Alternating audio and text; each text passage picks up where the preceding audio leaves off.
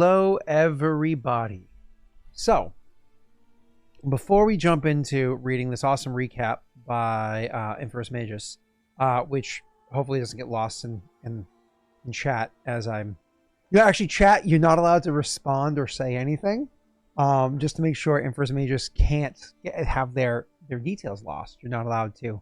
You just have to shh for a second. So 2 things have to be brought up real quick. Should I first say the one you guys know about and the one you guys don't know about? I copied and pasted all of his messages, so I've got them now. I couldn't hear you. Did you guys want me to say the one you know about, the one you don't know about? Yes. Okay. There's more bullshit? Just a little bit. It's just tiny bullshit. But okay. So, yeah, I've been so busy and behind on VODs that for the first time in almost 2 years.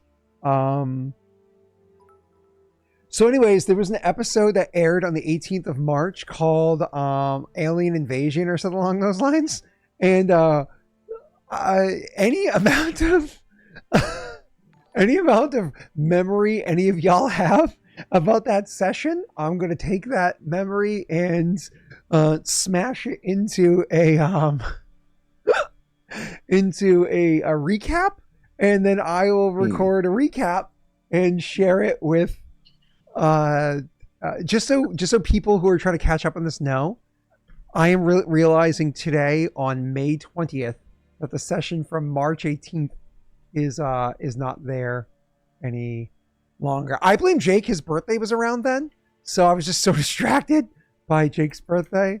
Right, Jake? I'll give you that one. Quite the banger. Yeah, that's right. We'll have to keep it going for the next one, so I expect a really, really big next one. Oh, okay, cool. So yeah, any memory any of y'all have about session 71, season 671, aliens something, that one? Yep. It was right before the Beltran showdown one. Showdown was 72. Chaos in the Streets was 70. Yeah.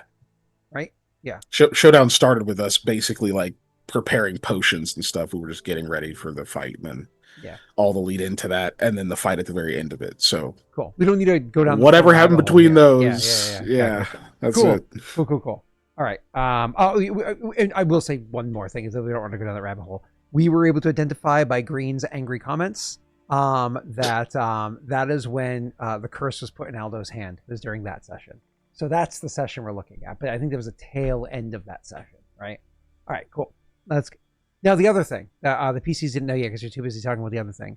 I just found out, got confirmed from work yesterday afternoon that I will be flying to LA the 15th to the 18th.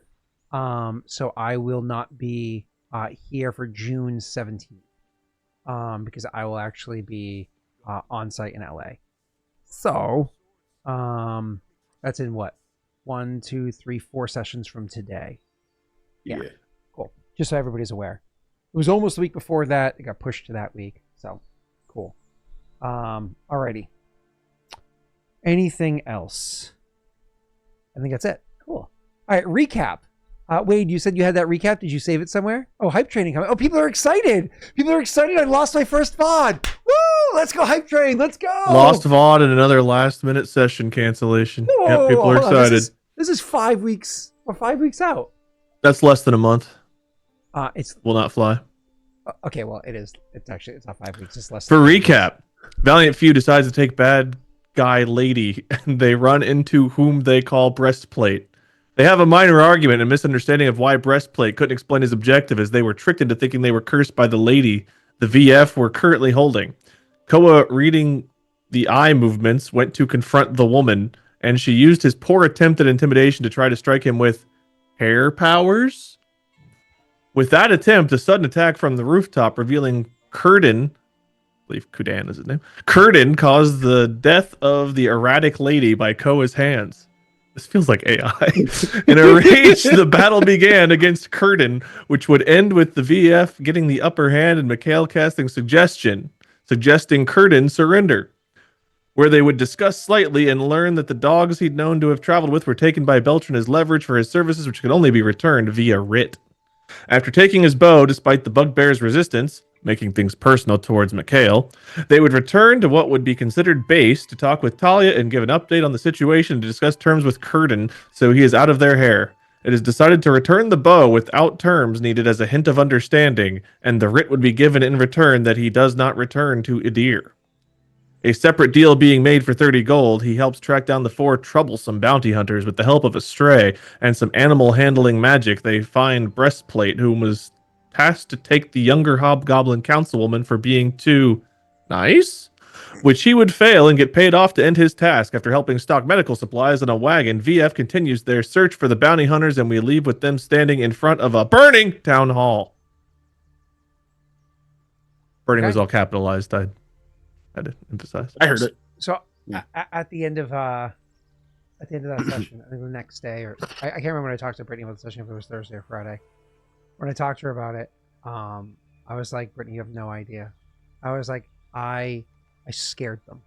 I had the character. Things are going so well. I legitimately scared them. I had Wade denied his dexterity to AC, raging, so he's dropped AC, dangling from a rooftop less than 30 feet away, so I get other bonuses and whatnot. Like, I had all these things in my... I could have, in theory, 2 really good hits, I could have dropped Wade, but most likely could have just brought him to the point of legitimately thinking about surrendering. He just drank all of his potions. He ain't got nothing left. Like, I was so close, Brittany. I was so close, because the other 2, they're nobodies. Like, what are they going to do? Scratch me? I'll be fine. I was like, it was so close. I was like, but then apparently, Kiken, who knew the chat was giving me assistance, was intentionally waiting out until all chat assists were used up. And then he dropped I was like passing all my saves, dropped that goddamn suggestion on me. And I just rolled. I just rolled too poorly. I failed. And his suggestion was very simple. It was just surrender. She's like, no. I was like, yeah. And then like the character just had to act in, I was like, it was a whole thing. I was like, he was kind of a dick about his bow or whatever it was, but overall, like, he surrendered, and I had to, like, there was nothing I could re-roll at any point in time to break it. So Wade got up and got away. I was like, I hit them so close. I literally had him dangling from the ropes. I was so close. I was like, one shot against Mikhail would have shut his fucking mouth. I was like, Wade was right there. He was a goddamn dangling pincushion. Like, I was so close. It was like the turn before my turn. I was so close. She's like, wait, were you trying to kill him? I was like, my goal is always to put the fear of God in the PCs. And if that comes in the form of death, that's sometimes how the dice fall. But my goal is always with the fear of God into the PCs. And unfortunately, I saw the whites of their eyes, but then they put sunglasses on. It was just, You've given us the fear of having to go shopping because we used a lot of potions. Yeah. I mean, yeah, we used a lot of resources on that. That tapped me for spells. Like, I'm out. Other than, Yeah, until you nap. I had to, like, for real sleep, Which, I have to do a saving throw to get through, apparently. Oh, no. Yeah. Oh, okay. All right. Just to sleep. The hype train started at wear off. I did not pay It attention. never actually officially triggered. Yeah. While you're doing the recap, it counted down and fizzled it too. So I think I don't know how long it takes before it's allowed to be re-trigger started. I know that when I think it can be anytime as long as it doesn't actually start. It just takes, I think, was it 3? Yeah, like 3 minutes or something before. I think 3 boosts. No, it's 3 like boosts. 3 people have to do something. But Yeah. 2 of them makes it's like, oh, hype train's close, and the 3rd one I think starts it. Something like that. Yeah. And all 3 of those actions play into how it starts. But I know whether or not it succeeds or fails, it's an hour before it can go again. I actually didn't know about the missed train, so like not missed train if it never triggered or whatever. You get what I'm saying? All right, so yeah, that's our recap. Scott lost a VOD, even though we were joking about it like 2 weeks ago or something like that. Scott lost a VOD. 18th, Wade didn't die or even get close enough to dying. And well, Koa, Wade might be, who knows? Oh, sorry, Koa. Yeah, thank you.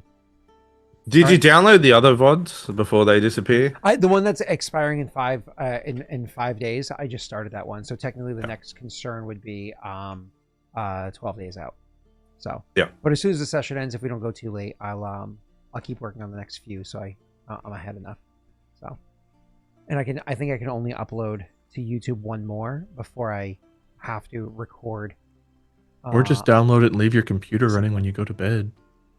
That's what I'm saying. Like before I upload, like before I make them visible, not upload as in like put them on the internet. Upload as. I'm just saying, why don't you could download them after every session, no matter how late we go. You just click, because you're always here like, good session, guys. I'm so tired.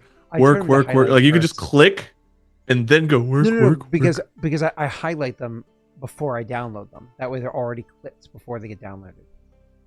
Because I don't have the software to download. Technically I do. It's just shit software to edit the VOD on local. So I edit it on Twitch and then download.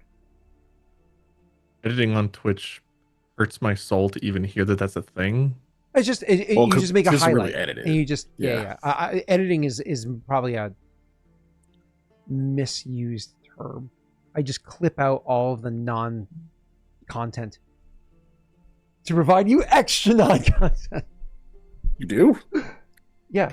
Well, I gave me indigestion. I clip out the. Because remember when Mathis used to do it, he would just upload the VODs and they'd be like 35 minutes of dead air. And then the first comment was always started here, and then somebody have to go in and pin that comment. I just clip all that out, and just it starts. Okay. Let's go, or whatever. I mean, that's pretty much all the editing I do too. Yeah. I used to, man. Do you remember when I used to take all my VODs and turn them into like half hour clips? And so like 1 4-hour session would be 4 to 8. I don't know why you did that. Yeah, God, that was so much work. The idea, the idea behind it, because like I remember reading some article about it. The idea behind it is you get more views, because watching one session becomes 4 views instead of 1 view. But I really just don't give a shit about views. So I really hope in a few months' time we're not looking back at this episode trying to figure out what happened, and we're like, oh, 20 minutes in, I'm still talking about how to clip a Twitch video. Right? I don't have time for this. I guess we'll just ask chat. Chat, what was session 73 about? You know, the one that has 7 parts. Yeah. Well, ironically, that is the one where you start with Scott missing a VOD. So, yeah, the problem with that, does that help? Infernus and Spiral and all them, is that I have to take the clipped VOD to turn it into an MP3. So if I took the whole thing, including dead air, and then uploaded that to YouTube and clipped it on YouTube, I still have to turn it into an MP3. So I still have to edit. So if I just do it on Twitch before I download it, then it's already done for YouTube and it's already done for MP3. So you just do it at the source. But either way. And then it also keeps it as a highlight on Twitch for an extra few months for anybody that prefers to watch them there. Because there are some people that actually prefer watching VODs on Twitch for whatever reason. So, all right, cool. Let's actually play the game, maybe. Yeah. All right. Sure. Let us. Where were we? Wait, my notes were breastplate guy was left with Talia and Khadijah. He's under watch. Khadijah sent for her mom to come to Talia's. Yep. And Kudan's helping us with the bounty hunters. It was just the then we'll get Saru's kid. the building on fire. That's what it was. The town hall. Yeah, town hall's on fire. We're trying to find the twins or whatever we were. Yeah. Hans and Franz. Okay, cool. So you see the I can't remember if it was smoke in the distance or literally seeing the town hall on fire. For where you were running to. I remember the smoke. I think you said something about seeing flames. Because that's right. The dog, he put away the shit covered leaf and pulled out the kerchief that he had given to you beforehand, and the dog is sniffing that and using that to go and track down. And as you were following the dog tracking down, that's where you saw what you call it at a distance, and you're like, "Hot damn!" And like Wade made some comment like, "I thought we'd get there ahead of," or they work quickly, and I was like, no. Remember, they've been here for 2 days. That's what you heard earlier. Wade was like, that's okay. I do sound like that, but I feel like it wasn't me who made the comment this time. No, I think it might have been me actually. Oh, really? Might have been. That was my recollection, but I wasn't going to say it. Yeah. That said that they worked quickly. Yeah. Let's find out who's complaining. Legitimately, still 2 days is not. I mean, that's not a lot of time to conspire and then burn down the town hall of a city. Great, it's in chaos. Yada yada yada. I know you don't have to run defense for yourself, but no, that's good. Molotov. That's quick. Why did I just grenade it? It's a Molotov. Basically, it's an RPG, and we said town hall was our least important. So Scott's like, "I'm gonna blow it up." Yeah. Yeah. Oh, how We took a recent? specific path. If we reload our save, we can pick something else to make our 10th priority. Yeah, then we can Ooh. see what thing blows up then. If we did an end scene, we'd be able to try that. End scene. They actually realized this was a fever dream. Oh. That would be the most I annoying think one of us has to scene. die in an end scene, don't we? Turns out Beltran's still alive, actually. You know what? They're still in the mountain keep. Oh, somebody give me an end scene. Somebody give me an end scene. Somebody give me an end scene. It's when Koa fell over backwards and fell unconscious, like at the bottom of the thing after Gargalith. Oh my Like, god! this has all been in Koa's mind And since it's then. a burning building because that was with a burning building or whatever. Oh god, I was thinking my thinking of the fucking alchemist or whatever that was blowing shit up, and I kept failing to help you out of the pit. Yeah. Oh, that's right. Oh my god, that's Falls right. down, hits his head, and all the rest of this shit has just been a fucking fever dream. If we went back that far, I feel like you and your characters would be in sync. You guys would just jump in the pit and die with me. We'd be like, let's just start over. New game. Right? We're done. We This can't time do we're all- Aurora 3.0. We're out. This say we're all playing spellcasters. Fuck you, Scott. Okay, so where were we? We just go your start characters eating were- goo right away. Meta the shit out of it. So your characters are following are One with curse Dan, down. following with the hounds that he found Yeah. like in an alleyway or whatever it is, and somehow talked to it or whatever and convinced it to work with you guys to go and find the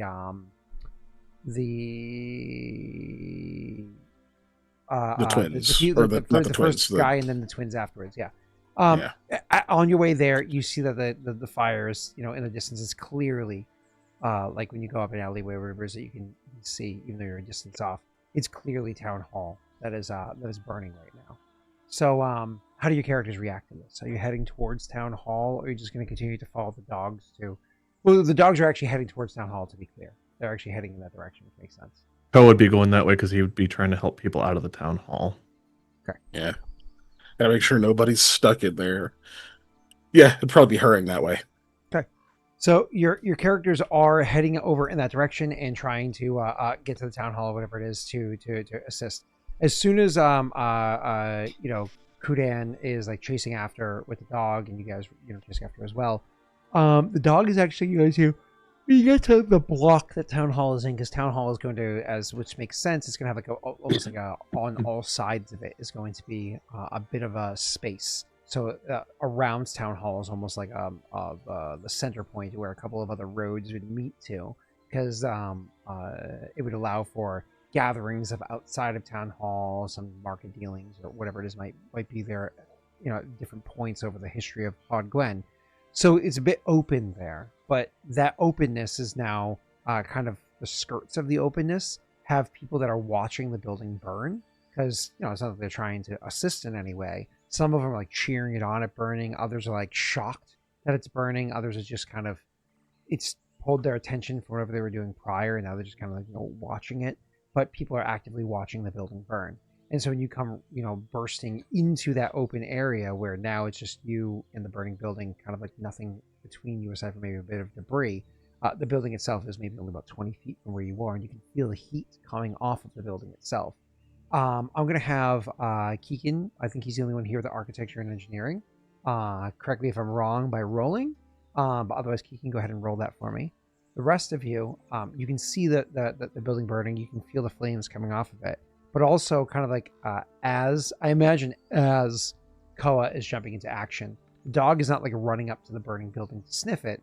The dog is running off to the side to sniff various other areas that are there. I mean, did it look at the burning building? Sure. But with like a gesture and a couple of noises made by Kudan, it brings its attention back to what it's working on and trying to sniff through who knows what other smells in the area, trying to find the tracks of who you believe did this.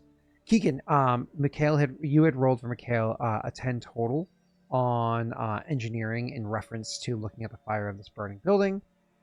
Did you care to modify this at all, or are you happy with it at the 10 total? Well, I did roll a 2. Oh, you rolled a 2. You haven't used that ability yet today, have you? Not yet. It's still empty. Yeah. Or yeah. it's not marked. Yeah. Is this to determine like how damaged it is, or like can I know what I'm trying to sleuth out here? It's a fair question. Okay. It's to literally know how so there's a lot of heat coming off of it, and you can see a lot of fire, but like is the fire that you're seeing more on the outside, or is it like the inside is truly inferno? Like, is there even a chance of trying to save somebody inside there, or is this properly ablaze? Okay, then yell. Oh, Jesus. Not wait. I'll reroll. Hold on. Let me redo that. Oh, no. We'll see if it's better. It's a lot better. Good use. It's as better as it can get. That is absolutely incredible. It's a nat 20. You have a 28 total. I assume you're happy with that insanely high roll. Yeah, we'll keep that one. Yeah, you're not going to modify for a 30 or some shit. Nah. Okay, you walk up, and as Koa is legitimately getting ready to run and go bursting into this door, whatever it is, as Aldo is, looking around, keeping an eye on Kudan, who he does not fucking trust. So even though this is a distraction, Aldo blinks or is focused on it for half a second, then immediately turns his attention to Kudan and is watching him because that's more of interest. Mikhail is, quickly analyzing the building, trying to decide if he should stop Koa from running forward, and quickly realizes the building is in fact ablaze. It is absolutely a large fire directly in front of you, and it is rip-roaring fire. Lots of heat coming off of it. That said, though, the angle of the building that you came at, you quickly take a couple steps to the side to look better around the side, and you realize the fire is on the face that you're approaching, the front door of the building. There really is no fires around the other side that you can see. Smoke coming out of a burst window, whatever it is nearby, but not no actual fire back there.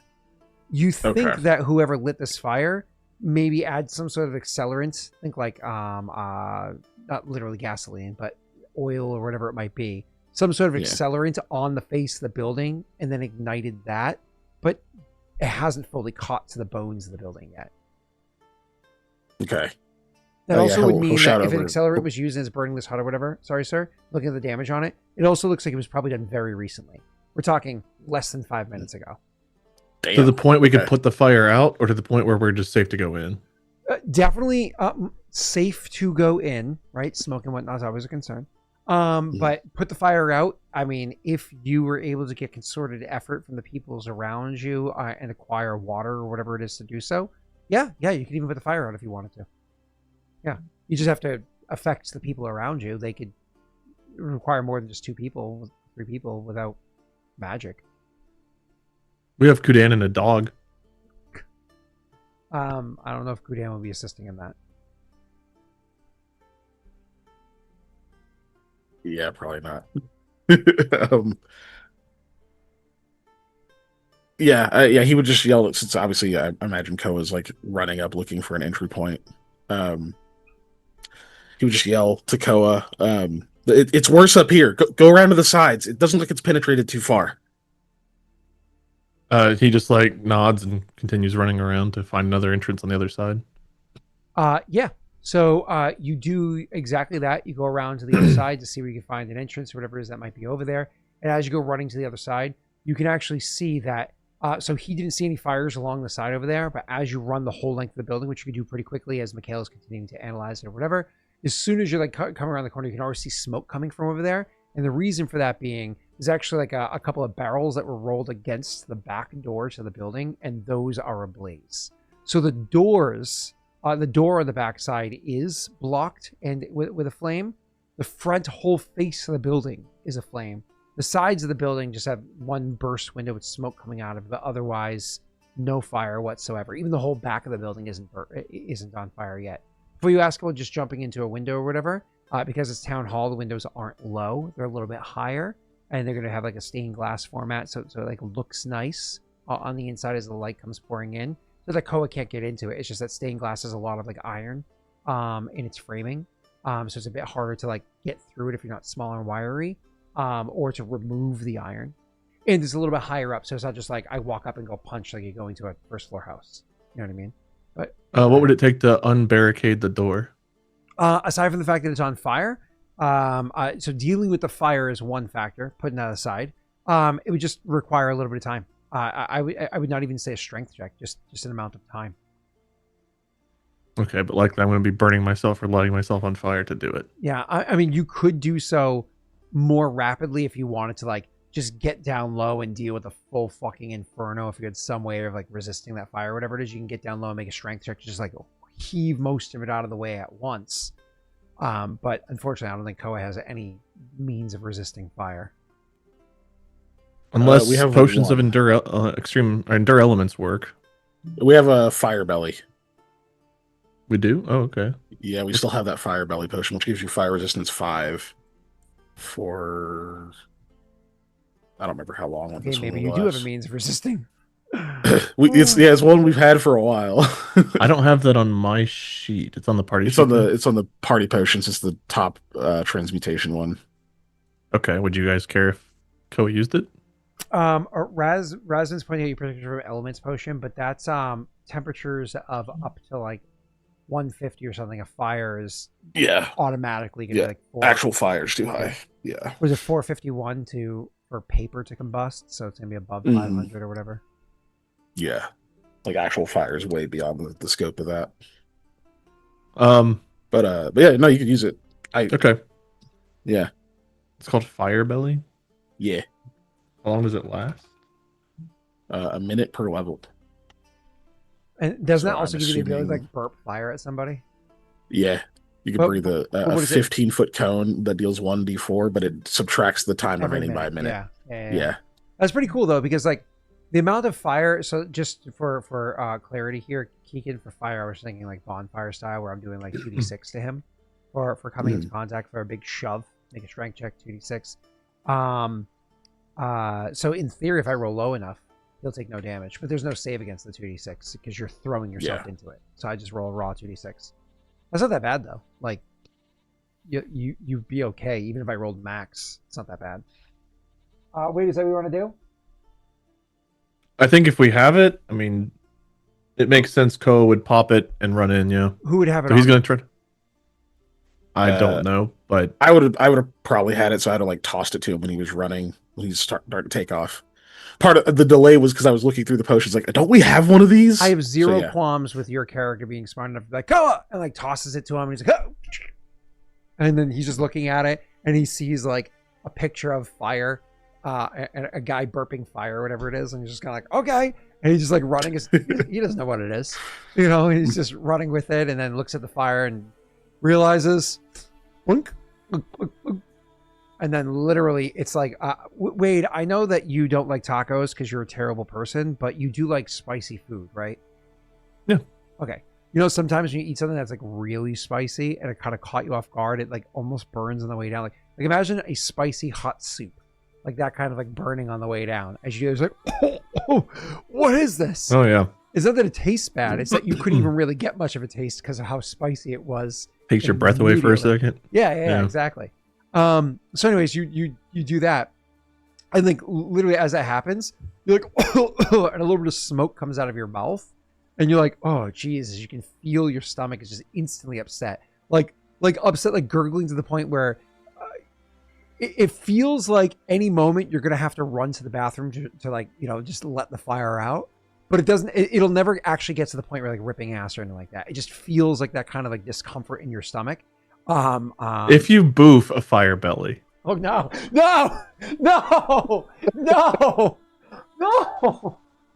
Stasky. it'll work exactly how you think it will, Wade. Amazing.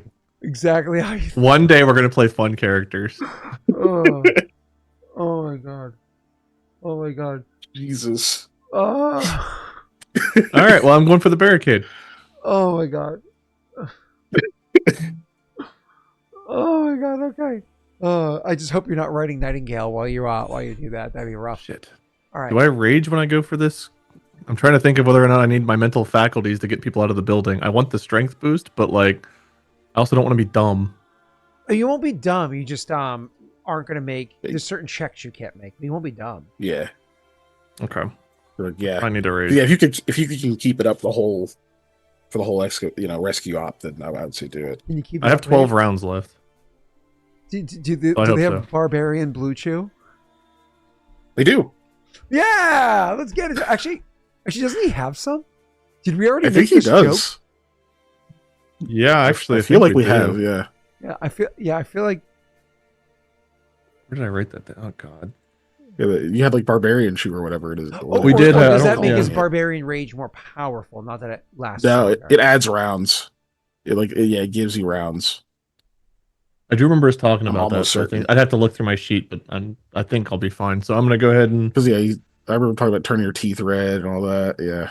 goal is to tear the barricade away and go in, so I can have a way of getting people out.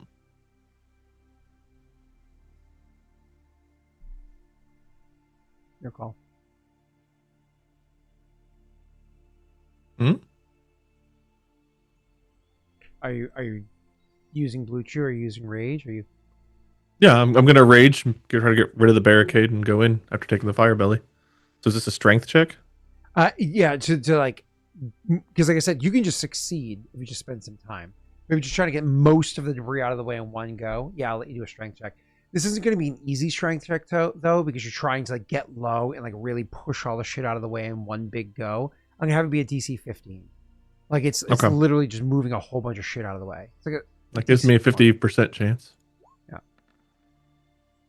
Oh, okay, Hey, that's not close. bad. That's very close. Does that include all of your You get mods? there. Just to be clear, you have no other like plus to strength check things anywhere? I assume not.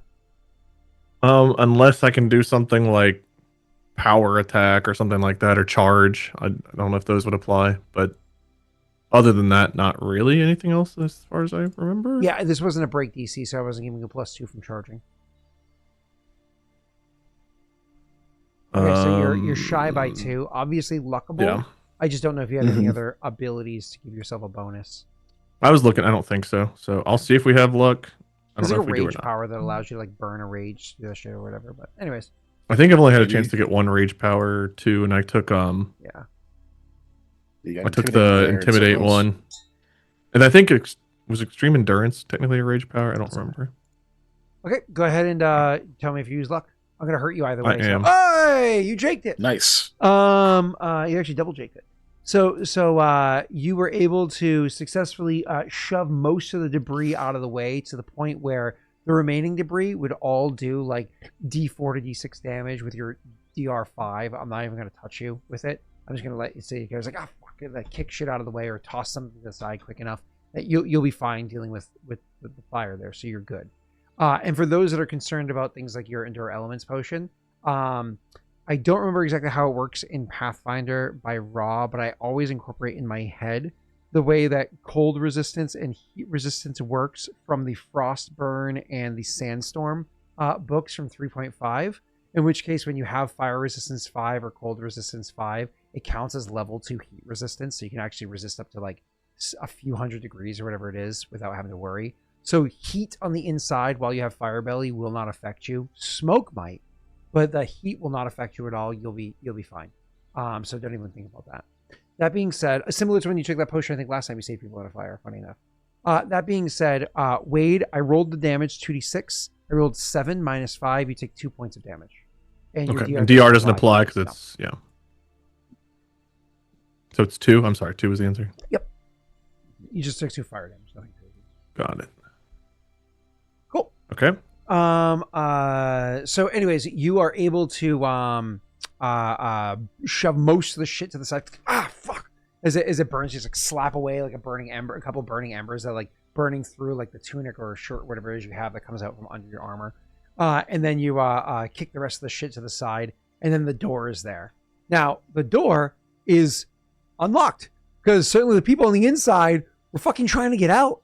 So the door is actually open, and you can easily just like kick it, and it goes flying open and slams against the wall or whatever, allowing for a nice loud echo in there. Mikhail and Aldo, DC 12 perception check to hear the banging of the door when Koa rage attack kicks it open to have it smash against the wall. Otherwise, Wade, I imagine your character is going to go in there and immediately start searching around for people. If I remember correctly, smoke only actually affects you after a little bit of, because you're not going to be crouched down. You're going to be going through quickly. It was right? a few rounds whenever I went into Johanka's place, but I don't remember how many rounds exactly. But there was a few rounds where nothing happened. But I also think it got worse the higher elevation I got, and I don't know what this place is like, so maybe it's different. Yeah. Well, that was because before here it is filled with smoke already because of the kind of fire it is. would have filled with smoke pretty quickly. But I don't think it's going to really dense smoke inhalation. This isn't going to be anything too crazy. It's dense smoke might These are the rules for smoke inhalation on. Character might make a DC fortitude every round is subject to this. I wouldn't call it dense smoke. I would call it just regular smoke inhalation. So it's smoke. It's a fortitude save each round.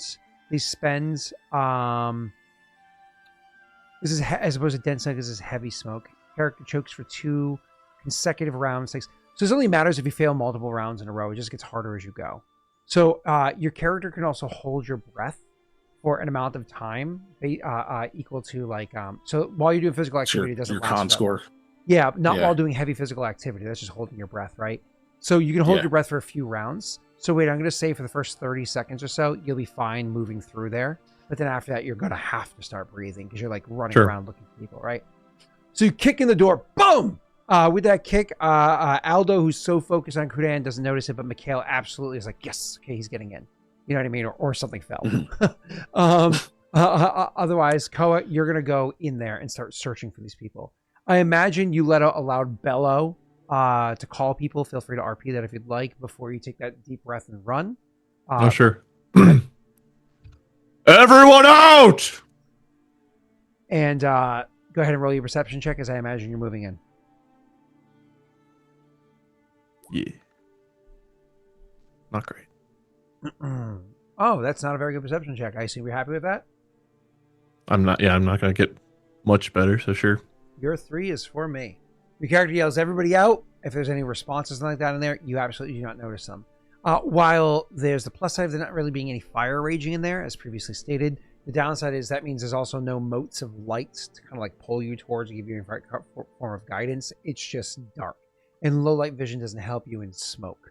It's just blinding kind of, in there. So your character is going to make your way in and start trying to search around for people, but the amount of smoke, even though you're holding your breath, is kind of burning your eyes, and you're actively moving around trying to find people. You might occasionally let out like a hey or whatever it is, but you're conserving your breath as you're moving. So after you go in, feel free to describe how you're searching, or you can let me describe. I don't want to put. I don't know the layout of this place at all, but I mean, it would. Yeah, so I imagine if it's like a hallway or something, he's running in, opening a door, like kind of yelling and just trying to move. If he sees anybody, if he sees anyone struggling, he'll go for them to help them. But the idea is hopefully it's early enough where most of these people can help themselves get out. Yeah. So the plan is to like rip open doors and yell like, hey, or whatever it is that's inside there and try to get their attention that way. Awesome. So go ahead and roll me another perception check real quick, sir. Okay. Your immediate attempt to get people's attention absolutely does not work whatsoever. You have a 17 now. Are you happy with your total?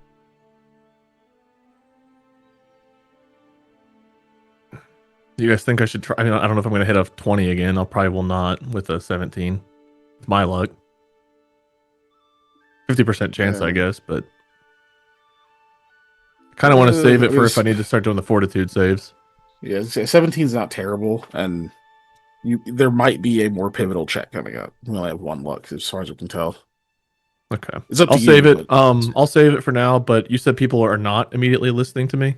Not with your 10 perception check. You didn't notice. You didn't hear anybody. You didn't hear anybody. It got running towards. Okay, so if Koa thinks no one's listening, he'll yell again. This time he'll just add, "The place is on fire." The whatever door it was. Yeah. If there's some kind of way to indicate which door it is, he'll yell like, "Go to that door."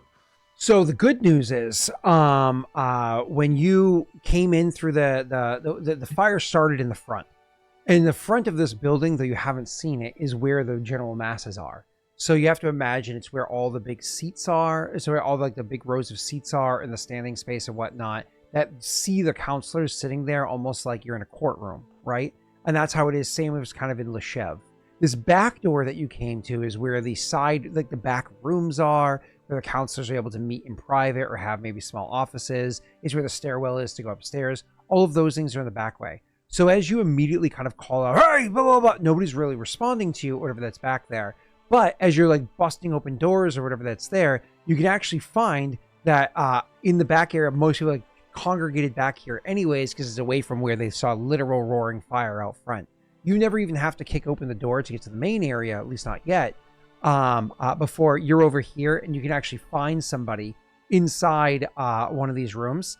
And when you kick open the door, you're like, over by the back door. And you're like choking down because you're trying not to breathe too much, so you don't want to let too much of your air out of your lungs at once. Otherwise, you're gonna have to start breathing.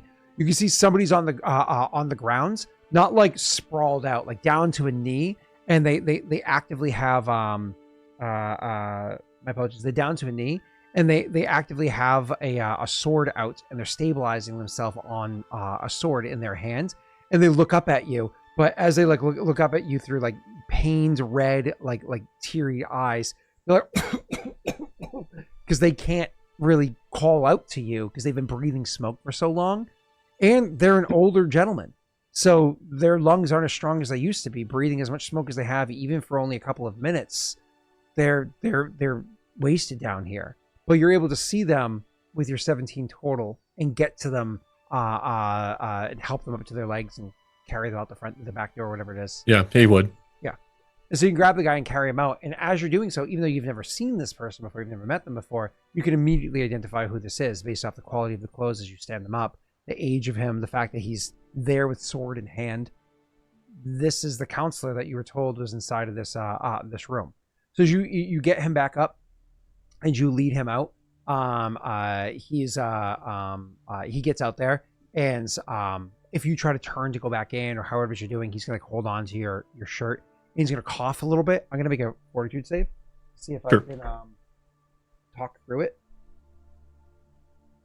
Hey, I rolled that 20. Hey! Nice. That's Okay, in your take favor. that. So Get that out of the way now whenever it's helpful. Yeah, he gets out there, and as soon as he gets out there, as you go to turn to go back in, he holds on to you. He's like, there are a couple more. They're in the other rooms. There's I was trying to get them collected. The first room in from the main chamber. There's 3 of them. Koa takes another breath and charges back in. And at this point, he's giving you full direction. You know exactly where to go. Even though you can't really see, you can make your way over to the door where you kick it open. You can see the large area, take a step back, and kick in the side doors near there. Even if Koa doesn't know where he's going, you could find it quick enough that you can go and find the other people inside there. And those other people happen to be just other common folk that seem to have gone to the this place for refuge or what have you.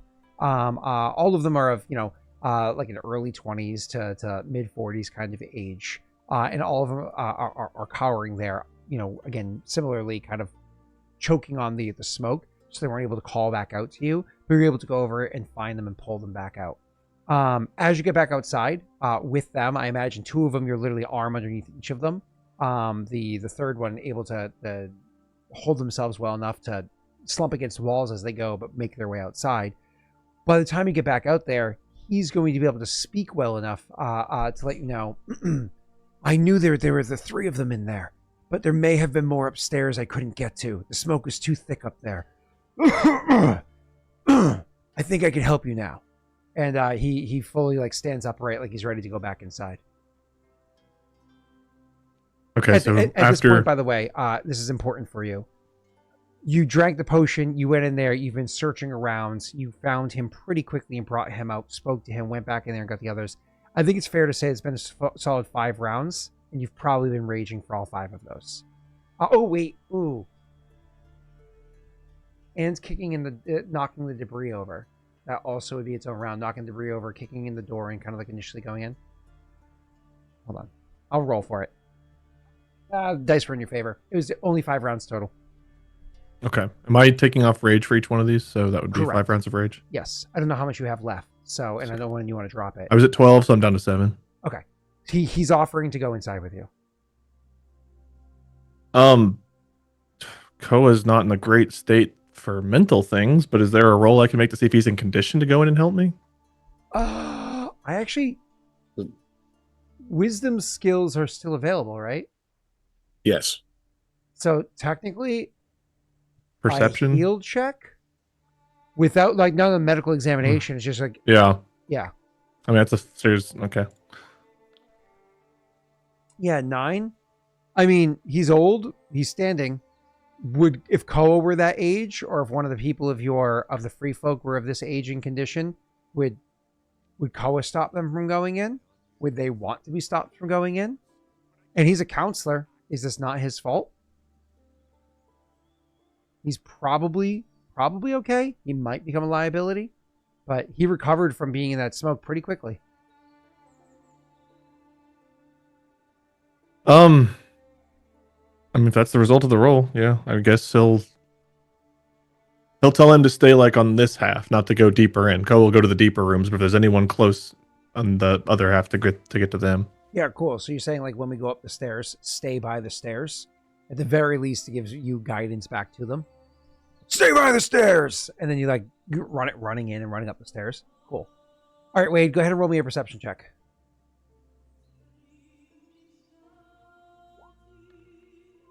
It's on the 14 3 times. I know, I saw it like teetering. That was awesome. Hmm. And then what happened was it was going to the 14 and it hit my face, and it was like, oh, DM, and went back to the 4. Like, Yeah. good job. I gotta ask, Good during this job. time, what are my friends doing? That's a great question. It's been It is. this is going to be the 6th round of you doing this, and that's after you running over here, analyzing, and then going. Mikhail, I know what Aldo is doing. Unless Jake comes in and says otherwise, he's following after Kudan, keeping an eye on Kudan, so on and so forth. So I'll get to that in a second. Mikhail, what do you want to say? Yeah, he would have been like shouting to like the people standing around to like start like throwing dirt. If they've got any water, like try to at least keep the fire from spreading or getting worse while we try to rescue people. He'd been trying to like rally them into that and guide them to it. Then once they start moving, he would have run back there to be at the back door whenever Koa's coming out or if he's sending people out so he can check them. He doesn't go in because he wasn't here to like see the situation. But So you went there. to the back way as well. So you're kind of like maybe as the other 3 are coming out, you're there with them. Yeah. Okay, cool. Assuming people started moving to do something. If they didn't, then he'd still be back there yelling at them. Oh, okay. My apologies. I think I missed that Yeah. part, and I'm sorry for that. People are not immediately looking to assist in putting out the fires. You would have to make a check to convince them. Yeah, that's what he would have been doing. I'm sorry, I missed that while portion. waiting for that, Effectively yeah. half of what you said I missed. I'm sorry. So to You're good. convince them, I mean, this is Orator is the better skill. Aldo, of course, is a bit tied up at the moment. So Yeah. how does your character try to convince them? What means do you use? I mean, yeah, he's not like, I don't know. He's being more, I guess, more commanding. He's just shouting like, just telling, like, just giving instruction like quickly, so that's like simple orders. There's dirt there. Get that. Throw that over here. Or like you by the well, grab that water. Go over here. We need to keep this down so we can rescue people. It has to slow it down as much as possible. Yeah. Like he's just moving quickly. The Orator skill is the one I want to use, but obviously you don't have it.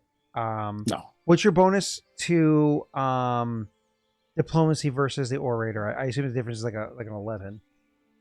It's huge.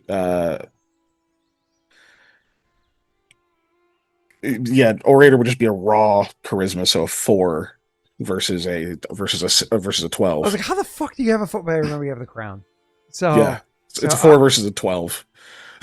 Okay, so the difference is 8. Mhm. I would say it's still in your favor to use diplomacy. Okay. Okay. Because of shifting the DC. Let's see. So the DC had been shifted. We're going for the wrong skill, if you will, or the adjacent skill. Are you happy with your shifted 23? That still seems good, but I don't know how much it shifted. 5, 6. Yeah. It's probably higher than that. I used so much luck last session. Not to be biased, but I am in a I hear burning myself. building, so I would not mind you trying to keep me alive. Right? Like, I know you're being a little luck greedy, but in this particular case, the stakes are against me. Yeah. I think it's great. I think it's miserly, right? Okay, yeah, I'll throw a look at I it. like how you guys use, you're quite what's the word? Like you want permission almost to use the luck, whereas I just use it. If I feel like I need it, I'll just use it. Jake, do you want to remind? I only ask when I really don't know whether I should or not. Do you want to remind? We never know whether we should or not. Ran the numbers. Yeah. Okay, Do you want that? Because like that was in Warmonger. Like Cell ran those numbers. Do you remember how that played out? Yeah, he'd used the most luck. Well, no. Was it him or Nick? No, one of them had. So we used to say Cell used the most luck, but when the numbers came in, I think you were number 1 and Nick was number 2, and Cell was like, it was like you and Nick were close, but you were like just ahead of Nick, and Cell was like a vast drop off. But then we just kept saying it was Cell anyways. I remember saying it was Cell. I didn't know I was first, but it doesn't surprise me. Like I think he went back and checked chat for the entire campaign. And it's such a him thing to do. And it was like a year and a half into the campaign, and those sessions would run long. And oh god. Anyways, give me 1 second. It's been 90 degrees here, and the temperature just dropped, and I'm in my basement, so I'm putting a sweater on. Yeah.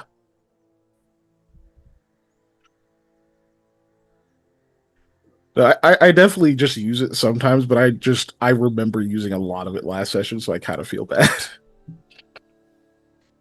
Dude, whenever we level, I'm putting all my skill points into random professions. I mean, that'd be pretty funny. I mean, one point each gives you what? A 4-point level up in it? Like, it's funny. I don't care. I think that's great. Because like, I mean, what do you need? +1 in stealth? Exactly. When I can have fighter, tailor, stonemason, surveyor. You know what I mean? And I did that with Arjun and knowledge skills, and Scott's like, me. I can't believe you did this. You used a mechanic to your advantage. Me. Doesn't matter. You only do 1 damage with a dagger. Wait, what are you talking about?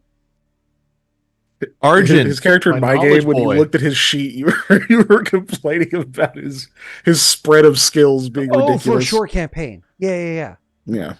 For a short campaign, you want to be specialized because it doesn't matter that much. He was just in knowledge in general. Very knowledgeable. It's funny. You're like, I'm gonna roll all these knowledge skills and be like, Keegan, you will answer all these questions. And Keegan is like, yes, there was some of that. Yes. I think that's how Bob's Boys came to be.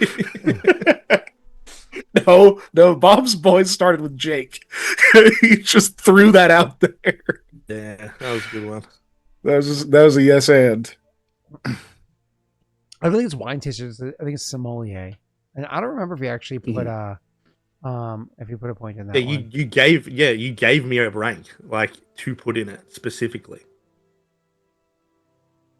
Yeah, that's right. I did because you know what? Because I am a kind, generous, giving lover.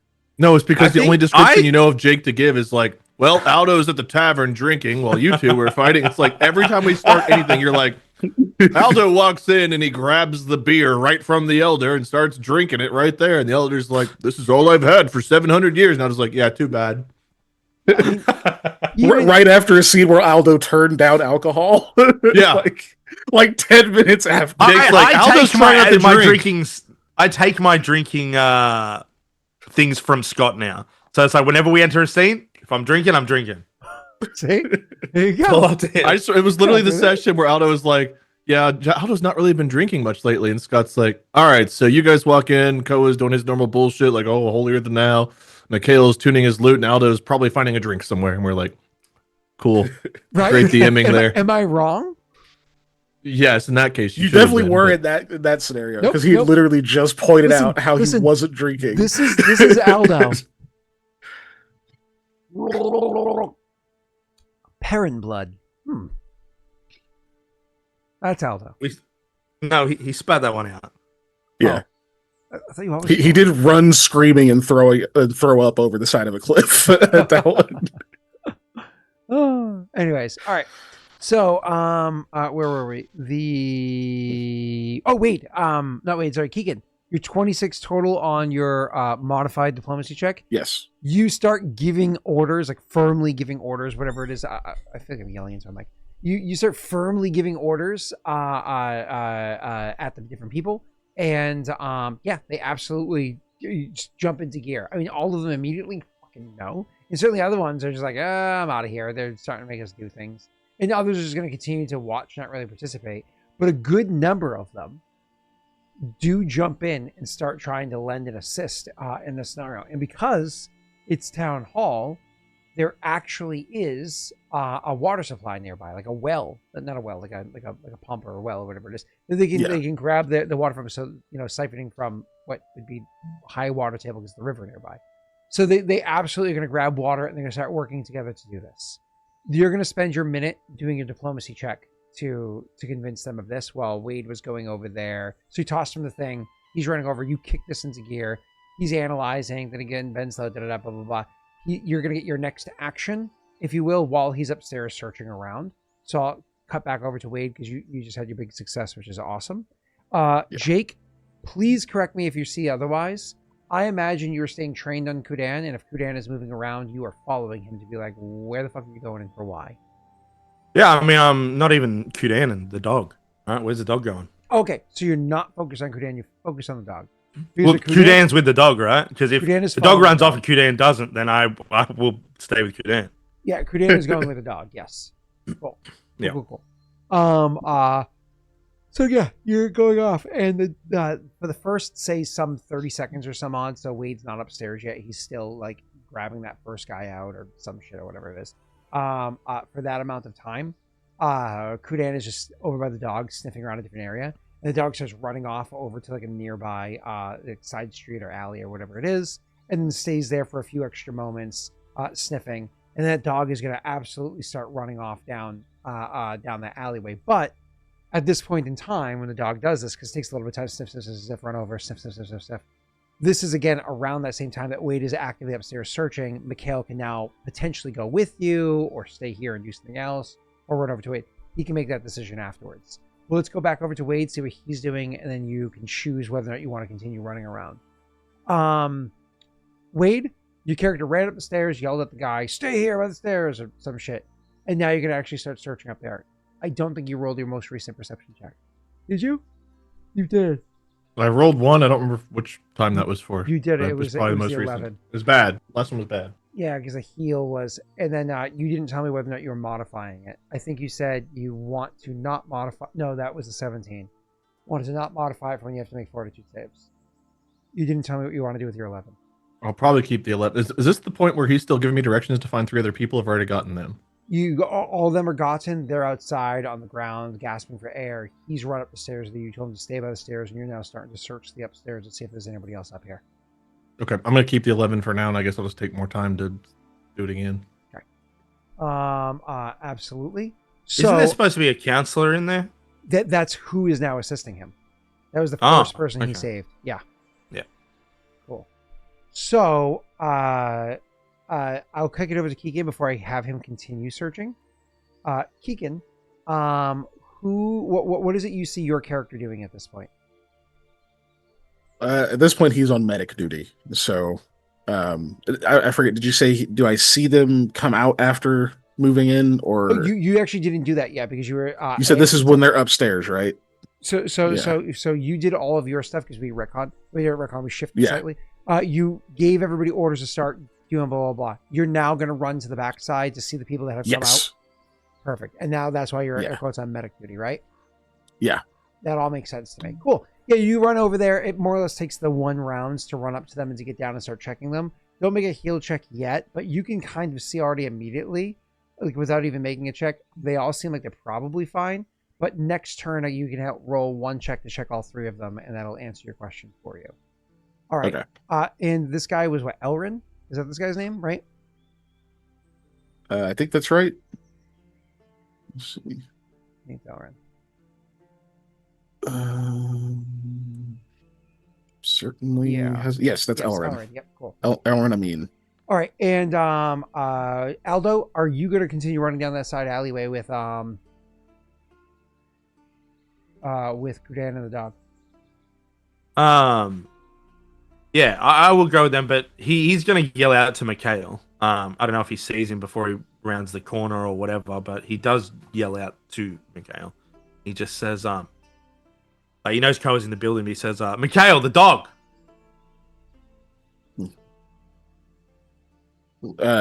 Stay on it.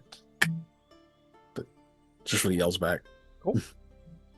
So Aldo, you can follow afterwards. You don't have to be like on the dog. You can trail Kudan, who's trailing the dog. You know what I mean? To try to like add some gap. But I need to go with them. That's yeah. You're letting them know, of course. Cool. That's perfectly fine. We'll go back over to Wade. Wade, go ahead and roll another perception check for your searching around up there. All right, we're due for a good one. Good. Nope. 14's up. I might luck this one though. Yeah, that could get over 15. Nice. 17's good. Our last luck though. Okay. So you're searching around, and when you go in there and you search around, you search what you think is fairly well. You kick in some doors, you go around the area, but the smoke up here fucking sucks because of how bad the situation is for the downstairs and the outside and everything that's burning. It's all billowing smoke up here, and it's like extremely dense smoke. You can barely see anything. You're trying to call out where you can. You ran upstairs holding your breath and everything. It's hard, but you're pretty sure you're doing as well as you did downstairs, and you're not really finding anything. I don't know whether or not Koa would continue trying to press here, or maybe one more turn or whatever it is, as he's like his lungs are burning, getting ready to start needing to breathe. He will. Oh, sorry. Go ahead. I was gonna say, or if he would just give way, but go ahead, sir. He would ask the guy that came up with him, "Was there anybody up here?" Yeah. So you have to like head back over to the doorway. Is there anybody up here? And he's covering his face. There, I thought there might be. Any idea where? Again, the talking is making it so you have very little air left. He shakes his head and squinting through his squinting through like the smoke or whatever it is. He holds his sword out just like deeper in, but shakes his head like not exactly where. He just thought he had heard or seen somebody, however he described it outside. Okay, Koa doubles back again. You gonna do one more check? He's gonna tell him as he goes, go back outside because it sounds like he's struggling to breathe. Okay. He's gonna make a couple steps down the stairs. I'm gonna say it now, but Koa can't see it because he turns and runs in, and then the smoke between you and him. But he actually only goes a couple steps down the stairs, which stops there. Wade, at the end of this perception check, you're gonna start dealing with the heavy smoke. Okay. You can go ahead and roll me your perception first. Mikhail, roll me your heal check. Jake, you don't have to roll anything. You're Fine, a on fucking point. Lee. Cool. Oh, nice. Okay. Wow. You want fortitude as well? Mikhail, you know for a fact 2 of them are perfectly fine. One of them has inhaled a considerable amount of smoke, so that would absolutely damage the lungs. I remember reading about this a long time ago, what you're supposed to do in this scenario, like what kind of damage. I don't fucking remember. But we'll say I do whatever that is. Mikhail knows what it is and knows what kind of remedy to give. So he's not going to really be able to give a remedy now. What he's going to say is, you two, as soon as you can breathe, bring them to the hospital and tell them they need, and you say what it is. And so you're able to delegate to them and know certainly that they'll be able to assist this person, right? And then you offer whatever aid you can in the interim, which, again, I'm not a doctor. So do I know Koa's searching upstairs? Yeah. Okay. Yep. Can I ask them quickly, like, if they know if anyone's left upstairs? Because I know he's already looked downstairs. One of them goes like, counselor, thought maybe smoke was too thick. Couldn't keep searching. Okay, that's all I give. Okay. Okay. So Koa searches around. He checks every fucking corner he can. He's very confident in his search and comes to the conclusion there's nobody else up here. He's positive there's nobody else up here. And so he's able to start making his way back over to where it is. Like I said, at the end of your turn, I'm going to start hitting you a heavy smoke. So you finish your turn, making your way back over to the stairwell. Not quite to it yet, but making your way over to the stairwell. So at the start of your next turn, so at the end of this turn, your grace is over. Starting next turn, you actually roll. Okay. Okay. So long as you get out of here within 2 turns, even if you failed the next 2, you'll be fine. You So know even what with I the mean? 26, I didn't find anybody. You So found whoever he nothing. thought's here. Exactly. Okay. You found nobody up here whatsoever. It seems like no bodies, no living people, no corpses, no unconscious, no anything. It seems like nobody is up here. Okay. So that being said, we're going to stop there. Mikhail, do you do anything else? Do you do anything else? Oh, that was the same turn already. Yeah. So we go back to Wade. Sorry, I just took care of you before I Yeah. took care of Wade. You find nobody. Wade, it's actually your turn. Sorry. So you're heading back. Roll your fortitude for me. DC 15. Crushed it. Nothing affecting whatsoever. When you head over to the stairwell, you can see that he took.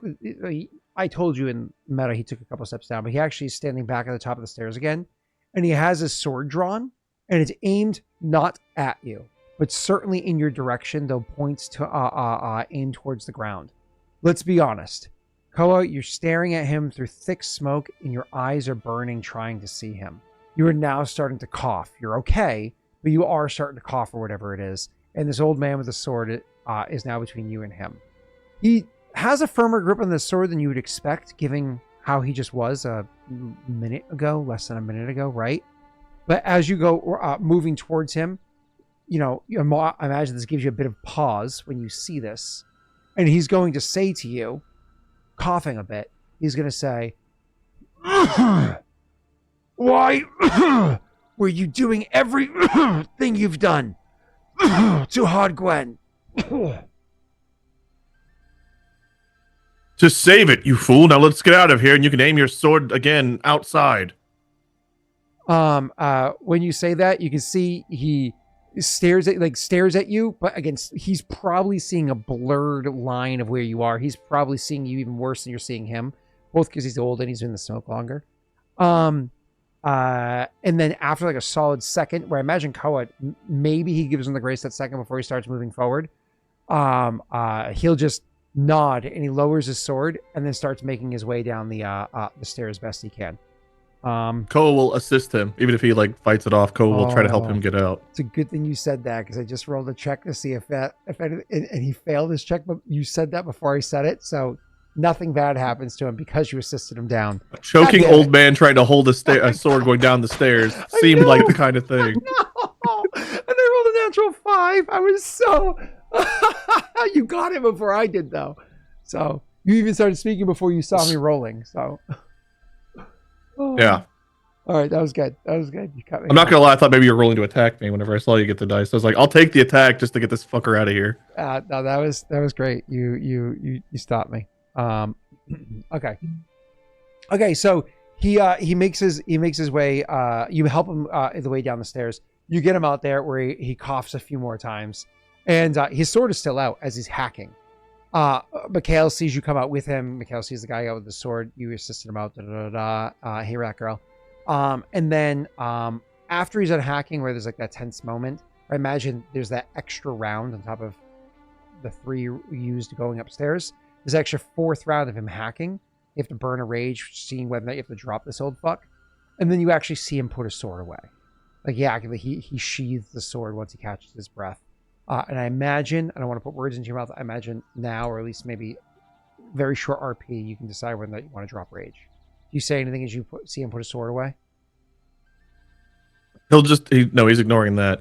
If Mikhail's over here, I couldn't find anyone else. He thought there would be one more upstairs. I was thorough. They're not there. Yeah, you did what you could. Rest of them, some of them did pretty bad inhalation, but they'll be fine. He'll nod in the guy's direction so you can tend him. You go over and you check out the old guy. Yeah. And Koa will drop out of rage. Honestly, Koa doesn't have full context, but honestly, considering how much more smoke he's inhaled than the others, or how much more he's done than the others in that scenario, I mean, has this guy hurt himself? Absolutely. But even if he doesn't have any medical attention, a couple of weeks because of his age, he'll be fine again. He's gonna have a nasty cough. You can probably even prescribe or give him something, or tell him to go get something from the hospital to expedite that. But even he'll probably be fine. Just kind of assume like a 2 points of con damage kind of a situation, right? Yeah. But he'll be okay. So he's he's there and you're examining him or whatever it is. And after you're done, I don't know if you guys are going to RP anywhere with one another as Koa's trying to catch his breath. In front of... I would let Koa know that Aldo is sticking with the dog. While Koa's catching his breath and is fatigued. First Khadijah, now... I forget the counselor's name again. Elron? Elrin. He wouldn't say that, though. He learned his lesson before. The counselor. With what's her face? Counselor So Amin. Yeah. Or you can say the counselor, but yeah. First, Counselor, whatever her last name is. Now, Counselor Amin. Why is Trixie in doing this? In front of the other counselor. He's still That's a coughing. good question. I'll let you speak first. Go ahead. That's a good question. Why is he backing this, at least?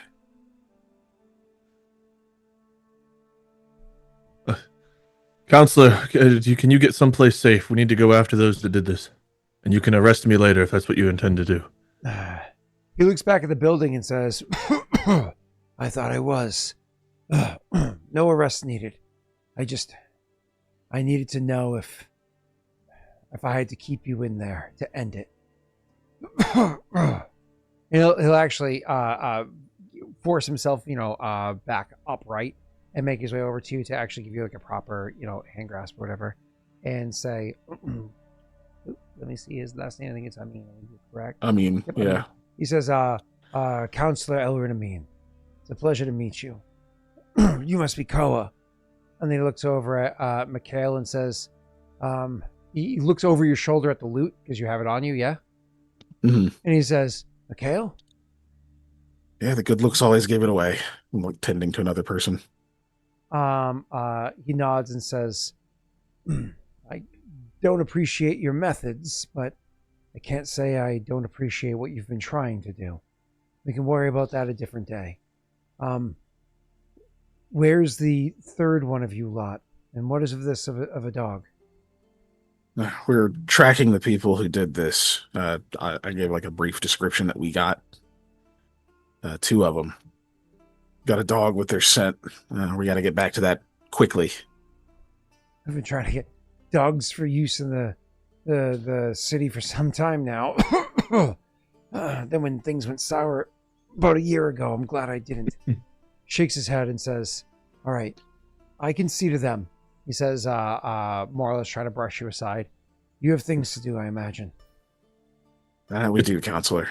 It's possibly there's still a target on you, so get someplace you think is safe that the other counselors wouldn't necessarily think to look first. I'm not a feeble old man. I can handle myself, but thank you for the concern. We'll talk later. Well, there's much to talk about, unfortunately. Right. Ko will look as if he wants to aid or say more, but then he'll nod and kind of turn to go after whichever direction Aldo was going. I'm guessing he doesn't know, so he'll look to Mikhail to see which way Aldo went. Yeah, Mikhail's finishing up, giving them their prescription, whatever, has them repeat it back to him so he knows they know what to say. And then he'll take off after where he saw Aldo. Scott, I don't know how many rounds that was. I took off. It was 5 plus 3, 8. Yep. Okay, that's what I took. Oh wait, no, one more if you stayed raged while trying to confirm that the old guy wasn't going to hit you with the sword afterwards. He did not, because at that point I didn't care if he hit me. Okay, because you're out of the building, Mikhail's hair, and I'm not in smoke. I don't give a shit. He might have been a strong person, but in Koa's mind, this guy's an old counselor who's now holding. It's yeah. And he's hit me. Go ahead. Choking on smoke for forever. Yeah, I got you. Yeah. I agree with all that. So you used up 8 of whatever you had left over from before. Cool. And then 5 left. I was at 13. Now I'm at 5. Cool. That's still 5 could still be 2 fights. Well, my max is 15, but you said whenever I rage, it goes up to 17, and I count those 2 rounds. So I'd used 4 to get to 13 out of 15, which is weird, but that's how I'd gotten to 13. That technically speaking, that is how it works. Yeah, so that's what I had done. That's why I'm at 5 instead of 3. I'm not crazy, right? Your rage is based off of con. Not permanent con, it's con, and so when you rage, it goes up, and that counts. It doesn't give you. We went over this at the start of the campaign, and I've got noted. Yeah. It doesn't give you a free 2 for forever. It gives you a free 2 for the day. That go away once you stop raging. Yeah. Just for the day. So if you hit 0, you're still at 0. But if you're raging, you get those that 2 extra buffer. Yeah. So I'd used it during one of the encounter with Kudan, I think probably, but one of the encounters today. Yep, all good. All right, moving on. So you are Mikhail, you did not see. So you're at the back of the building. He was at the front when he ran, but you saw way he went down. So you're gonna go. Yeah. So the good news is, the bad news is, Koa is still winded because of how long he's gonna be winded for. Like 3 minutes, right? Right? Because 16 times 6 so seconds. It's a minute and a half. Yeah. Yeah. A little over a minute and a half. Sorry, I was way off. I doubled the double. 96 seconds minus however long we just spent shaking hands. Yeah. Yeah. So let's call it a minute and a half, whatever. You're going to be winded. So the bad news is you're not going to be able to. You literally cannot run or charge while you're fatigued. The good news is Mikhail you're now at his speed, or Mikhail can't run or charge anyways. So you're he's a bit of a prissy boy. Yeah, I can. Yeah, he can, sure. Yeah. I just don't. Why would I? I have magic. I'm guessing we spent like 30 seconds talking to the dude, so I probably have like a minute or so left. That was not 30 seconds. That was pretty quick. Dude, we have 2-minute RP, and Scott, your description is, so you guys spend like an hour talking, and we're like, what do you guys want to have for dinner? Burritos? Now let's go to the tavern. All right. So you guys spend 30 minutes discussing meals. You had to go to the tavern. That takes time to walk. I'm pretty sure that's factored in after. Yeah. Listen, you guys are talking for a Faerunian minute about those burritos. Anyway, yeah, we haven't stopped. However much time passes, and listen, you were traveling through a damn it, I was gonna say a Witchorian mile, but I can't remember the Faerunian name. minute. What's the name of the what's the continents that the Witcher takes place in? Oh god. We were in the other one. We were in the DLC one. Even the DLC one's on the same continent. I don't know. I've never played Witcher, but I know we were in like some kind of vineyard area. I don't remember. From blood, so, blood and wine and blood, whatever it's called. Yeah, blood and wine. So I can get us to the alley I saw Aldo in. Yeah. You know which alley you went. I follow. Run over there. So you guys are gonna go running afterwards. I mean, are you trailing behind Aldo? Yeah. But like, I don't know, Wade, how long are you trailing behind? How long are you talking for? A full 30 seconds? Okay. I don't know, man. I don't know how long we were talking for. I don't either. We shook his hand. We told him to get somewhere safe. He's like, no, so I don't know. Oh, so now you want it to be shorter. Okay. So you guys I don't know how long it was. I'm just saying it was. I was guesstimating. You guys are trailing behind Aldo by less than a minute. But they're jogging along, but the dog isn't like sprinting after a scent the whole time, right? Like, you're in a town, there's lots of other smells around. The dog has to stop constantly to reaffirm. So just to be able to find them quickly, roll me a survival check, Wade. You can assist Kiken. And Tusal is the name of the country, not the continent. I couldn't remember the name of the continent. Okay. Well, I don't help, but I don't hurt. Right. That's a 20 total. Perception is pretty solid. Sorry, survival is pretty solid. You head down that way, and then you're just like looking after any signs or whatever it is that might be there, maybe a recent boot print or whatever going through. And you guys are able to catch up to them pretty quickly. You're able to at least see Aldo off in the distance, if not catch up to him. You can see him off in the distance, so at least now you have line of sight as the dog is stopping and going, and you're going to continue jogging after. You'll inevitably catch up to him because eventually the dog will stop again. Any RP between you two while you're catching up, or no? I don't think so. Not really. Koa's still fatigued, so I imagine he's still like panting, but like trying to show that he's like, I'm not tired. Like, I keep telling you about my workout routine. I'm not going to show weakness in front of my pupil. Running around through a burning building is not a reason to be winded. Yeah. Jesus. No. Mikhail's just trying to catch up. He might offhand comment like, another one of those long days we're so prone to, that kind of thing. But I had to Google it. An AI overview from Google tells me it's just called the continent. There was no name to it, so I don't know if AI. Thanks. I was dying to know. I was. It was actually kind of killing me. So you guys are gonna chase after. No words said between you. So, anyways, at one point in time, Aldo, as you guys are moving along, let me just check this real quick. At one point in time, you don't have line of sight to your companions. It's just you and Kudan as you round a corner.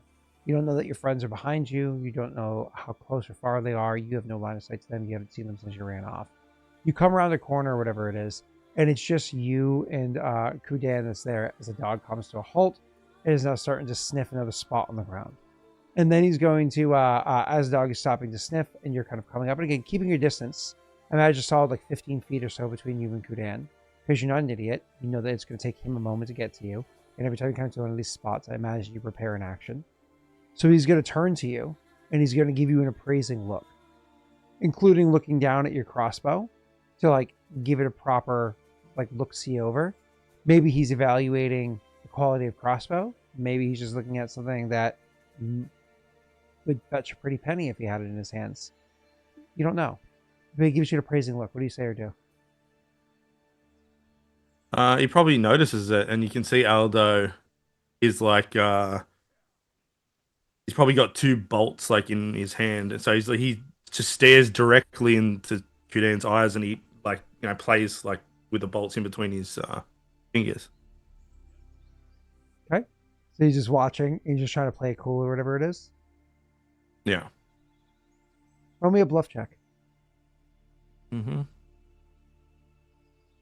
Because I know, you know, and so therefore Aldo knows that this close to that man is not a good thing for Aldo. Yeah. But how cool you actually play it. A 23 is solid. Are you happy with it? I'm happy with the 23. Okay. You believe yourself to have played it very convincingly cool. And he just kind of continues to give the appraising look. You're looking him in the eye. Somebody's done appraising. He looks you back in your eye. That holds for like a solid second or two. It's like that. It's like a predatory moment where like not predatory. That sounds worse than I was made for. Jesus Christ! It's fucking Captain Tor again. Oh my God! Jesus! Oh my God! I did not mean predatory. Aldo, the oldest of us, needs an adult right now, I think. Oh God! I meant like there's a moment where you guys are both like predators, like staring at each other. Like it's kind of like this like analysis. As you're like having your what's the word like frills coming to an edge, so you can feel the hairs on the back of your neck standing as you're like, is he going to take the move? And he's watching that. Like you guys are both deciding whether or not the other one's going to move, and whether or not you need to move first. Like I said, you. Yeah, I mean he's still under. Am I not wrong in thinking like how long does suggestion last for? 4 hours. For me. Yeah, it was yeah. Well, Aldo doesn't get it, so Aldo he's got in his mind all he has to do is tell him to surrender. So he's got that in his head. So you this just feel brave. This isn't feigned confidence. That's a layer on top of legitimate fool's confidence. Okay, cool. Either way, so this goes on for like a solid 2, maybe 3 seconds if you guys looking each other in the eye or whatever it is, before the dog makes like enough rustling noise that he will then turn to look at the dog, and the dog starts jogging off, and he's going to jog off too, and leaves Aldo that extra second of maybe let the gap grow a little bit further, jogging before finally you hear kind of like call up from behind you, like Aldo or whoever it is that calls to get your attention. So you can like look over your shoulder and see they're only like now at this point 90 feet and closing from behind you as you're going to continue jogging after Kudan, right? Yep. And then eventually you're all going to gather together. Again, any words before I move on? Not for me. Probably just tell Aldo quickly like how many people we got out. Should be everyone. Nothing really more. Has a minute and a half passed yet? So you guys are following the dog with Kudan for a little bit longer until eventually the dog ends up coming up to a building that, I mean, honestly, it's a pretty nice looking building. We're not talking like counselor, we're not talking about ultra wealthy people, so on and so forth.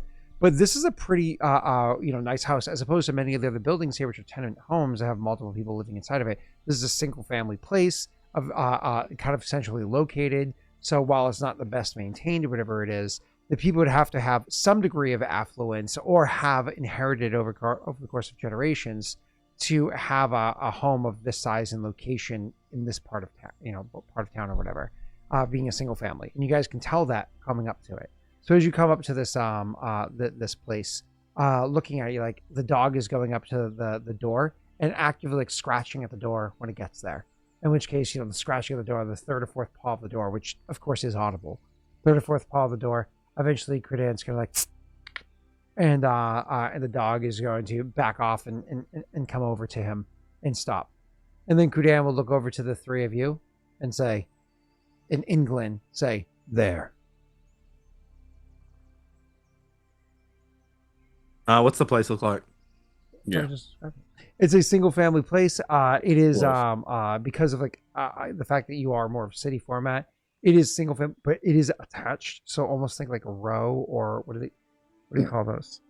In like New York and Boston, they call them brownstones. But technically, the type of house is called a row. Another concept is like a townhouse. Yeah. Like- Okay. Like when you share a wall, or unless you're in a middle unit and then you share two walls. Yeah. Okay. Yeah. What's the place look like? It's periwinkle for its color, though it's a bit worn down. Okay, cool. The curtains are actually they're a bit graying at this point because they haven't had the ability to replace the curtains as often as they'd like, but the design in them is like a nice simple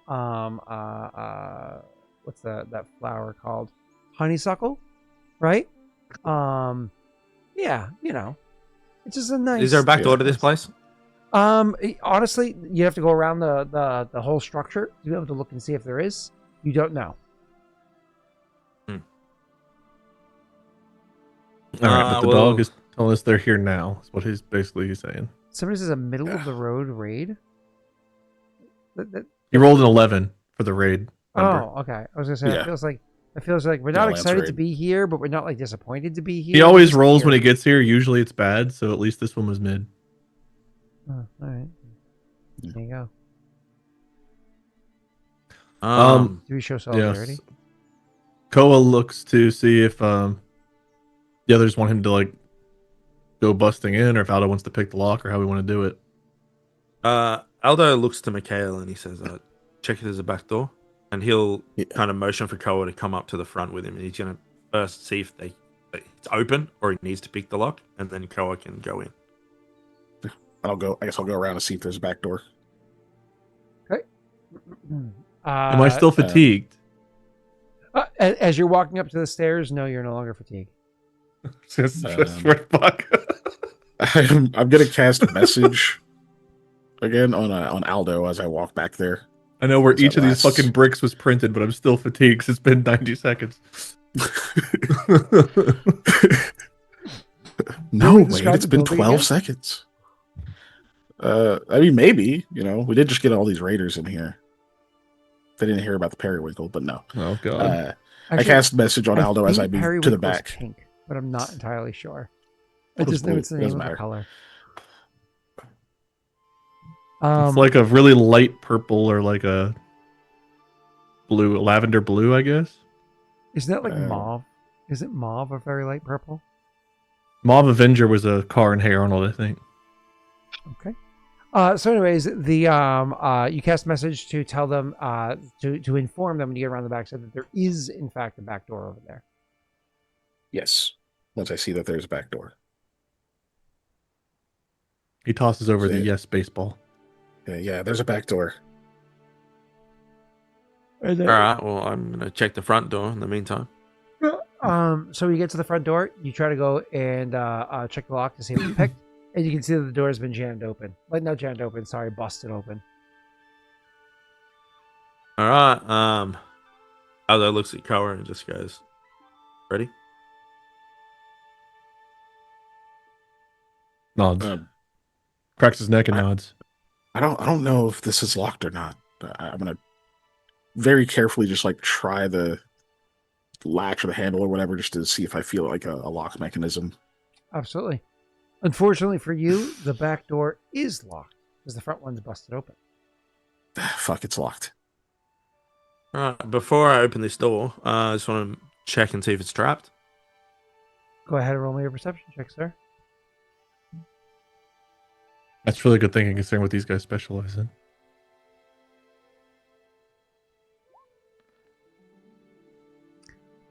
It is not Oh. trapped. Of all times. For Yeah. the shitty listeners, and I do mean the word listeners, Jake rolled a very high number and is confident in his result that it is not trapped.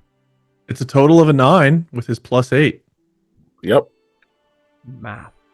So fire belly's still active based on the amount of math we did to figure out I just lost fatigue, right? So if it's a fire trap, I'm okay. Oh, actually, jokes aside, since you drank that potion, it's been 3 minutes. How long does that potion last? We didn't have the duration. It's a minute per level. So assuming it was a regular potion, that's What only a minute. If it's yeah, then that would have been if gone it forever. if it was one of the mole potions, which I don't think it was, It then wasn't. it's Yeah. Could've Even if it been was an over. elevated one, the idea of it being first level spell, fourth level caster and a first level spell is very unlikely. Yeah. yeah. Sorry, Oh, wait, well, that was Aldo fine. opens That was the door and goes to go through. So Aldo pushes. Aldo's like, no traps. And Aldo's one that pushes the door open. Yeah, Yeah. yeah. Okay, I'll follow that. So you go to push the I door. love when our DM talks through his ring finger. Mm-hmm. I'm like, you sure? Okay, cool. I'm fine with you being the Now one to that- do it. Now that he knows that there's nothing else he can do but go through the door because you believe it not to be trapped. Jake, Just gotta well, milk you know, it. you know how it is. You're supposed to say, it's not trapped, and you step to the side. Jake, can you do me a favor before anything else? Can you go ahead and roll me a fortitude save?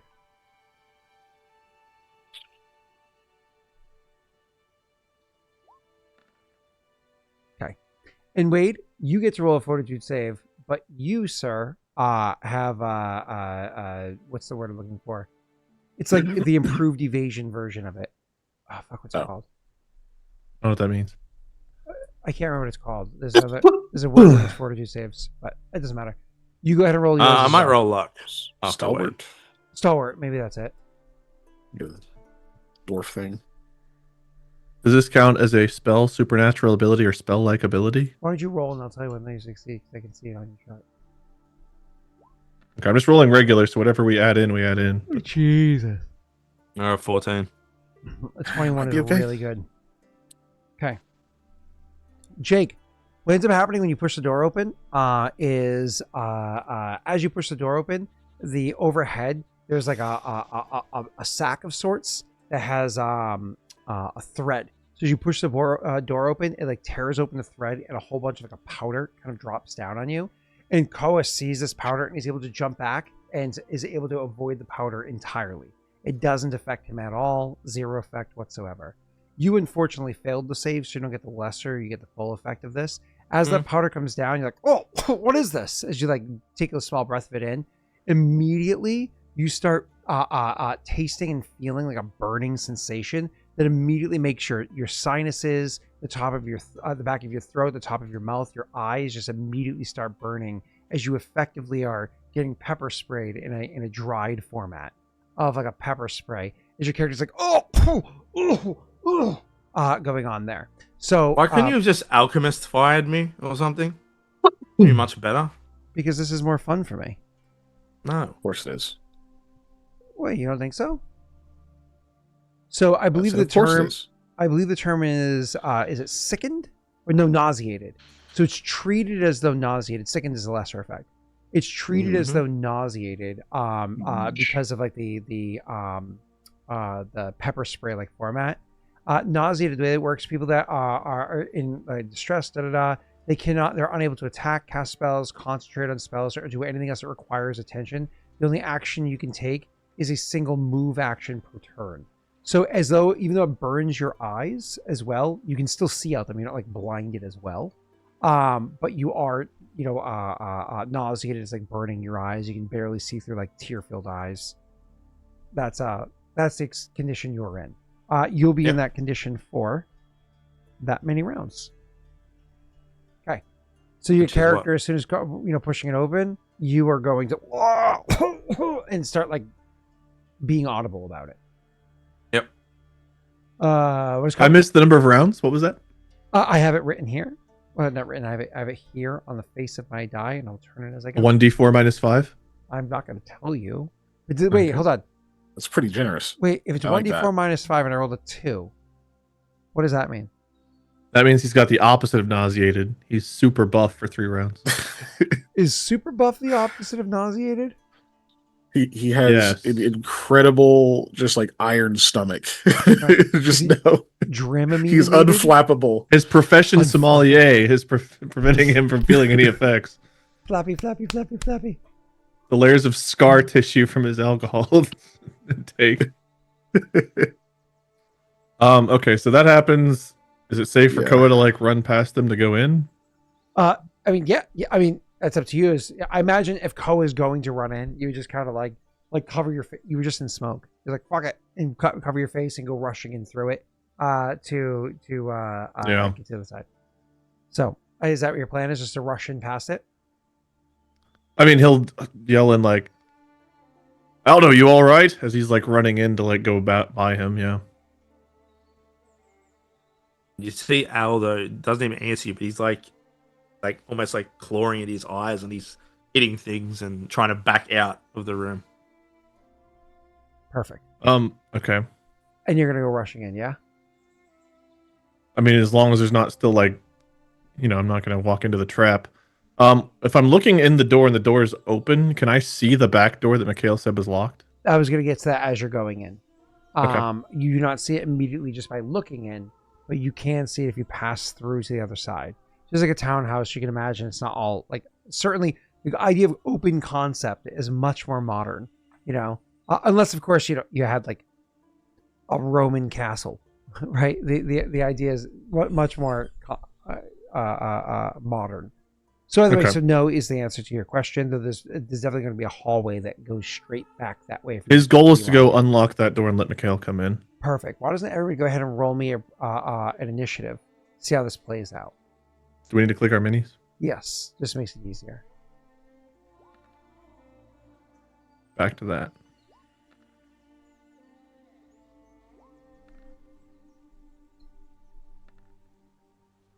Okay. If I could have just gone before you, I could have let you in.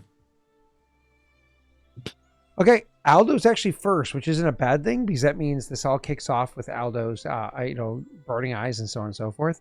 And unfortunately, he makes everybody aware of what's going on as part of his like choking or whatever. But that does burn through one of the rounds of his being nauseated. Aldo, on your turn, you can just make a move action. Is there anything you choose to do, or is that just the back away?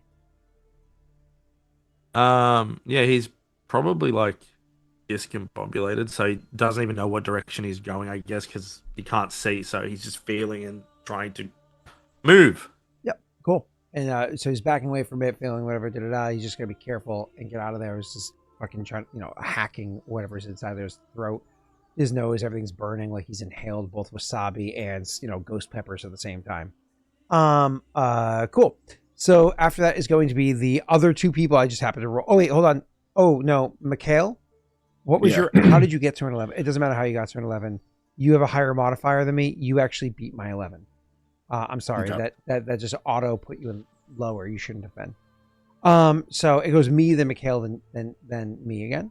So one of the people inside of the building immediately reacts to what's happening. You can't see anybody quite just yet.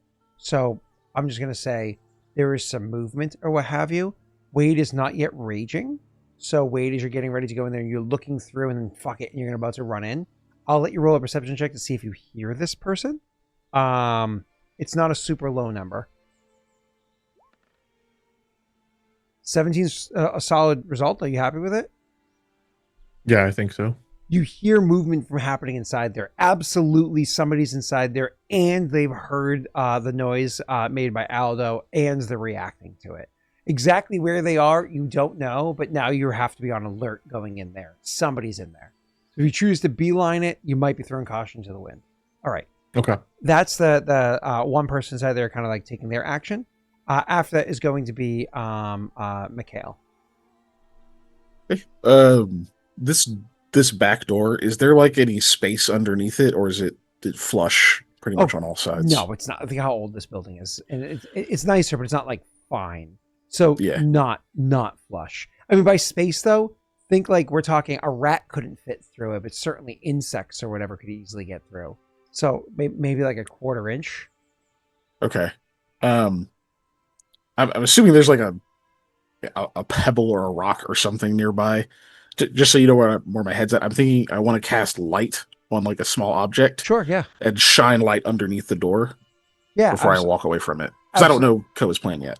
Yeah. No. That's perfectly fine. Sure, I like that. So you definitely can get a small pebble, cast light on there, pass it through a piece of paper, pass it through whatever it is you want to do. I would even say like, the tip of an arrow, you can shove that in there before like the actual haft of the arrow probably gets jammed at some point, right? But yeah, you cast light and you are able to pass an object through the bottom of the door and shine light from in there. And when you do that, all of a sudden you hear somebody go, "What the fuck?" From inside the doorway. And Wade absolutely hears that from inside of there. You don't know exactly where, but it sounded like it was down that hallway. That one you were able to get some direction from down that hallway. It's Mikhail right on the other side of your door. So, Damn. Okay. So that was your action, was to cast. I say your move action is to grab it and pass it under action casting. Yeah. Cool. Yeah, as I say, I figured I used my move to like set that up and whatnot. So I'm fine with it. Yeah. No, I'll just stay put. Cool. Actually, you know what? I'll say, because I have message with Aldo. She's like, Aldo, what happened? Are you okay? You just get back like, my eyes, it's burning. Okay. Yeah, I know what it'll do next turn then. Okay, go ahead. After that is going to be my next person is now going to be taking their action, whatever that might be, and then it's Koa's turn. The first bit of noise I heard, did that also sound like this is a 2-story or 1-story? It is a 2-story. That being said, though, it all sounded like it was on the first floor. You just don't know where down here it is with like side rooms and the hallway and whatnot. Okay. There's not a ton of rooms, by the way. It's like when you first walk in, there's there's an open doorway to your left. There's a door to your right. You go down just a smidge. There's a door to your left. Down just a smidge after that. Door to your right, and then there's a door at the end. So there's 5 doorways off of where you are. 2 left, 2 right, 1 straight ahead. Your assumption is Mikhail is straight ahead, and that's where you definitely heard the yelling coming from. Yeah, so Koa is going to, I guess, rage and charge in that direction. Okay, so you had to rage and go charging through that door to the other side. So 2 things are going to happen. One, as you're charging through the door to get to the other side, literally as you're going through, someone's going to make fuck, and they're going to throw something at you as you're going by, because that was what they had prepared their action for. And then unless you stop, we'll see what else happens. Okay. What is your current AC? Why don't you ask me what you want to ask me, Scott? I'm actually genuinely concerned about this because I don't think it does. Wait, you're charging. Does an 11 hit? Raging and charging. Okay, I did not mark charging because I figured I couldn't charge to a person. He's not charging yet because Yeah, he he's doesn't just have charging. a target. He's not attacking. He's But moving. there was no one there, so like He doesn't have a target. He can't charge. not Scott. charged. You It's never supposed let to me be just But if he charge. finds a target, he's going to want to have claims charged. He's thinking there's like happy middle ground where if he found a I target, don't An 11 that was the he did intent. find a target, so are you applying charge An rate? 11 does not hit. so you're not charging. Not in like a combat way, no. Uh-huh. He was Sure. charging in. Chat, he said he's charging. Do we say he's charging or not? First 3 answers make the decision. Let's see how the majority of the first 3 I think goes. me makes the decision. Not charging. Eat a bag of dicks. No. Shut up, Scott. Charging Well, we need in, one but more not for that charge to win. attack. No. All right. Well, Damn. should I go get a bag of dicks before I continue? No, it only got 1. Needed 3. Okay. And so I shouldn't shut up Okay. then? Well, unfortunately, I Not need yet. you to describe what the fuck's happening. So Okay. Yeah. So, Wade, you take 1 point of fire damage. ow. I threw an alchemist fire. which doesn't hurt you. It doesn't hit you. I literally hurl it, and it flies past your head and hits the wall next to you, and you take 1 point of splash damage, as you just happen to be near it, and I missed you with the alchemist fire, which makes me very sad. But the wall next to you is now ablaze. It's like lit up or whatever from the alchemist fire. Now, granted, it's not like instantly wood is burning. But now that I can see that, I'm charging. Shut up. Do you continue going straight through do you stop at where this person is and turn their attention to them, or do you continue going straight forward to get to where Mikhail was on the other side? I mean, this person just attacked me, and as far as I know, Mikhail's the one that yelled originally. Obviously, Mikhail's on the outside of a door, so I'm assuming Koa heard a guy yell, so he's assuming Mikhail's either handling that guy or things are okay. This guy, if he leaves him behind, could attack Aldo, who's vulnerable right now, so he's going to stop and attack this guy. Okay, I'm fine with that. That means my other thing will not trigger. Oh, I made another good decision then. Okay. What do I see? Sorry, there's a person inside of a doorway.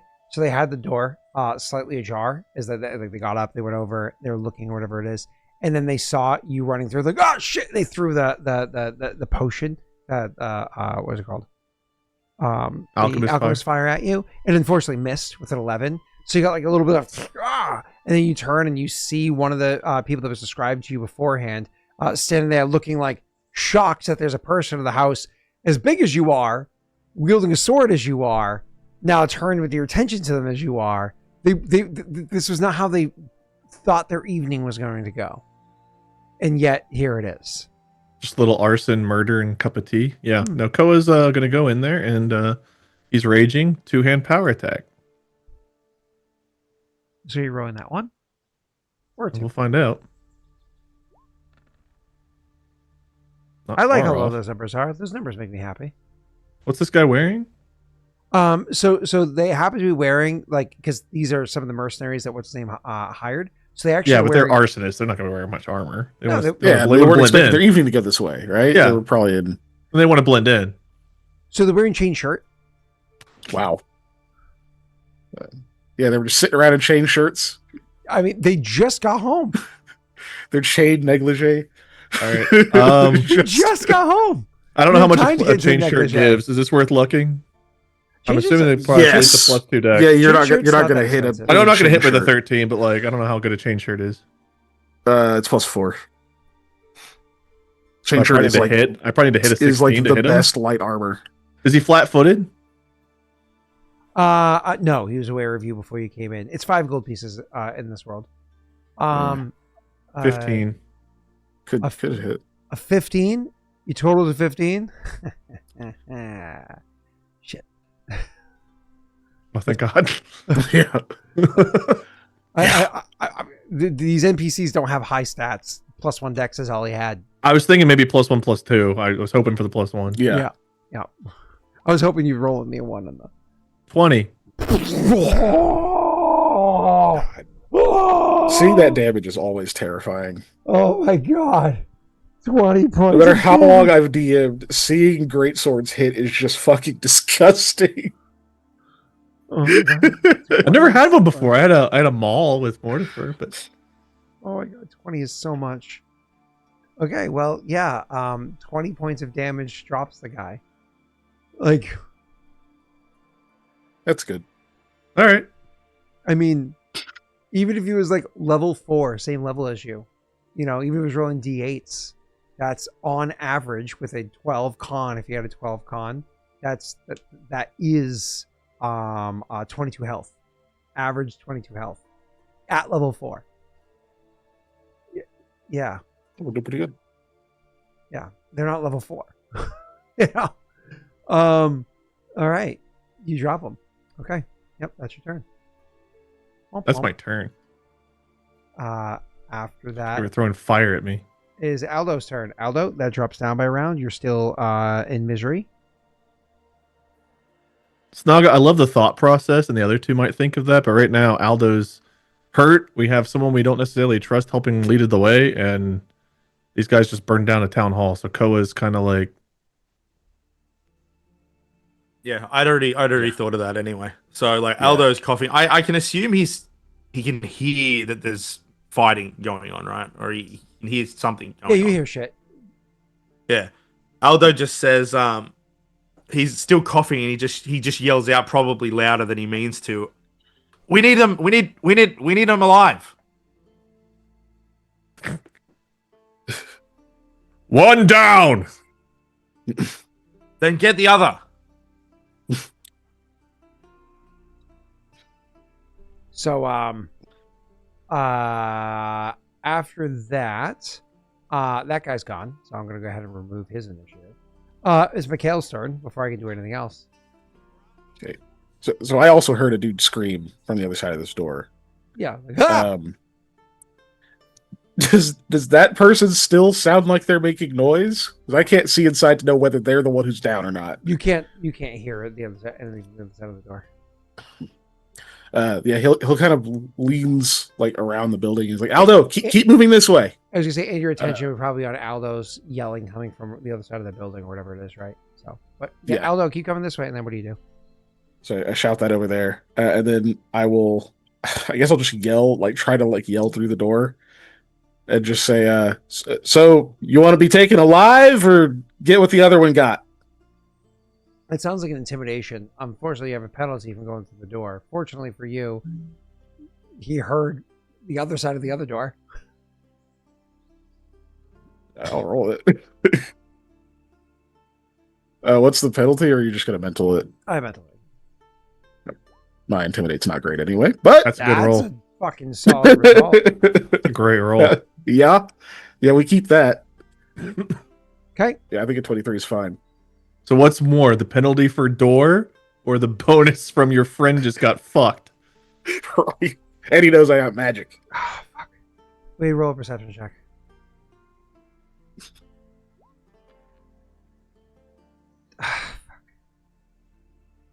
You say that, and then Koa hears the creaking of steps through the wall.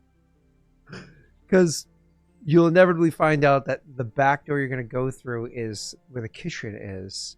And that's like, has its own small staircase to go upstairs to whatever abode is up there. And when you inevitably go through the doorway and you turn in just a moment, you're going to see that. And what he did, he was intimidated by that, so he wasn't going to stay and fight. He decided to flee. And so he was going up to flee, but I rolled so bad on my stealth. This is like... And she's like making his way up the steps. And you hear it through the wall, the steps creaking. So, yeah. And as a reminder, moving upstairs makes you move slow. And stealthing makes you move at half speed. And he has a normal person's speed. Wearing chain shirt, which reduces that. Oh, wait, no, chain shirt's light armor. No, chain shirt's light, yeah. Never mind, Chain that's mail not would be reduced. medium. Yeah, chain mail would be medium, yeah. So either way. So yeah, he's making his way up the stairs, and oh boy, you hear it. It's Koa's turn. I hear you going upstairs, he'll yell as he like goes to run around to him. You say that, making your way over, and then already hearing the body drop and hearing Mikhail's words through the door, seeing the magic light from a rock come under the door, and then likely like as you're bursting through the door and walking over and looking down and seeing like around the corner, big scary Koa, the threats from Mikhail, all that stuff. I'm backlit too, thanks to the pebble. The backlit. You could see the silhouette of a drop of blood drop from the sword, you know, like just kind of stops and goes, fuck, and tosses his sword down the stairs, which honestly, he tosses so haphazardly down the stairs. Gonna have to make a ranged attack there, mate. It almost fucking hits Wade. Sorry. It almost My God, hits Koa. what a throw! Oh shit! Yeah, just playing a game here, man. It almost hits Koa. Oh. He'll like catch the sword with his boot just to show that he can. Then he'll let it fall further, and he'll go down to arrest him or whatever. Yeah. Yes. He'll yell, "Got him!" So you guys can hear that as he's Nice. getting him. Cool. Yeah, that's fine. Cool. What do you do, Mikhail?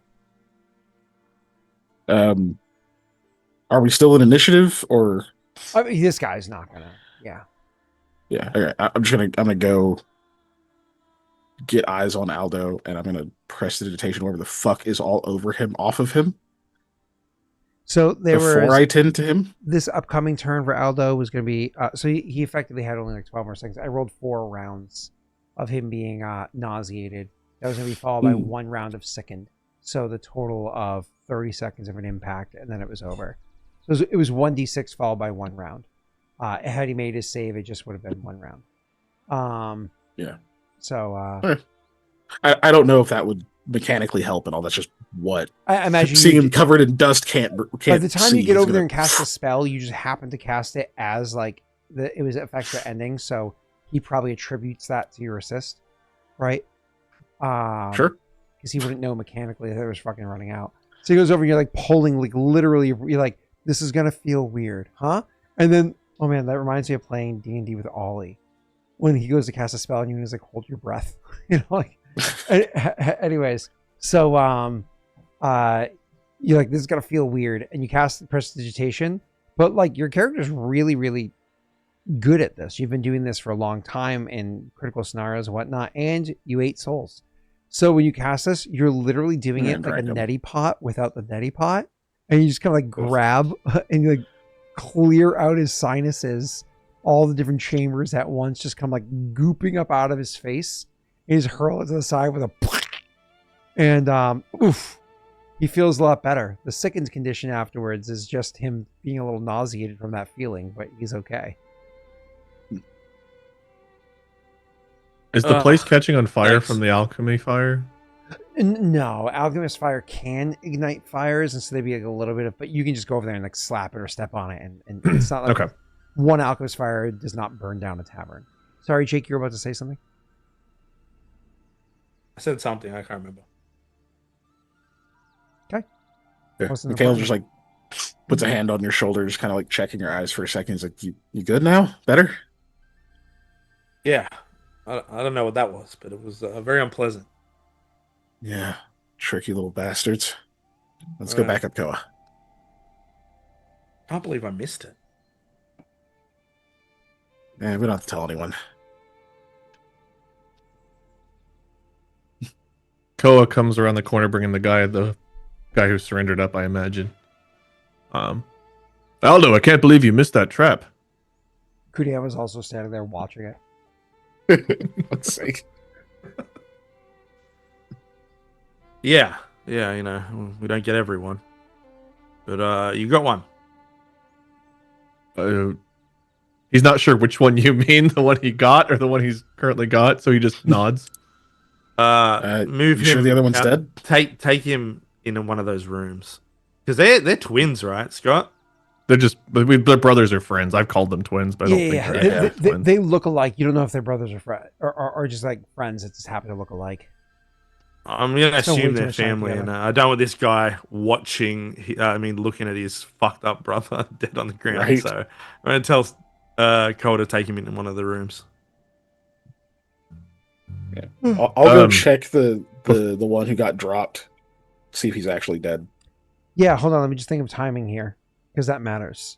Well, actually, first of all, let me check too if I would have stabilized on my own. Yeah, if he does it, timing absolutely matters. Because like you, first when he got dropped, the next round was Talk. because he got dropped. Hold on, I'm just I looking got at other dude to initiative here. surrender. Because Yeah. he got dropped by, and he was the higher one in initiative. So before you even intimidated, he would have dropped the health point, and then you intimidated, and then you go around and you went over to Aldo, which you would have gotten there, and then you would have cast a spell on Aldo and chat it for. This maybe like 4 rounds later. I saw what his health points were. Wade dropped him to -8. And do you die at negative con or negative your health points? Negative con. Not Score. Not negative health points, is negative con score. His Yeah. con score was an 11. So unfortunately 4 rounds later is too much because he had a 7 and a 5 that had rolled for his health points. He had a con of an 11. So he was at -8. 3 rounds later is -11. So, Yeah. Assuming he doesn't stabilize, which I guess he already rolled. The highest roll I rolled was the third round, and I rolled a 17. But at that point, Yeah. yeah, -8. It's too far. Or -10. It's too 10. far. Yeah. It's too far. Yeah. So he wouldn't have been able Okay. to. And I have no way of lucking the dice or anything. And so. Where's yeah. the these dice at to save our prisoner? Oh, nobody's used daddy dice. That wasn't you. Oh. I mean That was just me being petty. that's So yeah, I'll check him, and he's obviously dead. yeah. You go Okay. over it. It's one of those things where like you check them and you're just like, Con is in Just short for that. Constitution. CON. no, con Yeah. is short for a con man that you vote for. Which is short for connive, but okay, cool. So he's dead. What's he got on him? Constitution man. Well, a chain shirt for one, and some leather greaves. You know, some worn down but decent boots. You know, he's also has like a coin purse with some coins inside of it. You can grab that later. And then he has he's not strapped to his side because he was literally starting to like undress from coming back from the doing the fight and going to like lie low from lighting the fire. And so over on a table nearby to where he was, the flap is open, and you can see a couple of flasks inside there. So while this container looks like it can comfortably hold 8 flasks inside of it, there's only 3 of them left. 2 of them are very obviously alchemist fires. One of them you're not sure what it is. And so you have to make an identifier, whatever it is for that one, or give it to what's her face to do for you. So 2 very obvious alchemist fires. The other 5 slots are all empty. One of them clearly thrown at Koa, right? So the other 5 slots obviously empty. But other than that, he has nothing of particular. He has a sword on him. He has a cudgel on him. He has a dagger on him. By cudgel on, I mean like a wooden stick. I mean like an iron rod kind of cudgel. He has a dagger on him. You know, stuff like that. Okay. Yeah, like the stuff on his like person, I leave for now. But yeah, I'll grab the vials and stuff that are sitting over there. I don't know what's happening while I do that. Take his armor. Aldo. Laden yourself down with 25 pounds. Well, I mean, we're gonna take his armor. It's a chain shirt. Give yourself Just not doing it right this second. Actually, as a bard, you don't get spell failure for chain shirt, do you? Correct. Not for light armor. Yeah. Yep. That's not bad. Aldo had said Koa to take the dude to another room, so that's what Koa's going to do. Leading the guy in first, so that way if any of their other rooms are trapped, he'll be like, no. Yeah. No, actually, so you didn't notice it. You would not have noticed it because you just burst in the door, went around the corners of the stairs, grabbed the guy, and came out. But eventually, now that you guys are moving more carefully, the more of you are in there. I was kind of hoping Mikhail was still going to try to come in that door or whatever. There was a crossbow trap for the back door. So if somebody had gone in that way, they would have been hit by a heavy crossbow specifically. It was rigged up there. This isn't like some grand one. It's not in great condition. You know what I mean? Never a good idea to bolt in the back door. But there's a back door bolt over there waiting for whoever is to open it. So that was an attack roll, at least, not a fortitude save. So Yeah, at least. That's yeah. good. Yeah, it's a chance for me to critical you. Mm-hmm. No. But otherwise, that one was easy to disarm when Aldo finally goes in there. But goes over there, pissed. He just cuts the wire to trigger it so it hits the back of the door, Otherwise, yeah, you want to go and chat with him? There's no other rooms that are trapped. Just front and back door. Yeah, so I'll lead him in, then if you two want to come in and talk to him. So he says to you, he goes, I surrendered, okay? Is he good? I don't know.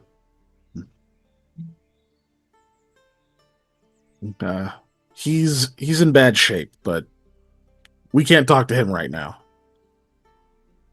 He goes, let me see him. Let me check on him. No. Why? What's going to happen? What's he going to do to you? I want to see if he's okay. Are you a medical expert? He just screws up his face at you and goes, everyone knows how to tend a wound. No, they don't. Sit down. I already tended to him. You can only make things worse right now. He looks you over and he says, "Are you a medical expert?" Yes. Oh. He's going to be okay? We'll see. He frowns at that. Like you just said he was, and now you're saying he's not.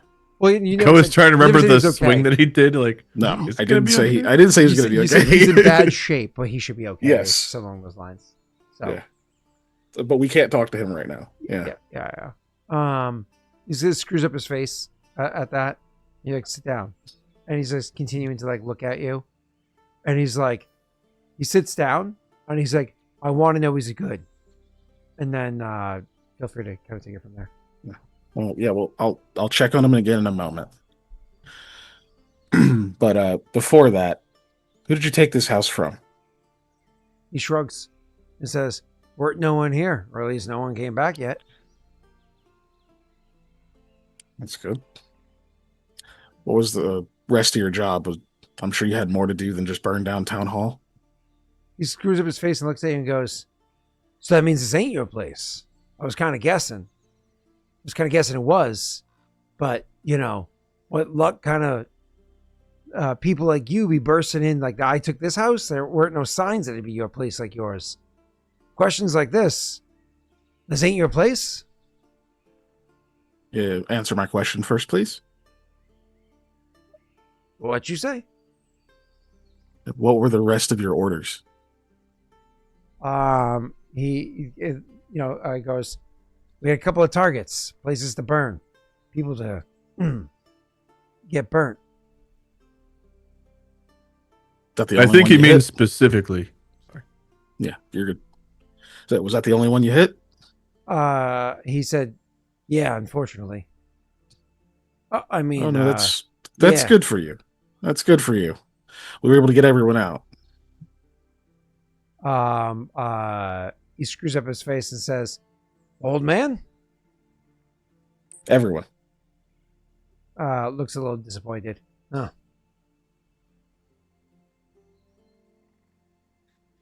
He kind of glances at Koa for a second. Really, it's just that you could tell he's kind of giving that check of like, okay, is Koa getting pissed off because this guy's unrepentant, or is he good for now? But Koa's probably has a look of relief on his face that no one else has gotten hit yet. yeah, okay. Like we've been dealing with Beltran and Beltran's people for so long now, it's almost becoming a norm of like, I'm a piece of shit. I'm a shitty guy. I love my bro, but fuck everyone else. I'll kill him. I'll stab him. I'll burn him.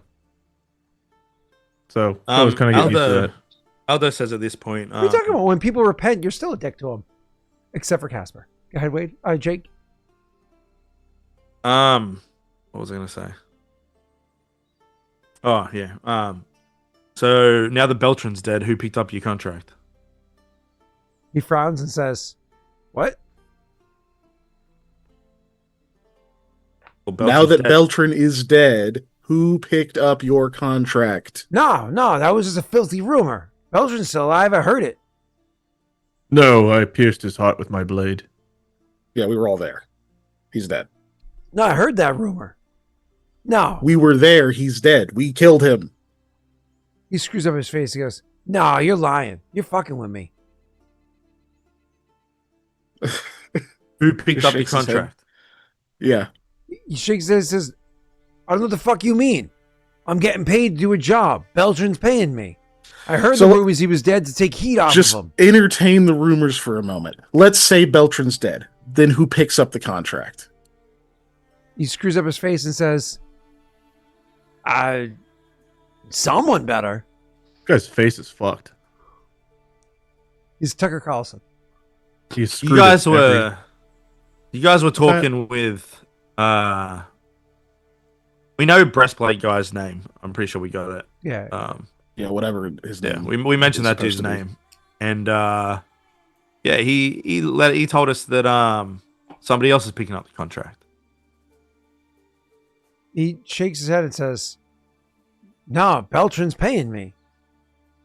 Beltran's paying me. So if he's dead, you don't get paid.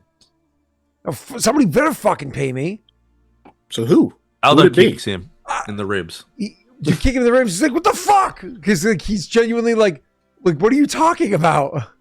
Like, if he's Aldo dead, kicks him then again. somebody better be paying me. So he kicks him again. Okay. You gonna kick him again? Kick him in the ribs again. He's gonna stand up after that because he's not like he's tired or anything, right? So he's gonna stand up. He's not just gonna sit there and get kicked. Well, Koa will push him right back down. Is that a These- These CM? are the good guys, by the way. Go ahead. These are the valiant. Yeah, we're torturing this man by kicking him. Apparently, Worst thing we ever did was stuff a dirty sock in a dude's throat. that was so much worse than this. This got nothing on that. Go ahead, Jim. He's like, yeah, I was getting paid to burn people alive. And he gets kicked twice. Oh my god, you monsters! You fucking vagabonds! We lit the baby on fire in the cradle when we came in. We're glad no one lives here. Hey, listen, You kicked him? I hear Evil. Evil. I hear when there are terrorists that do awful things, you just gotta waterboard them a little. It's okay. It's only a little water. You're not actually drowning them. It's just some waterboarding. It's okay. Okay, yeah, that's an equivalency. Let's go with that. Green, I got- Okay, it sounds like we may as well waterboard him. Green, I got your back. while we're here. While we're here. It's the Green Eva conventions. Okay, you have to. Jake, can follow you roll this. profession waterboarder? I haven't added that one yet. No. All right. There is a profession torture, but yeah. There actually is. Otherwise, yeah. it's a heal skill. I think. Go ahead. Yeah, it's the downside of that.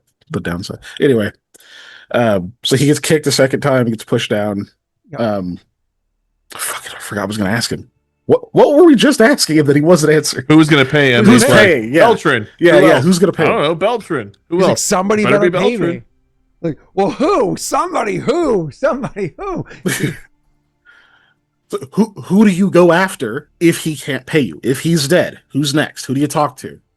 He shrugs and says, "I don't know. He's got a mom."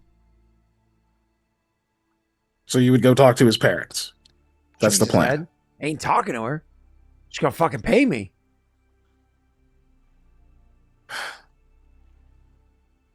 Well, I talked to his What were dad. the other places? Actually, I could talk to his dad. He was on the list. Who else was on this list? This is the people His- you're supposed to burn. His dad was That on the list of list. people you were going to attack? He shakes his head and says, "Not attack, no, but supposed to burn down the house with his dad in it." Who else were you supposed to do this to? There's a couple places to go burn down. And he thinks for a moment. He goes, I don't know it. It was written down. Gestures to the other room. He knew it.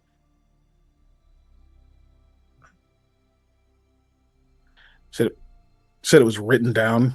Where'd you put the paper? He goes to stand up to walk across the room. I imagine y'all shove him back down. Like, Yeah, just tell us. yeah. He points over in the other area for you guys to go over and grab like legitimately like a piece of paper that looks like it was hastily written. Probably, if you had to guess, the other one writing it down in frustrations that this one kept forgetting. Who it is that they're supposed to Why do get. we always help? What is the dumb one always? Can't we ever help the smart one? I feel like either one that we killed was going to be the smart one. Yeah, I agree. We should save 100%. them both. They'd both be dumb ones. No. Pretty fucking much. Joey, Dumb us and dumber too. over here. Us too. Did you write it down? No, did you? I thought you wrote it down. God has like 3 kinds of NPCs: pure evil, stupid, or weirdly sexual. No. He has a fourth. All of the above. Don't go like this. You fucking Reem has turned into, "Hey, Daddy, welcome home, Daddy. Yeah. To Daddy, I Aldo learned to play only. with my sword today. Do you want me to show you?" To Aldo Okay. only. Only to her That's daddy. That is still weird. That is still weird. Do you want me to that's get my weirder. daddy sweater? Okay. Let's get back into character before I murder this NPC out of the player's frustration. So you find obviously there So was the we get the paper. These are like world-renowned bounty hunters, and it's like, "Hey, I burned like the thing to the fire. The fire burned. Nobody said they were world renowned. They spent 35 gold pieces on me." These were people hired by Beltran's dumbass. So you had the town hall was a location. Beltran's Yeah. estate was not a location that was written on there. but he said it was Okay. one of them. Other locations on there included just other prominent homes for other counselors Okay. that he wanted to have Yeah. removed. Funny enough, one of those prominent homes was actually, what's her name? Johanka. I forget it like every time. It was Johanka's. And you can actually see that her house, which is one of the ones that are supposed to be burnt, is actually marked off the list. Because the guy already was. It was already burnt. So that was marked off the list. And then a couple of other homes in there were supposed to be burnt as supposed to be burned down as well. Doesn't include the woman that you already saved from the assassination attempt that night, et cetera, et cetera. But these aren't anything that's like worth you guys marking down. Just know that you had other prominent people's homes in there.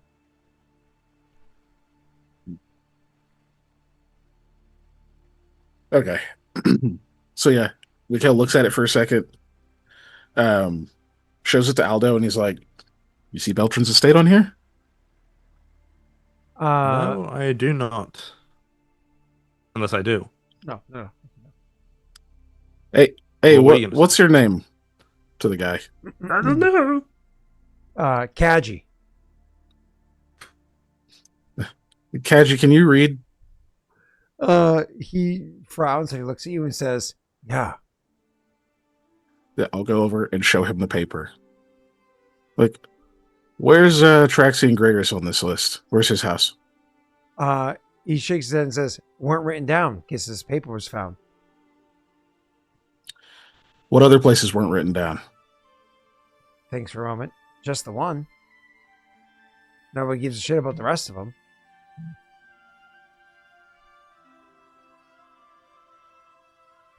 And you heard that from Beltran. So he gave the orders?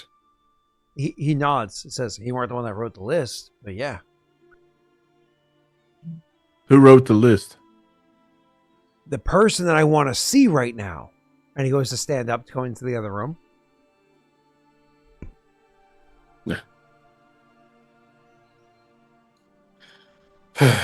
Okay. Well, I don't know what else we're going to get out of him. To say to Koa and Aldo. So we take him over with the other? Frankly, I don't know if it's worth it. Aldo will load his crossbow at this point. Koa looks at you both like, why would we not arrest the dumb one? We arrested the other one. Doesn't say, he just looks at you both. They're only going to be able to keep track of so many of these people. And Kaji here doesn't seem to feel an ounce of remorse about trying to burn people to death in their homes. Probably something he's done before. He's looking at you. Is Aldo legitimately like lowering his crossbow at him? He's loading it. Okay. Loading is fine. It's just vexing how little he seems to care. Well, I don't disagree, but I still say we take him back and arrest him, and perhaps with the list and his testimony, it will help some way. Yeah. You untie his hands? He'll like give you another look for a moment before he goes to do it, like seeing if you're both of you. I don't have a weapon drawn or anything. Okay. He's just glaring at the Aldo guy. walks behind the dude. Koa goes to tie his hands together. Yeah, he assumes he's getting arrested at this point.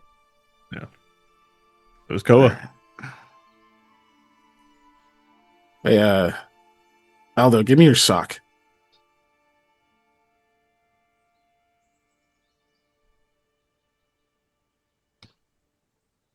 Koa gets a bit of rope and go ahead and gags him with the rope, like looking at you both like... I guess because you're looking at Aldo, I will say roll a sense motive. I'm really good at these. Oh man, the 17 would have given you a 5% chance to beat Aldo. But you rolled a 10. I don't think, no matter what you roll, I can beat you. No. And this one was for Mikhail. Oh, you're asking me. Okay, my bad. I mean, Sorry. Koa too, I guess. Also rolls a 10, but you Jesus. get an 18, so there's a 5% chance you win. Oh, it's probably 50-50. Oh, a little. Yeah, you wouldn't get it. You see him just staring at the guy, kind of with his crossbow there. Stares for a second before he goes to pull his attention down towards like where his socks are, and then Koa just gags the dude, and he just lets it go. You go to gag the dude, and he's like, "Hey, how am I going to talk?" You didn't give Yeah, us you're too done much talking. info anyway, so we don't want you to talk. What about car? What about car? I like lower the gag. What's his name? Tar. What about Tar? Tar. I put the gag back. He's dead. And then I turn around and You walk say out that, of the room. and he like stops moving for a second, just to like. Koa make sure he also heard it like correctly, looks shocked for a moment, but then also immediately he's thought- going to start like bursting out and legitimately trying to break free from the grapple, if you will, because he was playing along. bound. He was told that. Yeah, no, I get that. He was playing Mhm. along because he was told that he was going to, like the other guy was going to be okay, but now after questioning him and whatnot, now he's fucking furious and he's fighting back and da da da. So. Makes sense. I mean, my CMB total is only a 16, so him being bound and Koa's hands on him, I don't know how much Koa's really trying to restrain him, but if there's even any effort, he's going to be stopped at a 16. So yeah, the guy's like getting bound up, so he's not gonna let him go run and fall down the stairs or something. So Yeah, you're fine. So you're going to stop him, no problem. I don't know if you were to say anything, as you are also reacting to his reaction as well as also having just found out. Koa just the look he was giving before with you guys, like questioning about killing him and stuff in the sock, he's like going to increase it again. Like he doesn't say anything because he doesn't want to, Yeah. compromise our camaraderie in front of a dude. But he's giving you both a look like, Right. what the fuck? Yeah. Mikhail pointedly is not looking back. He just goes out into the hallway. He will pick up the other Yeah. guy to like Okay. carry him out. But I mean, Aldo will search the place. I want to know whether the seemingly brother that we all knew everything that got killed. Maybe he stashed something somewhere. Yeah, so the other one's one that actually has like the alchemist fires and Yeah. the other details, whatever it is that's on them. So what do you mean by stash something somewhere? You mean like looking for So orders? this is where they're staying. So he was told any orders, stuff. so he just knew what they were. Burn down this building, keep this person inside of it. Like those details, he knew what they were. He just wrote down the other one, so the other one wouldn't forget. Yeah, but this was their base of operation. So Aldo is just going through the place to see if there is anything. Oh, gotcha. Understood. You can go ahead and roll me a perception check for that.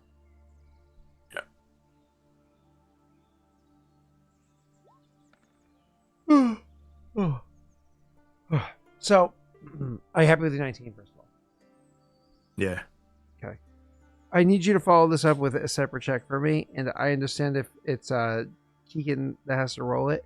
I need an appraise check. oh, That will not be me.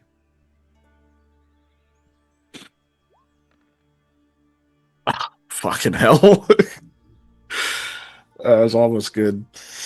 So you don't find much of value in this place, but the important thing is to kind of like draw the line of, even if you do find something that you believe to be of value, you don't consistently know, like, did this belong to the homeowners, or does this belong to these people? Are the homeowners alive or not?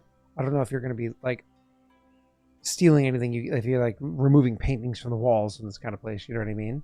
But that's being said for valuable specifically, which wasn't explicitly what you were asking for. Just making sure that I say that. As for items that they have, so the person that has the alchemist fires, apparently they don't just have alchemist fires.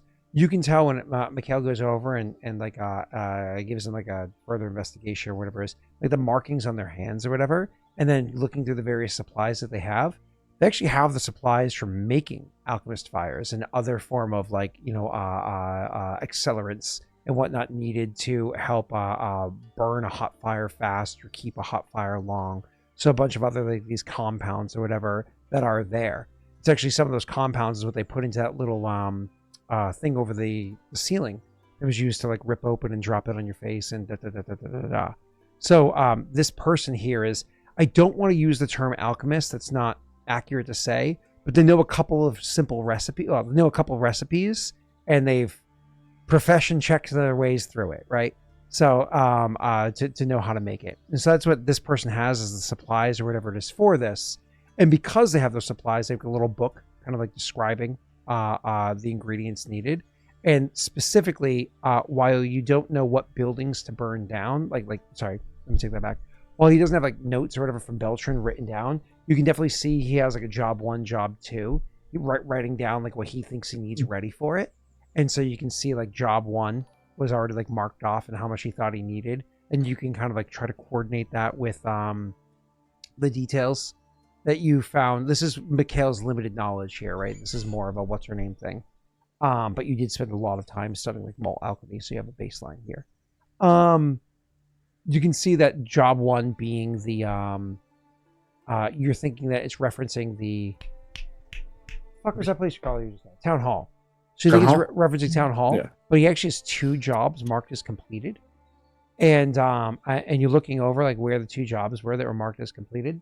The second one, you're like, actually this more looks like town hall, because there's a lesser amount of materials that were used on this, including like a barrel full of right? You're realizing there was another job that they did before this, and he used a much greater volume of materials to accomplish that task. So whatever that was, you're not entirely sure.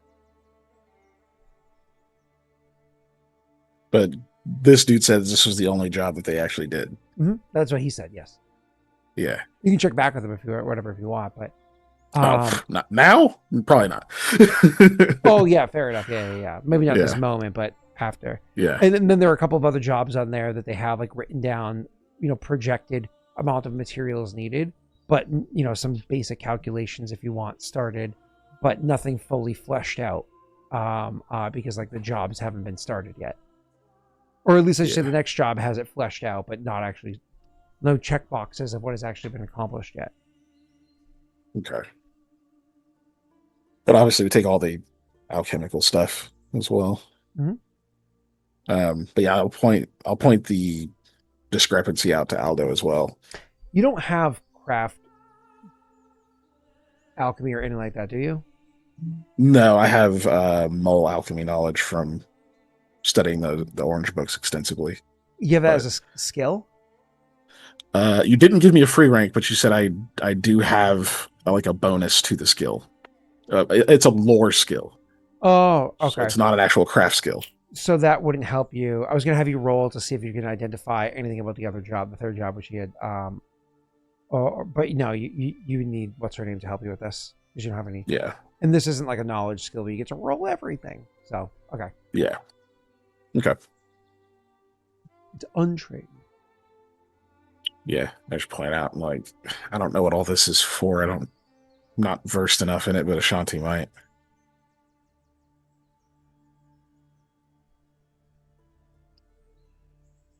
Yeah, we'll get it back to her. Where are we gonna get this guy back to? Talia? Yeah, I guess he goes back there. Yeah, right. Okay. All right. Well, I think that's our job for the day, right? Counts for everybody. 2 dead, 1 a deal cut with, and 2 prisoners. Yeah, that's everyone. There's the thief, but not really much we can do about that one. Yeah, we'd have to go by their camp tonight, and I've got nothing left. Okay. All right. Well, I'm ready for this day to be over. Let's get back. Pick up the dead guy and start walking. With the dead guy and him at the same time? You're not going to leave the dead guy here? I don't know. Should I Throw leave his the arm dead over your guy? shoulder and drag him around People got mad at me for Robert. leaving the dead guy last time. If we're leaving a dead guy in a burning building. Oh, people get upset about that, huh? So yeah, I guess I'll leave him. I also just don't know if Mikhail could carry him with her, so. I mean, he's not weak. Average strength. He can carry like his own body weight or whatever, over the shoulder. You But go when you guys finally make your way but I outside. leave him. When you I'm finally saying I make leave him. your way outside, Kudan and the dog are gone.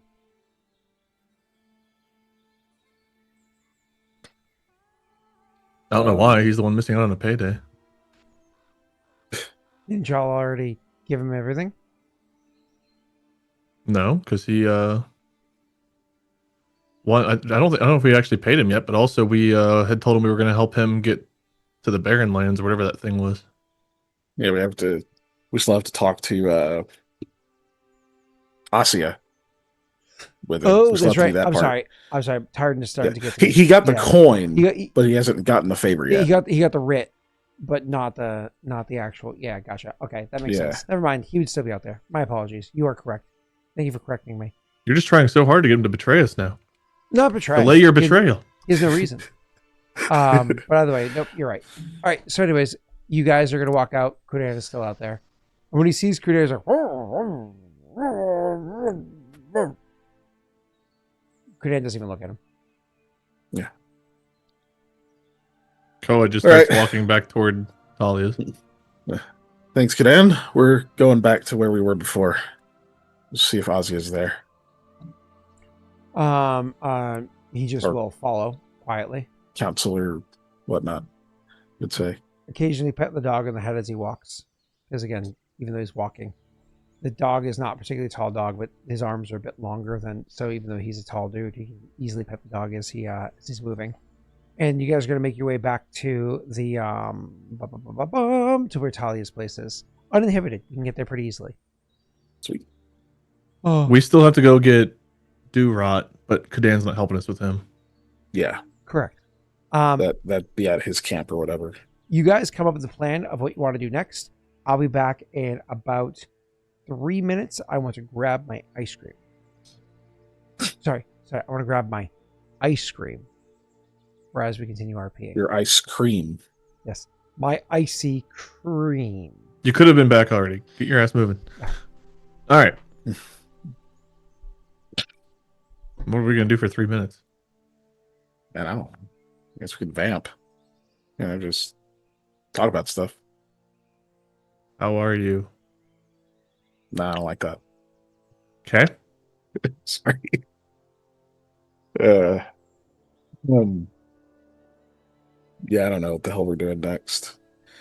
Going after Darot is important, but I'm completely tapped and you're pretty low on rage at this point, I think. Two uses or 2 rounds left, yeah. I think, is it 2? Yeah. It's only 2. Because you spent like No, 8 3. I've got 3 after left. I was down to 5. I used 2. I'm down to 3. Okay. So if you're not raging, that means you have 1 when you're not raging? No, I've got 3 left no matter what I'm doing. Oh, cool. Okay. Whenever I was raging for a longer period of time, I just took off the 2 that were the bonus ones. Mm. So right now I'm just using whatever I've got left as a flat. There's no additions. Gotcha. Okay. There's not really a right. I don't know what the proper way to do that is. So I'm just like, I raged for 4 rounds. 2 of them, I guess, were the bonus ones that were used while I was raging. No, that's fair. I think that's how you guys said to do it. Wait, forever ago. So it's like, yeah. But I just figure I can only use those while I'm in rage. I can't use them to start a rage. So correct. Yeah. I choose to use them earlier rather than later, typically, because it's like, might as well knock out the free ones now and keep the ones that aren't. Yeah, because otherwise you end up in a position where it's like, well, if I don't have 3 rage left, then I can't rage. Yeah, like why would I want to have 1 and a +2 now rather than just have 3 in case it's like, you need to rage to push this rock. Oh, too bad. You've only got bonus rate. Yeah, we're like really low on resources. I don't even know if that'll come to a fight, but like, I don't know. Even the way we avoid fights tends to burn resources. Well, and the that we other don't thing about have. that is, well, there are a couple ways to look at it, I guess. It's close, I think, to where the army's camped. And we don't really want to go charging at Beltran's army. Yeah. Also,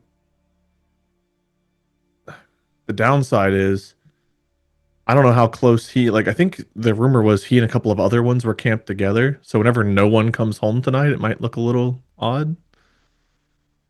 The dude might just Yeah. peace out, but Yeah, it's possible. we'll That's still see. better than him doing his job or whatever. So, because he's supposed to steal stuff. Um, yeah, man. I'm pretty sure he's already stolen the stuff. So it's if we want to meet him, it's more or less to tell him, hey, keep the stuff you've got and just peace out. Yeah, That was what yeah, we were you're done. supposed to do, but yeah. The other thing that's weird, we thought Traxium was going to pay these guys according to Breastplate Guy, and this guy's like, no, Traxium was a target. Yeah, We're getting really conflicting info here on what's Uh, going on. a target Yeah. they didn't want to write down. So I don't know. I'm kind of leaning toward Traxian not actually being part of it. Like as far as, I'm gonna pick up the tab. Because that'd be really bizarre to have him as a target if he's like the backup payment. Yeah, so I Like something, it could have been Beltran trying to like do some 5D chess or whatever, and he's like, telling some of them that this is the case, but of course not telling these guys because he wants them to try to kill his dad. I think that Like that's a lot. I don't know. I think it come later on. Like I feel like Traxian wasn't a backup originally. And I guess Aldo feels as though it well, I guess this other brother now, the dead one, may have had a dealing with Traxian as a backup. He's apparently the intelligent one. Probably tried to work out whether or not Beltran was actually dead, maybe even gone past the estate, or who knows what. I don't think that they were going to burn the other one down. To be I think honest, that's a cover. yeah, that's what I think. Also, Aldo would tell you guys don't mention anything about the what was I going to say? My head's not there. Well, let's don't mention anything about Traxian not going to pay these guys, specifically to the councilwoman. Yeah. Okay, well, Mikhail could tell you that Koa already mentioned Traxian in front of one of the counselors. No, I mean don't mention this guy saying like more or less. I want to I want to keep the thing going where the breastplate guy said Traxian was going to pick up this bill, and that's why I wanted to get that lady counselor in. You know what I mean? Yeah. We need to create like doubt there. Okay. Well, right now the only rumor spread is to another counselor, and it was that Traxian was bankrolling. Yeah, So- that's still out there. Okay, yeah, that makes sense.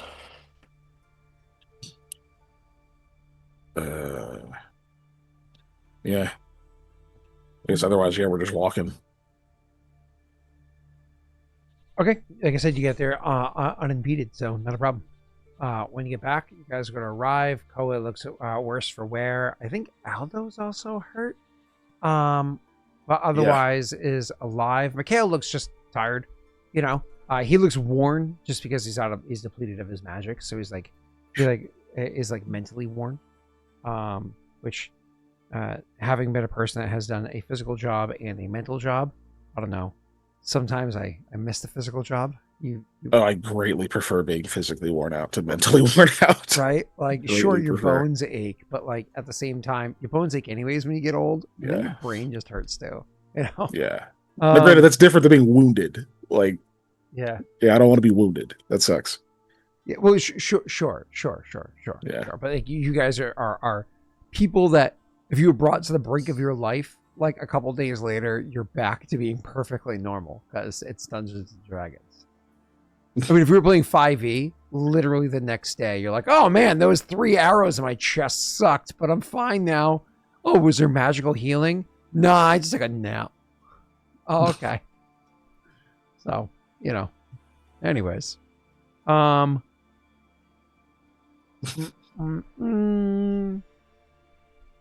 I know, Mama.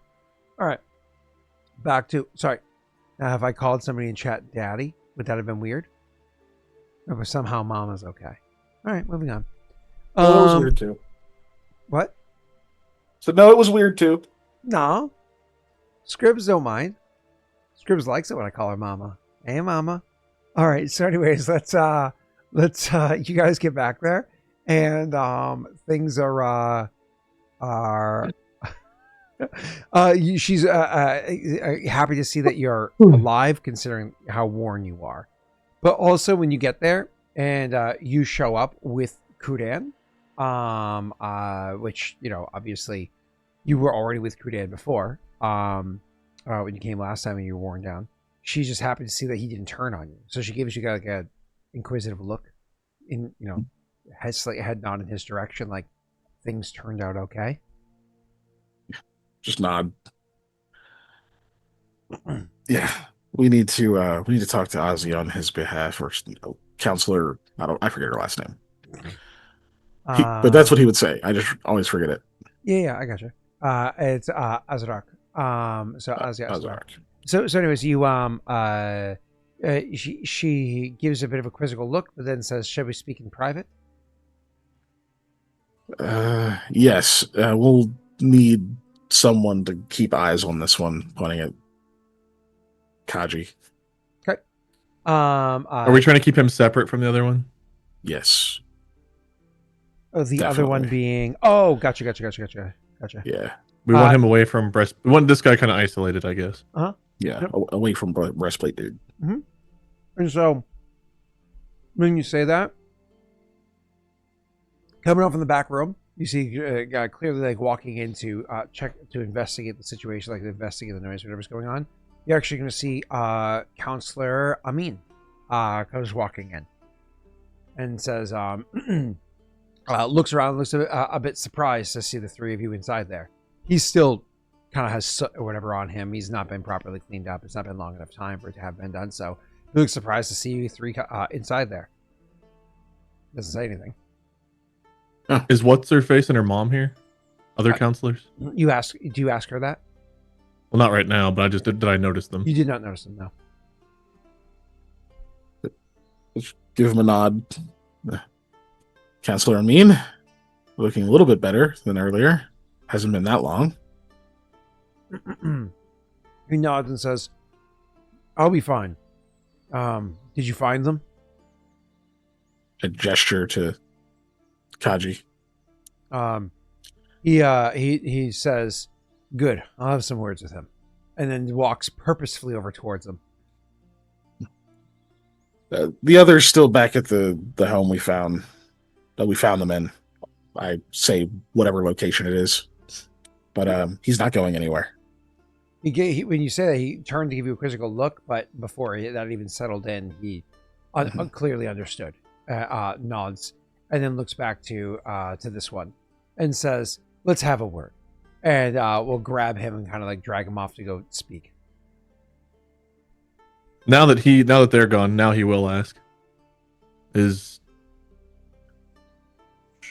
Habanero is Habanero. Is that because you think she's hot? I don't remember. Well, So, daughter is Khadija Khadija. and Azia Azarek is her mom. Azia. Yeah. Our Khadija It's and her Counselor mother. Azarek and Khadija we know is Counselor here. whatever. We escorted her back here, but we don't know if her mom's here yet. Yeah. And she shakes her head and says, "No, neither of them are here at the moment because, well, apparently there was a bit of a situation that took place inside of the Khadija's, at Azrak's estate, and so her and her daughter went to go and discuss it together." What kind of situation? Do you remember how Khadija, the councilwoman, the counselor, she said that she was willing to go and try to assist with the hospital? Well, she went to go do so, and she had a bit of an inkling that maybe she'd be able to find some supplies in one of her mother's warehouses. She did find some supplies and took all of them and had them delivered to the hospitals. These supplies were not few and not without significant value. They were items that her mother had been collecting for. Oh, that's the situation. Okay, I see. And so her mother needed to confirm exactly what was taken from her and what level of donation her own estate was going to be providing for Hod Gwen. Okay, that's fine. Oh, He we looks immediately relieved. out of game. We need to get those effigies from people still from the witch lady. Mm-hmm. Oh God, yeah. The erratic woman handed out effigies. She did. Trinkets, You said baubles. her? The erratic woman, huh? What are you calling me? I think the only one we know has one is Ozia. Like, we know others have them, but we don't know who the others are. Yeah. Yeah. That would have been something we Yeah. probably would have discussed on the way here. I just happen to remember it. Oh, yeah, that's fine. Yeah. If you're looking to speak with her directly, they'll be back at the warehouse where you had encountered the other one. She says, gesturing towards the room or whatever where the breastplate guy is being held. Good. Otherwise, Okay. they should be return here in a few hours' time. Do we need to speak with him again about the Traxian situation? Breastplate did? Yeah, because he's the one that told us that he thought Traxian was paying the bill, right? That was him. That was him. Even he said it was like a rumor or whatever. I don't know if he's going to say much more. You two keep zoning out like you're drifting off into another world. I thought you might also want to know that the counselor did have the time to go and deliver the message. Oh. To the camp? She nods. Did she go by herself? She nods. Said it was probably best for her to go on her own to ensure that there wasn't going to be anything that went afoul or to send the wrong message. All right. Well, good to hear she made it back safely. Nods. She's capable. Between the two. She rode I out don't that even way, know. rode back. It ensures she had enough time to. Well, she's having words with her daughter, isn't she?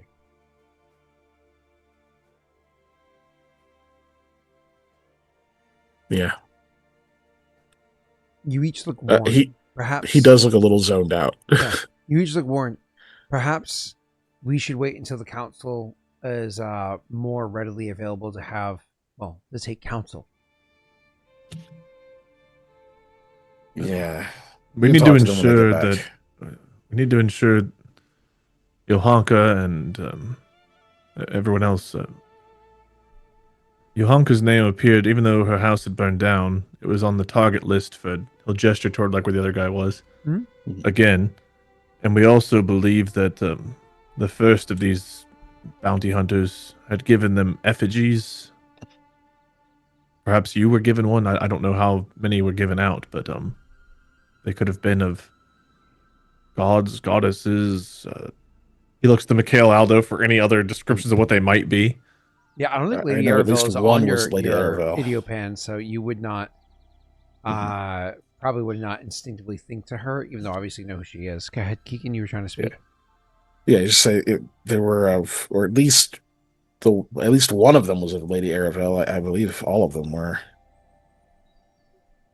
Any further Right. description than that? That sounds rather simplistic. I don't think I got any more description than that, did I? They literally are simple. Da-da-da-da-da. Like Yeah. think like legitimate, like a simple effigy. Yeah. It's just very simple. Easy to put together without too many advanced tools. Sure. We're gonna have hey mama. You want to go ahead and roll me a D100 real quick? Higher is better.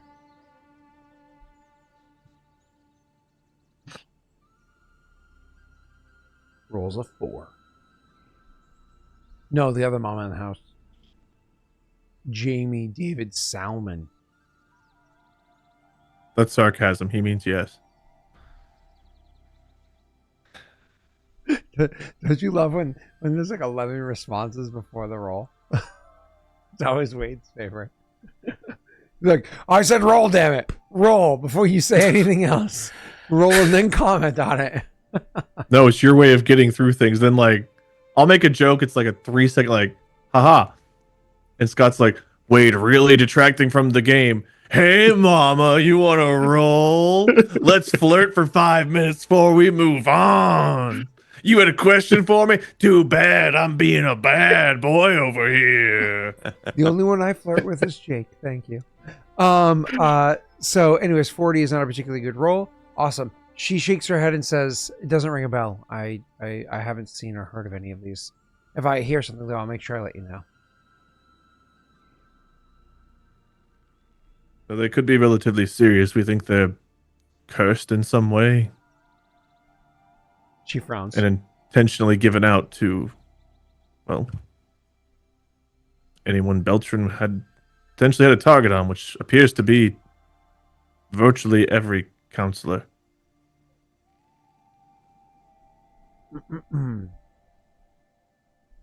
Sometimes it's good that I didn't win the council seat. Doesn't mean you weren't targeted. We don't know how many were given out. Understood. I understand the description. I'll see if I can find anything. In the interim, perhaps again, the three of you should be resting, trying to gather some of your own strength. Are we waiting on the last one? He says to you two. If it doesn't go smoothly, there's not a lot I can do. I don't think the last one will be back till tonight anyway. The thief operated generally not in the daytime, but Yeah. Right. Never feels like we have time to rest, but it would be nice. Yeah, at least a few hours before the other two counselors get back here. I should have held back more at the last place. When Aldo was messed up, I fucked it no, up. you didn't. No, Holding you back, got holding back one day could get you or us killed. You know what I mean? You can blame yourself in hindsight, right? But in the moment, you did the right thing. Yeah, I hope so. that could have gone south really quickly. Well, we are potentially lacking important information because I swung too hard.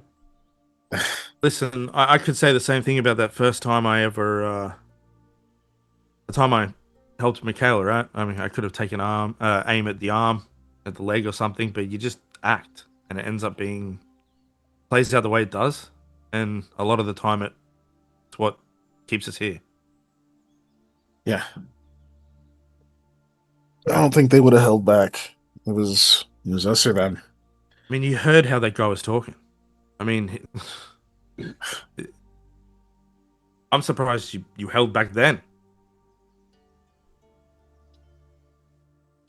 Kale's just like shaking his head thinking about it. Koa looks more distraught than, again, typically like he has been all day. He's just in his own head again, half listening. Oh yeah, you had that nightmare. Okay.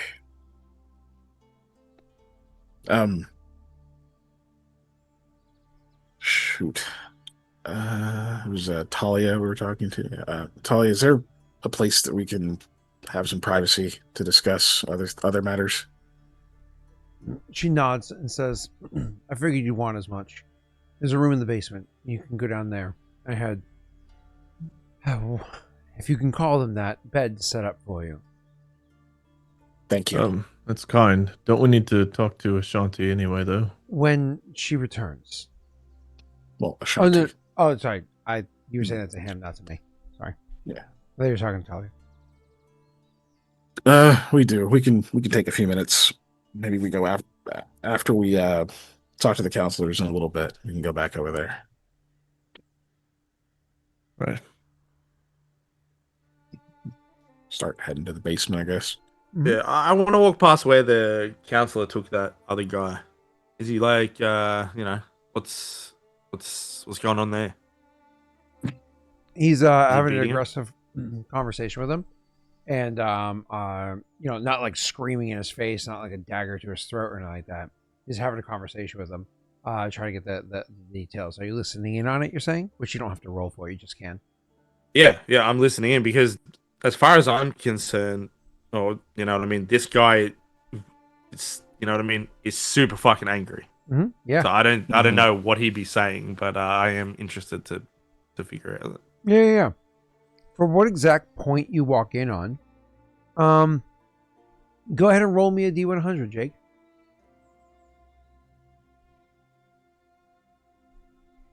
Middle is boring, high or low is interesting. I mean, it's higher. It's not super high. But what you end up hearing is he goes, what he hears is, I don't care what justifications you have for this kind of work. You chose to do it. You took pay. And so you're going to get your pay. Now, that said, if you want any form of way of surviving the noose, you're going to work with me. Now tell me, who is backing this? And the guy, the guy says, I told you, Beltran hired us, Beltran. And he shakes his head and goes, Beltran's been dead and known to be dead for some time. Who would have hired? He goes, same thing they asked. I don't know. They seem to think that someone else is going to pay too. Beltran owes me money. And he shakes his head and he goes, you already knew Beltran was dead. The word was in the streets to it. And he goes, no, it was Mick's word. And he gives him like a come on kind of look. He goes, you know who killed Beltran, right? It was the Valiant Few. And he screws up his face. He goes, no, those idiots said they killed him. And then he looks over and sees you guys as you Aldo as he's walking through. Yeah. And then he looks back and goes, you don't know who they are? Like genuinely curious. And he's like, no. And he chuckles. And he'll say, Aldo, right? Yeah, that's me. He looks back and says, that is the Valiant Few. And then the guy, like, it kind of clicks in his head why he was such short work for the three of you. Because like you guys, like, you thought you were coming home to your house, but then realized you were hunting them down, and this is like it clicks what just happened. And he goes, oh shit. And then kind of like shakes down. So fucking dumb. And I don't know if Aldo keeps listening or if he just walks through and goes downstairs at this point. It's up to you, Jake. Aldo keeps listening. Sure. At this point, he goes, and you're working with them? He says to this guy, and he frowns, looks back, and says, well, they broke some laws of their own, and that's a different problem that's going to have to be sussed out. But at least they had a reason. You were just looking for money. How do you think that's going to play? So you're going to make a deal with me, or things are going to go very sour with you. And the guy just looks, frustrated. And he goes, so there ain't no slipping you cut? He says, like, trying to look sly. And the counselor looks very still alive, unamused, very, very much unamused. And he goes, fuck.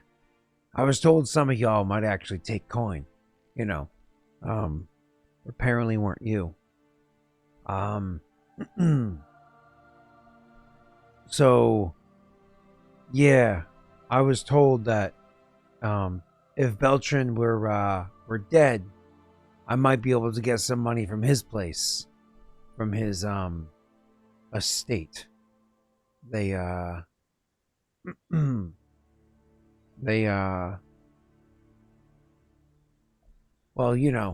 might not want other people knowing, but I'm knowing. And so I thought maybe I could get one of them to pay. But if you're working with them lot, and he looks over, Aldo's still standing there. I want to say, is there like a door frame? As he starts talking, Aldo just wants to be like, like lean to the side, so he's still right there. can hear, but he's out of eyesight.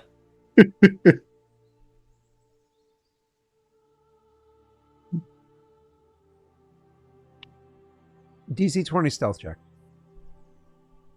Bet. Because you have to. All right. You try to slip out of view mid conversation.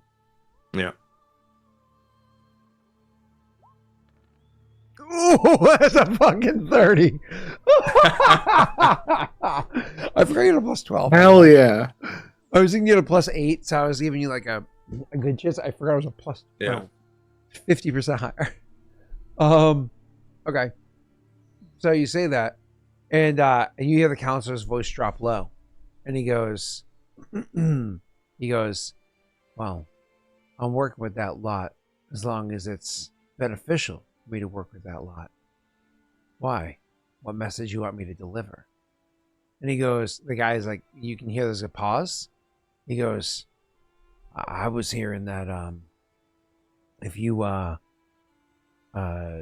get me meeting with them, with Belgian's folks, well, that they be willing to pay up for the work done so far. That true? And he says, might be truth to it. You think you want me to arrange a meeting for him? And he's like, oh, yeah. If you can do that, if you can get me out of here. Yes, I told you I'm willing to strike a deal if you're willing to work with me.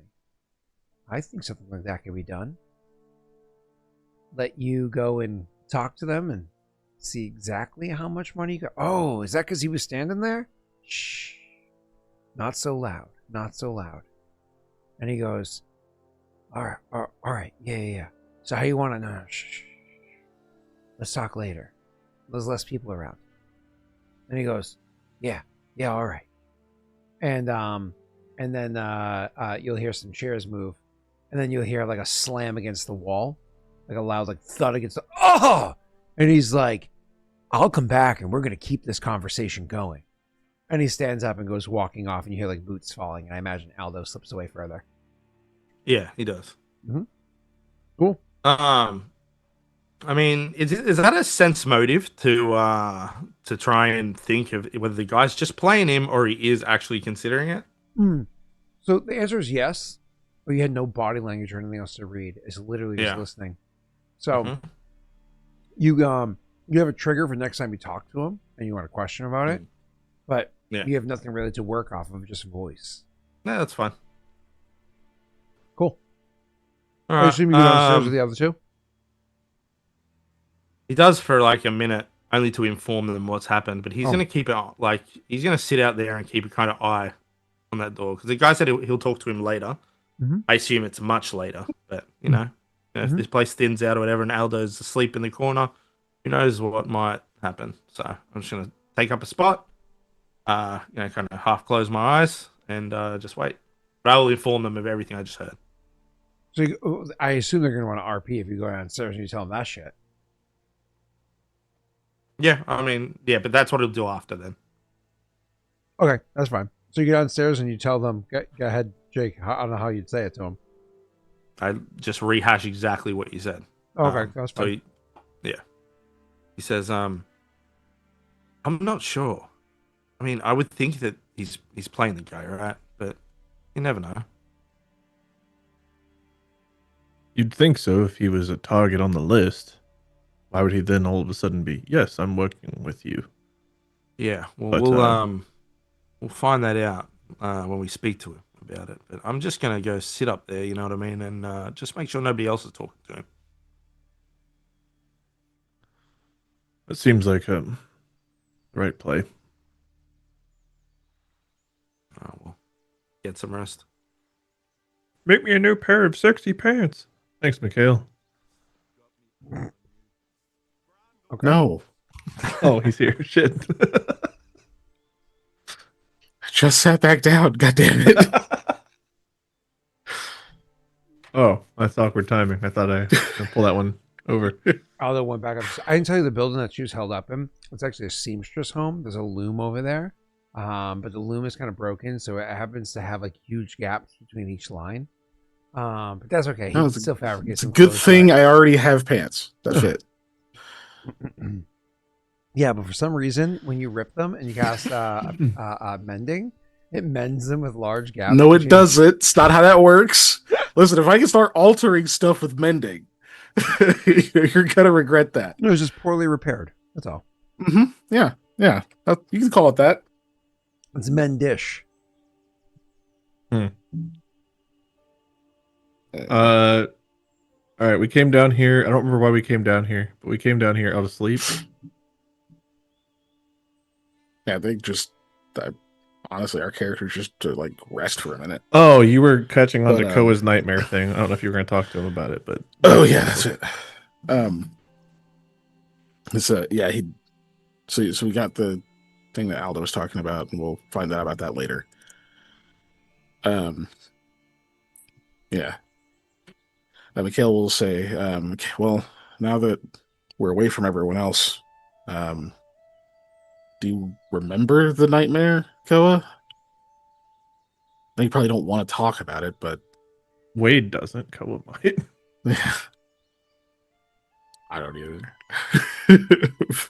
So I know there was some kind of detail given. But if that was the end of the RP, I assume Aldo's not going to be here for this RP. I assume he's going to go upstairs for it. Sounds right. Okay, sorry. Yep. Continue, Keegan. Sorry. All right. Can you remind us, the players, what the nightmare was about, Scott? Because I don't remember the details. I'm going back a few weeks now. Hold on.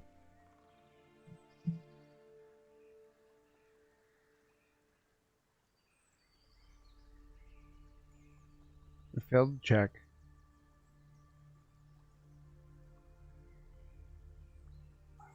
Something to do with Gwen. Oh, he was starting to think everything was his fault or something like that. Yeah. Like something along those lines. It was Because like if the he doubt didn't of do like this, we've done. He doesn't that. question his decisions. He's done the right thing, Yeah. but by doing anything, he's potentially made it worse. I just don't remember the specifics, but that was the vibe he's got. So he's like, Yeah. Yeah. Because don't remember the the specific idea imagery. wasn't to question your morality. The idea was Yeah. to question the impact that you have and whether or not. So that's just a question wanting to try, or even like that trying should be done. It's just whether or not you should be the one trying. You just tend to make things worse, kind of a thing. Yeah. You are the point of failure. So.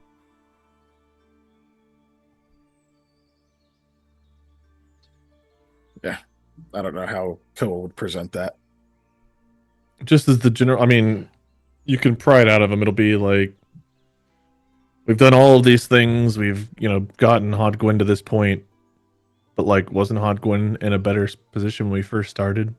Like, have we really made a positive impact? We've helped individuals at the cost of much more suffering, like that kind of thing. It'll be like, yes, we did this, and that was good, but then it became this, and then it became this. Yeah. Okay. Yeah, he'll kind of sit with that for a little bit. He says, "Yeah, you have made that a point a couple of times. What's been weighing on you all day?" Not weighing on you, given. Yes. Yes. Not so much. Yeah. I get overwhelmed by other things. Tend to overthink, overplan. But no, if I was going to start doubting our path, like what we've been doing, I feel like we would have run into that before now. We've already made decisions just as hard and seen things not turn out so great. I play it back in my head, and I don't think any decisions we made were wrong. But by making decisions in the first place, look at where things are. Yeah. But it doesn't seem like they'd be better if we hadn't, right? Think of what things would still be there. Who would still be in chains, or worse? I don't know. Yeah. I mean, places sucked before we started doing things, but since we've started, we've gotten a man in Drazstone tortured. We've He seen winces. Orsugo grow in power. We've seen Beltran grow in power, and then even once he's defeated, his influence causes a rot. And who knows what damage has been done to Estrad? The slave ring was terrible, and I do not wish to have it in existence, but was it truly worse than all of this, than all of that, than whatever else Beltran set in motion that we haven't even seen yet? I don't know about where they'd sit on a scale opposite of each other, but I know that a person who pushes something like that doesn't stop there. Belford wasn't going to be content. He wasn't going to be better if we just let him fester. The words you There's been say something else. ring true, but something in me just feels broken. Yeah. Honestly, I mean, sometimes people get this way, you know? But No, I don't know. Oh. Well, it can happen. But no, the whole advent of all these nightmares and such for people here makes me think that's related. It's the timing.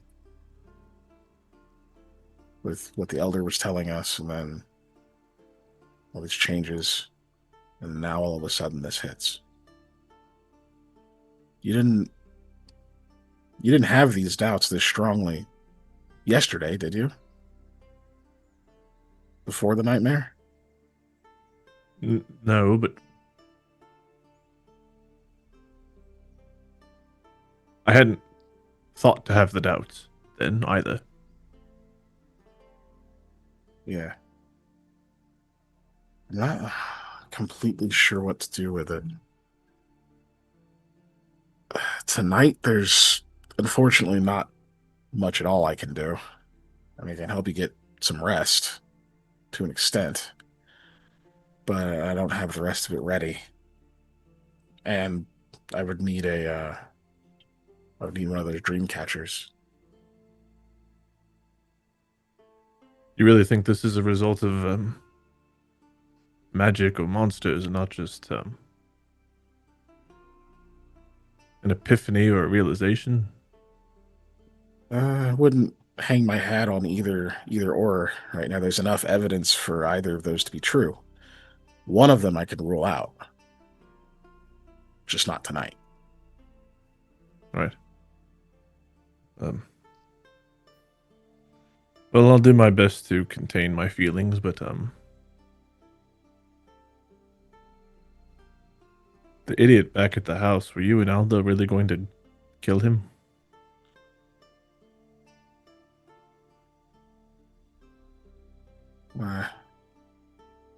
Probably. Why?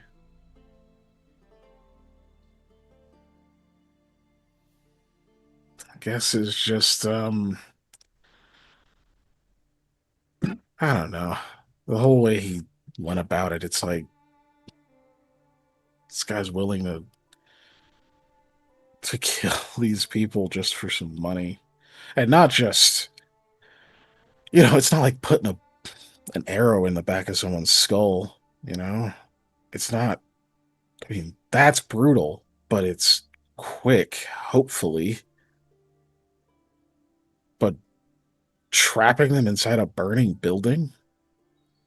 I don't disagree with the sentiment of disliking it and thinking he's a monster, but if we just become judge, jury, and executioner at our own whims, are we any better?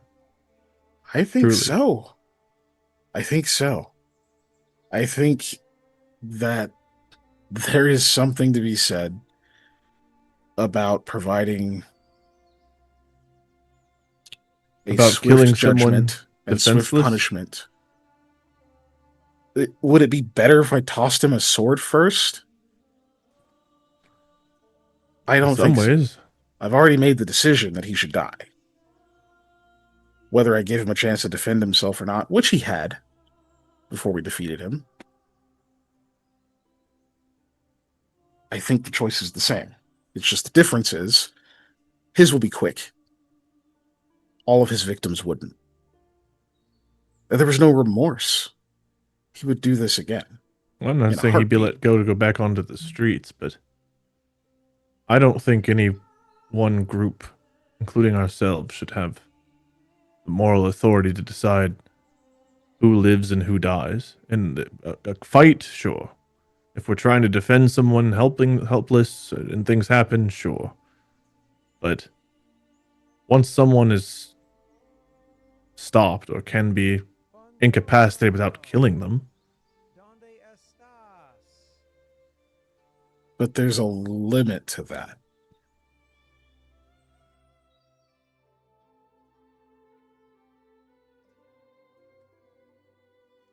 What?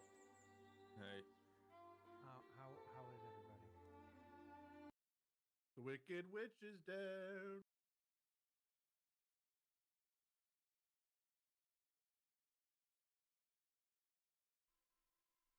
Buongiorno.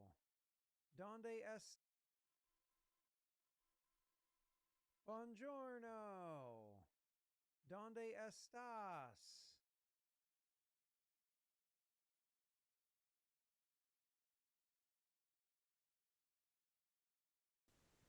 Well, you asked why. That's why. It's look, Koa. It's just tiring, constantly running into these people who just took the easy road. And I don't mean just because it's easy. I mean, folks have it hard every day. Not everyone who has it hard decides that they're going to go take blood money and commit murder and torture and all this horrible shit. It's just, it was easier than getting honest work. It was easier than slogging through difficult times with little to no means. I've been there. I grew up that way. I know it sucks, and I didn't make the best decisions either, but I didn't do this shit. I still wouldn't do this shit. I feel like the difference comes in that what we represent. Even if you're right, and even if the best thing to do would be to kill them, so they don't have to be jailed or fed or kept alive somewhere or given the time of day for a trial, we know what we represent is more important than any individual life or act like that. People have gotten hope. They've seen that there are those out there willing to fight for someone who can't defend themselves. There's someone out there willing to put themselves in the line and go into a burning building to fight for justice and fairness and try to hold counselor and criminal both accountable. And if we just go around executing people, then that fades away. It becomes something else. It becomes just rogue vigilantism, not heroic, not hopeful. Yeah, I know that, Koa. I know all that. But you asked me why, and that's why. Well, I understand, but I I need was to. angry. And I understand, Mikhail. I do. I feel it. I feel a lot of things today, but even in general, ever since the helplessness with Guinevere and then up until the other day with Beltran and everything else, I feel it. It's a constant battle, but no matter how aggravated and agitated and upset we are and how monstrous the person on the other side is, we have to keep making the right decision because what we represent is much more important than yeah, just being upset and killing this person out of convenience. there's a lot of people who would have thought that was the right decision. But it wasn't. Plenty of people disagree, Koa. You know? I don't. Not that it's the best decision, but there's a lot of folks wouldn't think that's wrong. Myself included when someone's like this. And we know a lot of people that are touched by a curse covering this whole land. We can't go based on that. It's the environment I grew up in. It's how you learn right and wrong.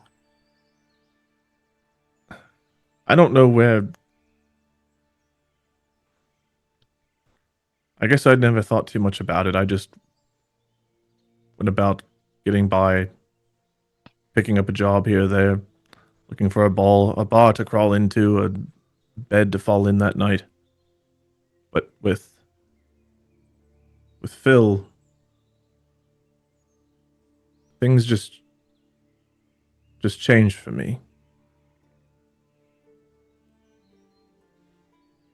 I have more blood on my hands than most will ever experience, than many of the people we've killed will ever have. I can't let that become me. I have to have a line. And I agree. we need to stay on this side of it. Yeah. I don't know, man. I can't stop thinking about what are the other alternatives, you know? So he goes to jail forever, I guess, and or if, that's okay. That's better. And it's okay that a council that we know is openly corrupt decides that. hopefully not. Hopefully we're fixing that kind of thing too, but I mean, Even a council that's not openly corrupt. What if we know they're decent people? Like, they still get to decide because there's a handful of them? if that's the system, it's the system. I mean, we can't be the law of the land. We're not the law of the land, but I mean, these are just people. They're older than us, but they're not special.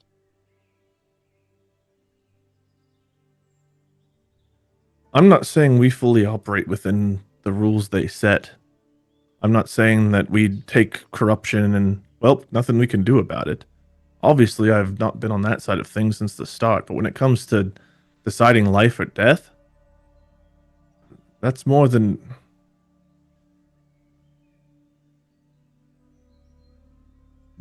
I don't know the right answer, but I can tell you I in the can- moment, you've told me about how feeling isn't always there, normal for you like it is for me. It is different. When someone's swinging a sword at me and I swing back, if they fall, it was a fight, and I came out ahead. They were swinging, I was swinging, I could have fallen as well. I acknowledged that going in, they acknowledged that going in.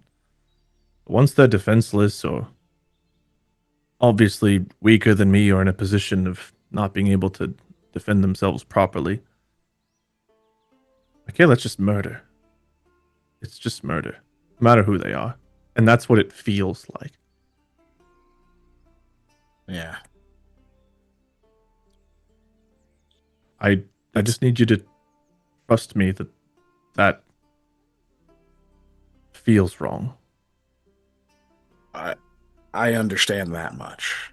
You've definitely told us. And I can see where you're coming from. Honestly. I can follow the thread.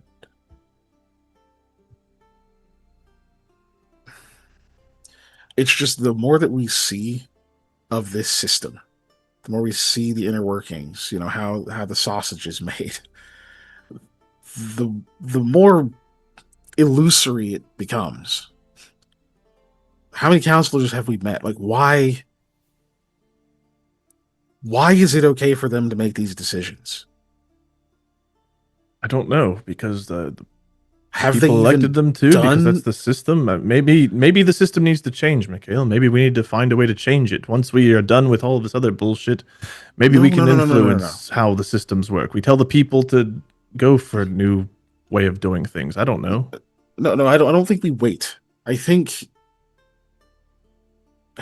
when we were gone, the people here chose us. This isn't even our home. And they lifted us up to a position we didn't ask for. What does that say about our actions? They didn't look to their council because their council put a monster in charge. They made us a symbol. If this goes back to what I was saying as well, then they look to us because of what we represent, and if we cross the line, we will no longer be that. I don't know how true that is, Koa.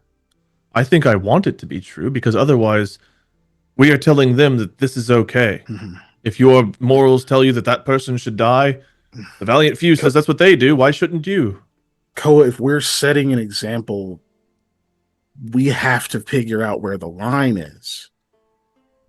And that is what we don't know. There has Because to we know be a Beltran's system on of one some side of kind it. in place, Mikhail. I'm not saying everyone can't be the vigilante who decides. Everyone can't. No, everyone can. I think we can. I think maybe not right this second because we're tired. So what, you But- want to overthrow all of Hodgwyn and you want us to rule it? No, I just mean I think we need to come up with our own system. You know? Like, how do we determine whether someone's arrested, whether they should be executed for the good of everyone else, you know, whether they're trustworthy and we sign them on, you know? The shit these councils do. On a smaller scale, obviously. But look at the things that we've had to be responsible for. Look at what we've had to take off their plates because they couldn't or wouldn't deal with it. And we're 3 people.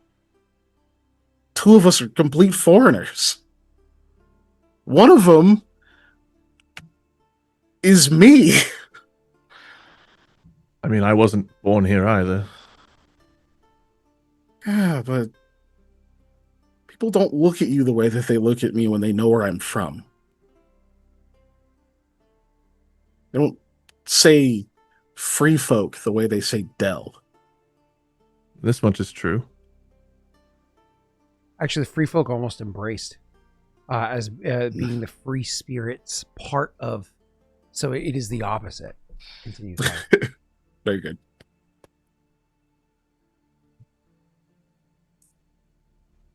It's a lot to ascribe and a lot to claim that we know best.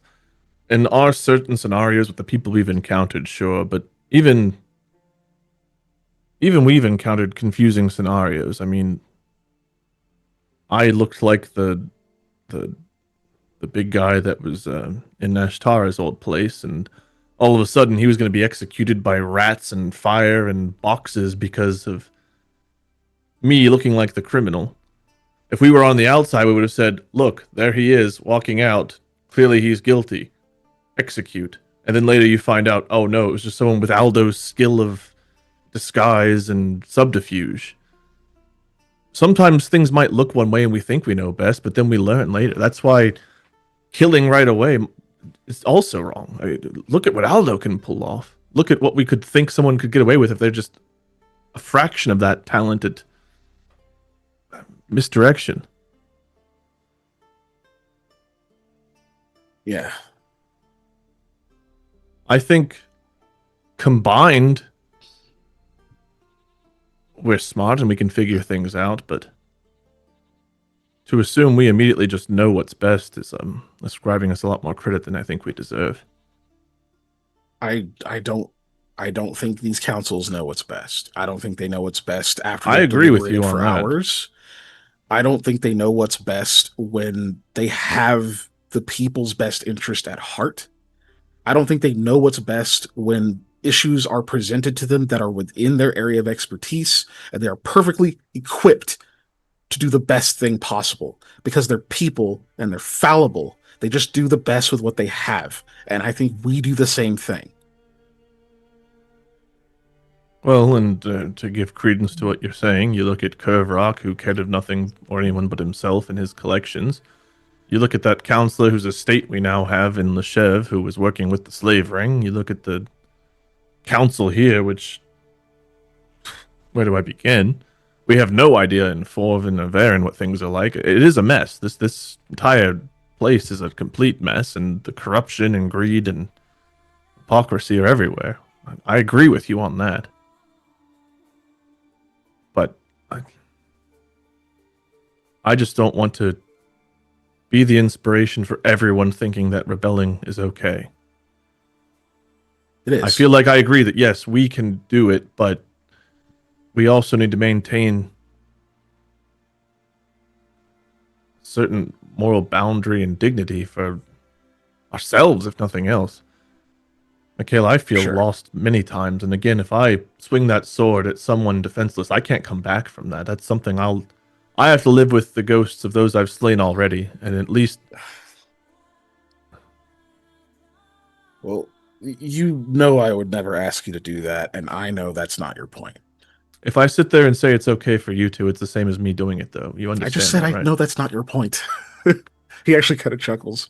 He's like, "Look, Ko, I feel like we've had this conversation before, and I'm just realizing the point I've been driving to is you say there's a line, but it's undefined, it's indistinct. We need to figure out where it is and draw it and leave it in place unless evidence presents itself that tells us it has to move. But it can't just be that we're supposed to know. Does that make sense? The gist of it, yes, but how to define it is beyond me. What I feel can't be a basis for how we operate, but I also know that there's a point we come to where I can't cross lines. And I'll fight you both if I have to, with words, to not cross that line. I know. I just can't do some of these things, Mikhail. Execution and murder and torture. And we've flirted with those lines before.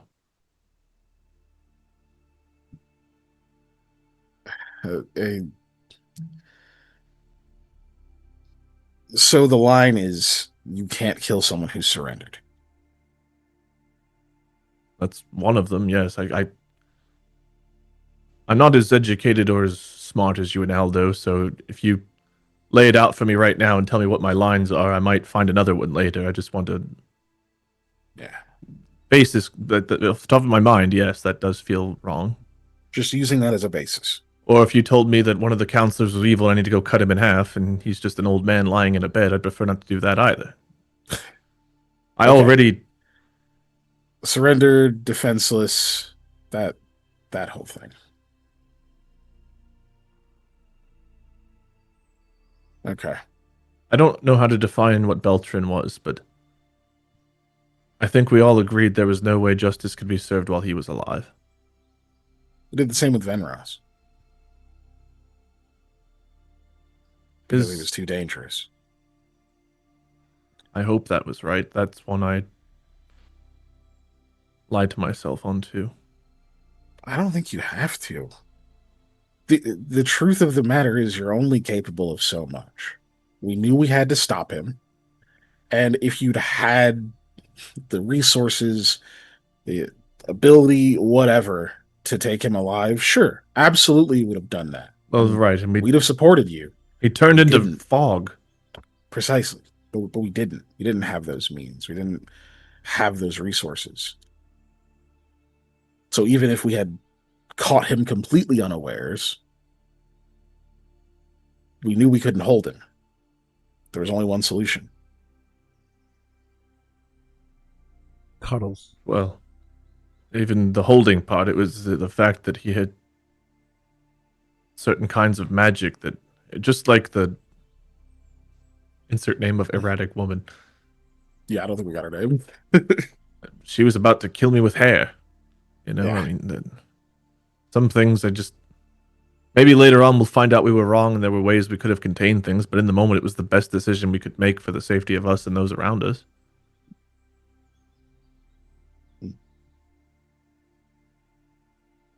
Yeah.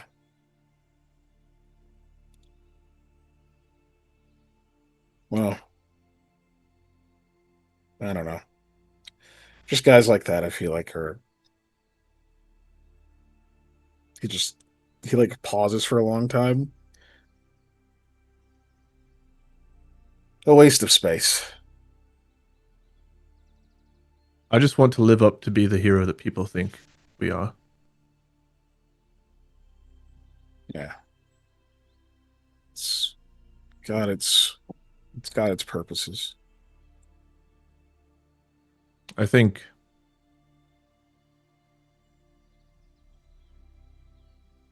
people need that. And I think representing it means a lot. And also, the whole things being right and wrong. But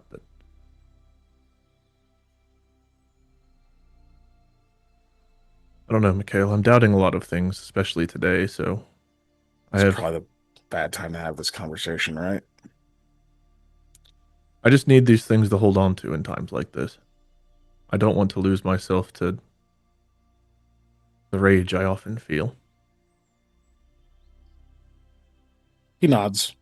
You can see that, like, he kind of seems to understand that. Yeah.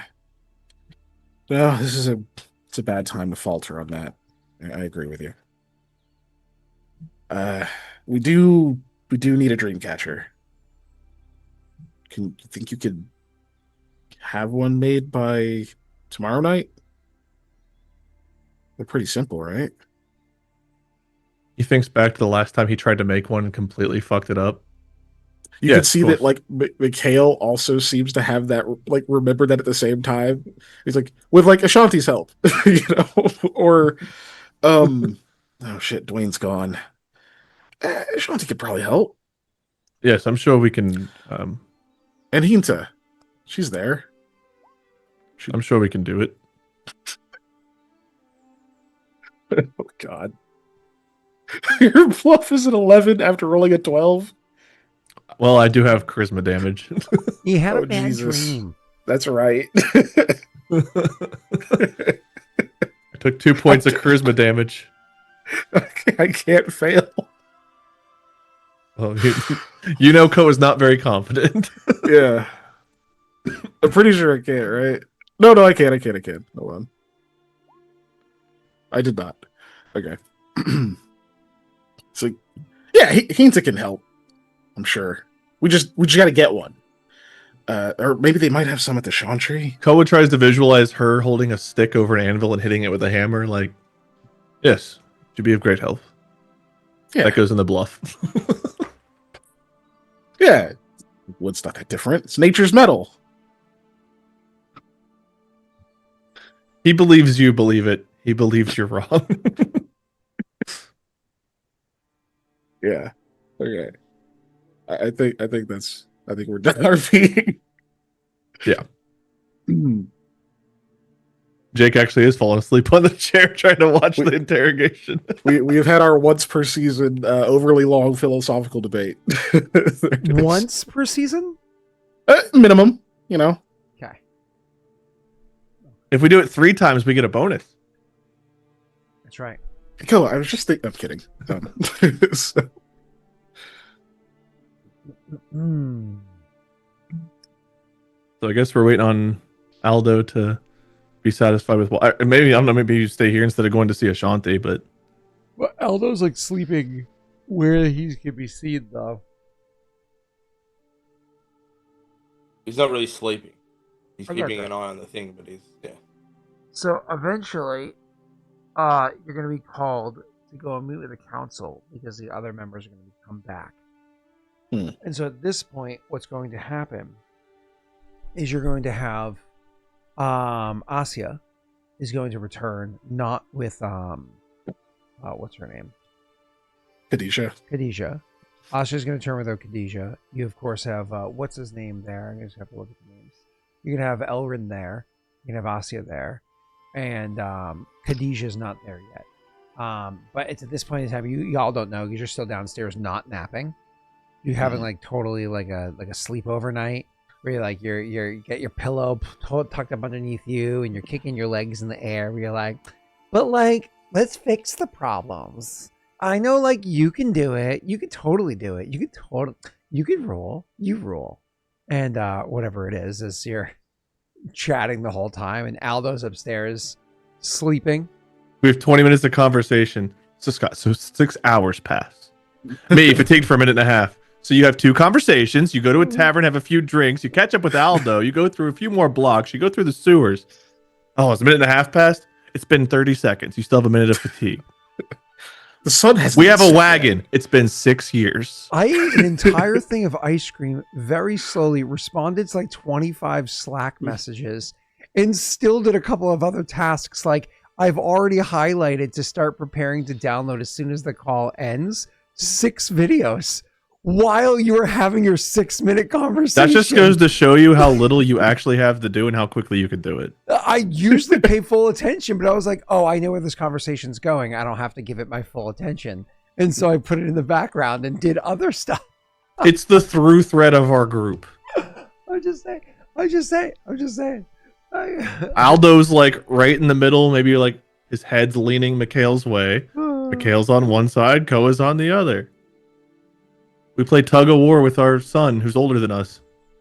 But I did set all those videos. I'm just waiting for them to show up as they're all being done in the right order. And it looks like they are. So that's good news. All right. Back to the game.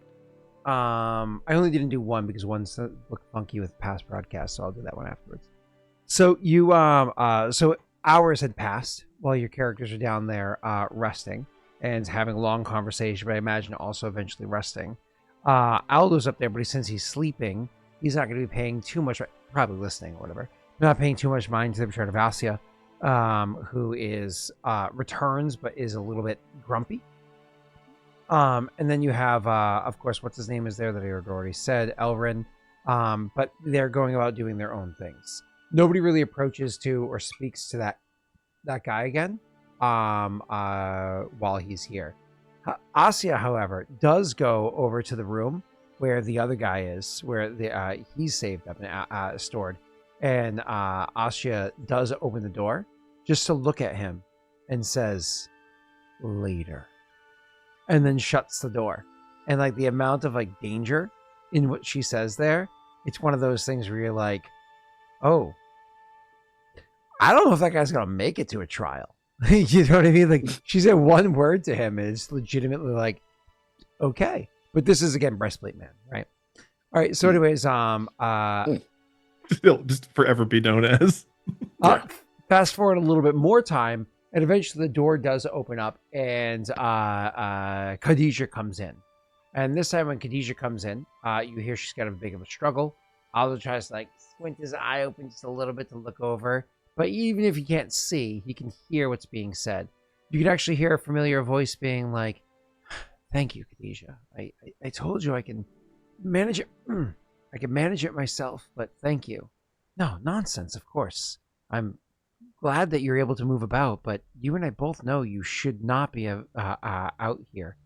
Yes, but with everything going on, I have a feeling this place is going to be far safer than where I was. She nods and says, and we've tripled the guard after we'd already doubled it. So does that mean there's 6 times the guard? There's like a pause, and then you can imagine there's like an eye roll or something at that. And then she says, besides, things are moving quickly. I don't need other people speaking my voice for me. Just bring me to wherever we're meeting and set me up comfortable. And you hear Khadijah walk through the room as they make their way through. And then you actually hear that voice say, is that Aldo sleeping? Yeah, they've been going nonstop. What's her name? Talia convinced them to actually take a break for a bit. There's no response. You can imagine it was a nod or whatever. And then you hear another door shut. I mean, who was it though?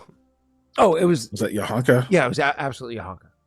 Okay. I thought it was Jim Smith. Thank you. Yeah, Jim Smith. They have such similar voices. Yeah. I walked all the way here. This Jim Smith has a lady friend, right? Yeah, yeah, she was pregnant, I think. Marla, pregnant Marla. Marla, the mama. They were up my late working on that Good one. old Preggers Marla. They're gonna name the Marla's real name is Scribbles. It's Mama Scribbles. Oh, good God. No, so anyways, you guys are so eventually there's going to be somebody that is going to come over, and Aldo, you actually hear have a hand on your shoulder and to get your attention. So there's like a squeeze in your shoulder to see if that wakes you. I'm sorry. Mama Scribble's real name is Gwen. Go ahead, Guinevere. Go ahead, Jake. Yeah, he kind of just like opens his eyes. Looks a bit cloudy or whatever. Yeah. And you can actually see that Talia's there and says, we're going to be meeting momentarily if you want to take a moment.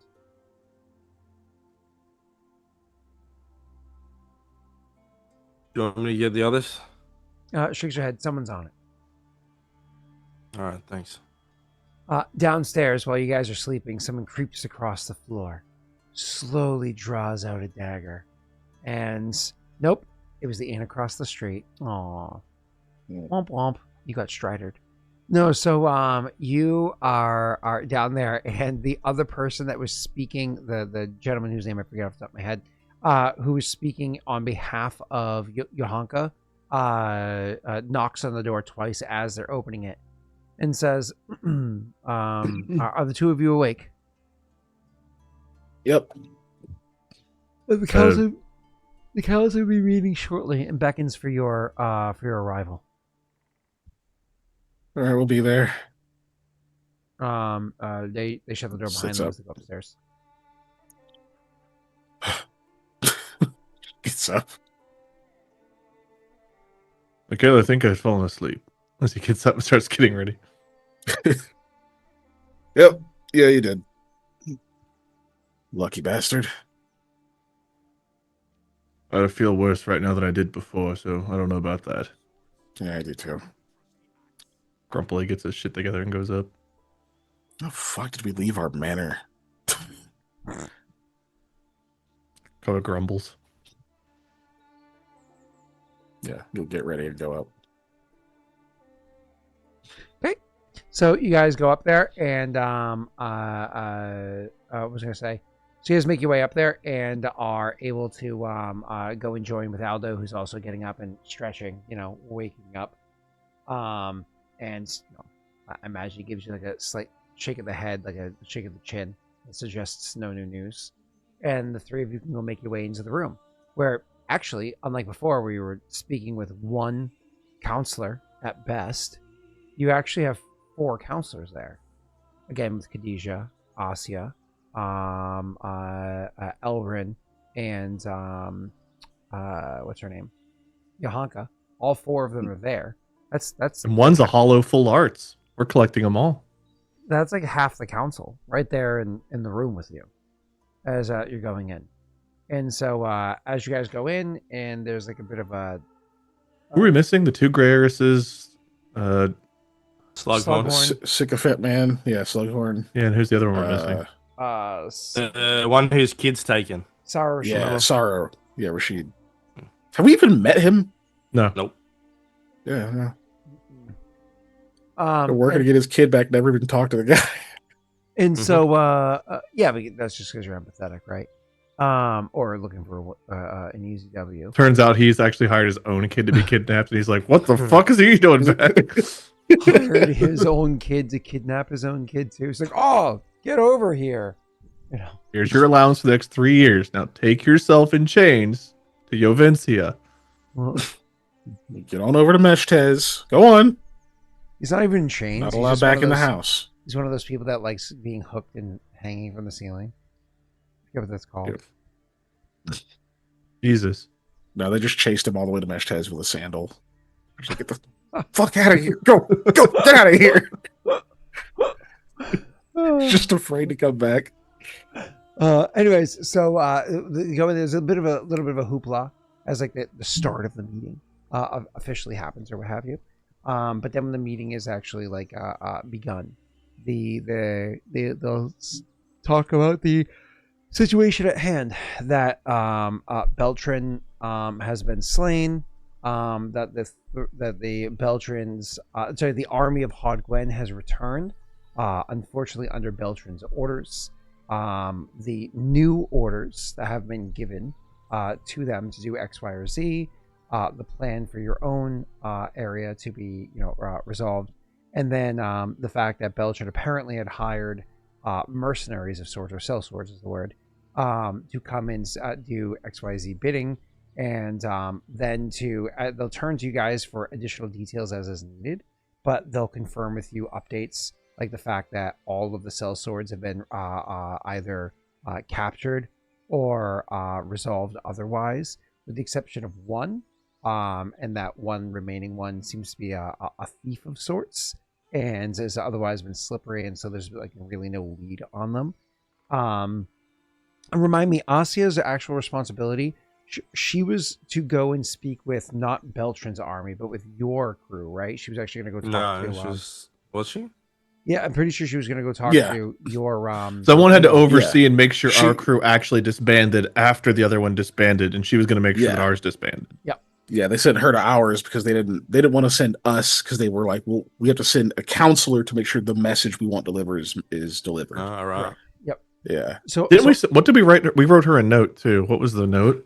I don't remember what we wrote to her in the note. I think that was telling her where that Khadijah was at Talia's, and that we offered like to escort her to the camp.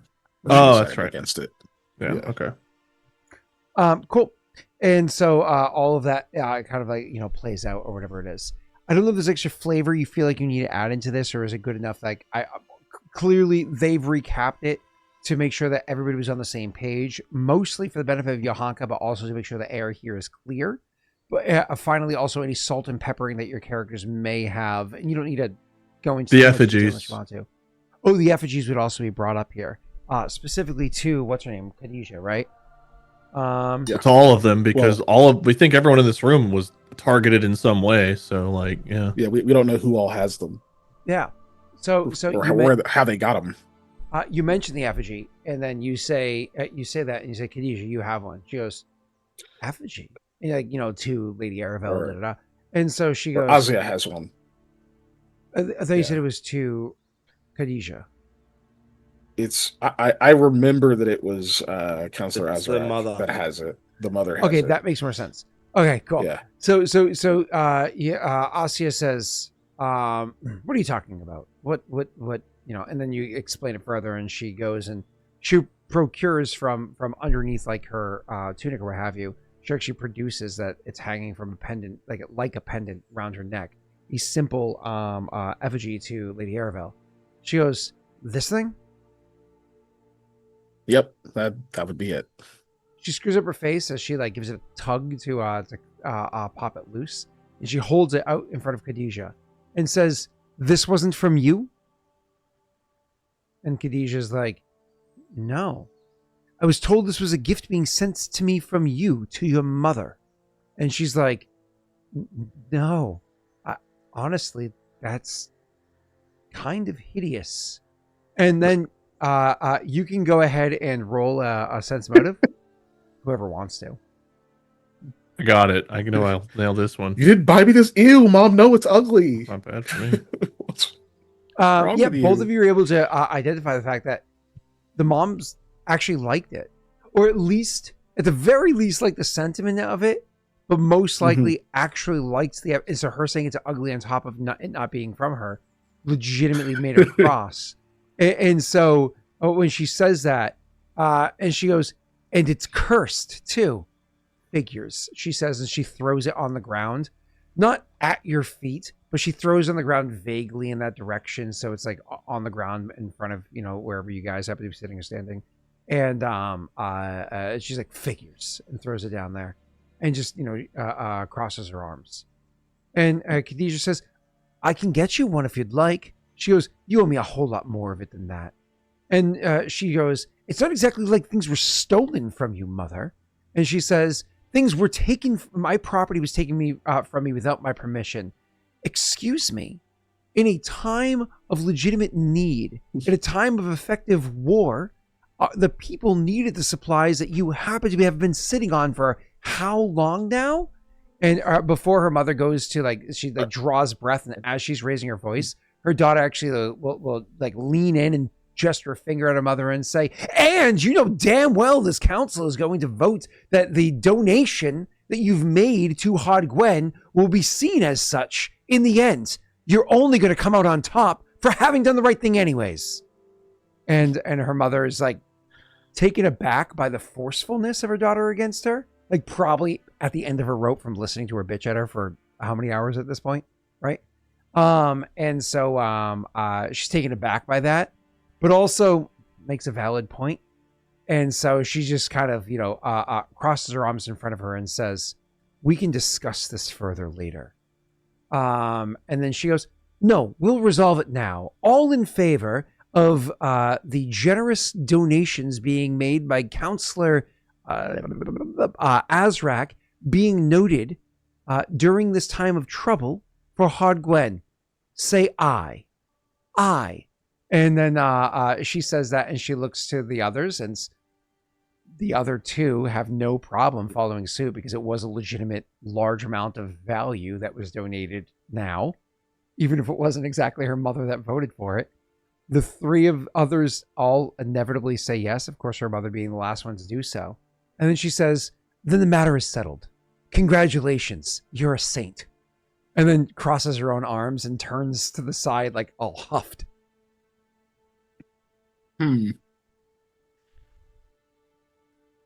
Aldo really wanted to say aye. Right?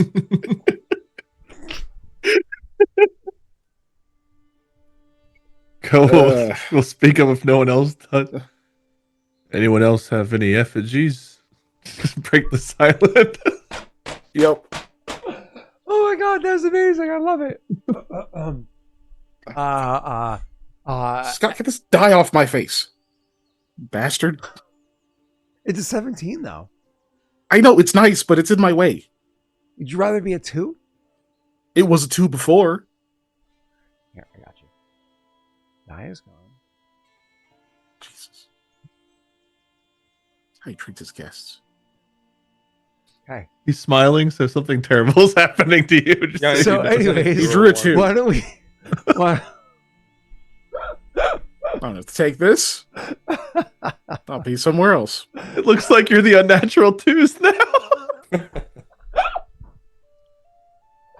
I very distinctly see a 1 with a scribble on it.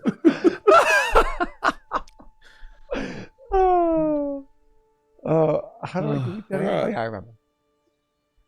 Okay. Well, problem solved. Any more effigies? So anyways, so you say that, and then what's his name? Elrin will actually just like, as you break the silence at that, he like blinks once or twice, and then he turns and he reaches down and he picks the thing up, and he gives a bit of a cross look, and he goes, "Shit, hold on," and he'll go off to the side where he has like a sack of some of his belongings off to the side, and rifle through it and pick through, and it's not the same, it's not identical, but it's similar enough that you're like, okay, yeah, this is probably an effigy. And he comes over and he says, "What is it said that this thing would do?" Do we know? You just know it's cursed. Yeah, just know it's No, cursed. I thought you said I it think- does something. You I- specifically told us, I think, what the spell was. I think it wasn't like Evil Eye or something. Yeah. It was like the Evil Eye hex. It gives you a penalty or whatever it is. And so, so what do you say? So yeah, it was cursed. It would, I don't know, it lowers your faculties somehow. I'm not completely sure of the details, but it is foul magic. He frowns and says, "Maybe this is why I was bested by a small door of fire." And he then at that point he kind of like lets it drop so it's more held by a couple of fingers instead of being held properly. And he says, "Who's going to dispose of this?" Like holding it out for whichever of you is meant to take it. Koa looks at Mikhail. Aldo doesn't move. Ooh, hold on. What's the opposite of necromancy? What's the opposed? Illusion? Okay, I'll take them. Koa, before you grab them while they're still there, Koa looked to Johanka and Talia. Johanka, your counselor, whatever her name is, last name. Your name. It seems you were targeted at least multiple times, potentially to. Well, as you know, your house burned down, but it was also on another list to be burned. There's a good chance one or both of you have received something similar to this as well, based on the fact that you seemed like a priority target.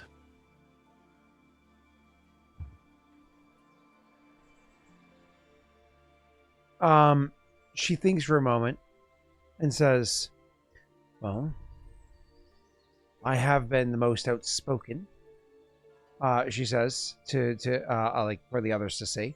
And her last name is Materai. Materai. Materai. But anyways, so she says, I have been one of the most outspoken against the Greyers family, specifically of Beltran, for a considerable amount of time. It makes sense that they would target me. Well, what I mean by that is I feel it is likely you have received something like this. I don't know why they would have two target you and not more. Perhaps I did at my estate, but we know what state that's in, don't we? Just be sure, is all. She nods. Certainly nothing on my person. Not right now. Who did I save? Her nephew or something? Yep. And your nephew wouldn't have anything like this. She thinks for a moment and says, it's a fair point, Koa. I'll look into it. Thank you. He'll kind of step back again and let them go Mhm. back into whatever their next matter is. Khadijah will say, I don't have anything like that myself.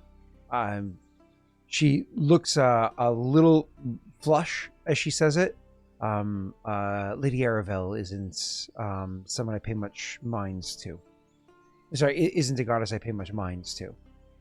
I don't know if it would be limited by that. It could be anyone or anything, I think. He looks to Mikhail like he's clearly kind of speaking out of his own ass now, but like he doesn't think it has to be Lady Aravel. Yeah, but both of the ones that I've collected now are Aravel. Yep. And they seem to be. May have been that specific. But wouldn't they want to regardless, it'd target be them individually rather than... Well, regardless, it would be similar design and quality. You would certainly know it after seeing these. Even if it was a different deity. Like, nope, nothing like that. And she goes home and plays with her effigy Barbies. Right? Oh my god. Fight. It's and like then making them kiss. it's like Dreamhouse effigy or something like that. Oh. The kid's like pinned to the ceiling screaming while the portal's opening below him, and she's like, I love my dollhouse. Anyways, so you are Khadijah will clear her throat and say, well, if that situation is resolved, then no, Khadijah, sorry. Was it Asya? We'll say, if that situation is resolved, then I suppose we should move on to other matters. I went and spoke with your commander. It's an interesting commander you have selected there, isn't it? Certainly is. She turns to the others and say, in case not everybody here is educated on the matter, the person that is leading up the force that the valiant few have put together is none other than High Commander Leon Jaeger. And there's actually a little bit of like reaction from the people around, except for from Khadijah, because she's young Fair. enough, and you know, and so she says, there's a bit of like reaction or whatever around, not from what's her name, your own, the one who you're effectively staying with right now, Talia. Because Talia already knows. Yeah. But Talia is also not technically one of the counselors, though she is in this meeting. She Khadijah and Asya are they hobbins or hobgoblins? Yes. Yeah. So Khadijah is Hobbit. I think is I think her mother was Hobgoblin. Yeah, she's either Was it Hobgoblin or also Hobbin. I gotta look. Give me 1 second. I just was trying to get an idea. Yeah. Yeah. Yeah, she's Hobgoblin. And the rest are human that are in the meeting? Yeah, that's right. Remember, she's tall for a Hobgoblin, right? Yeah, she's Er- 5'4". Yeah. And everybody else is human. Let me think. Repairing. Elrin is human as well. What's her name's Hobbin. And yep, everybody else is human. Cool. So where were we? I was just talking. She says, interesting that there's a bit of murmuring or whatever is around. She says, I know him by more than just reputation. I've had encountered him before in the past. Never alongside on the battlefield, but nonetheless, we've met at previous events. So he was familiar with me. Nevertheless, I delivered your message. He understood. He didn't fully agree with the decision, but he has agreed to, in fact, fall back. He said you'll know where to find him.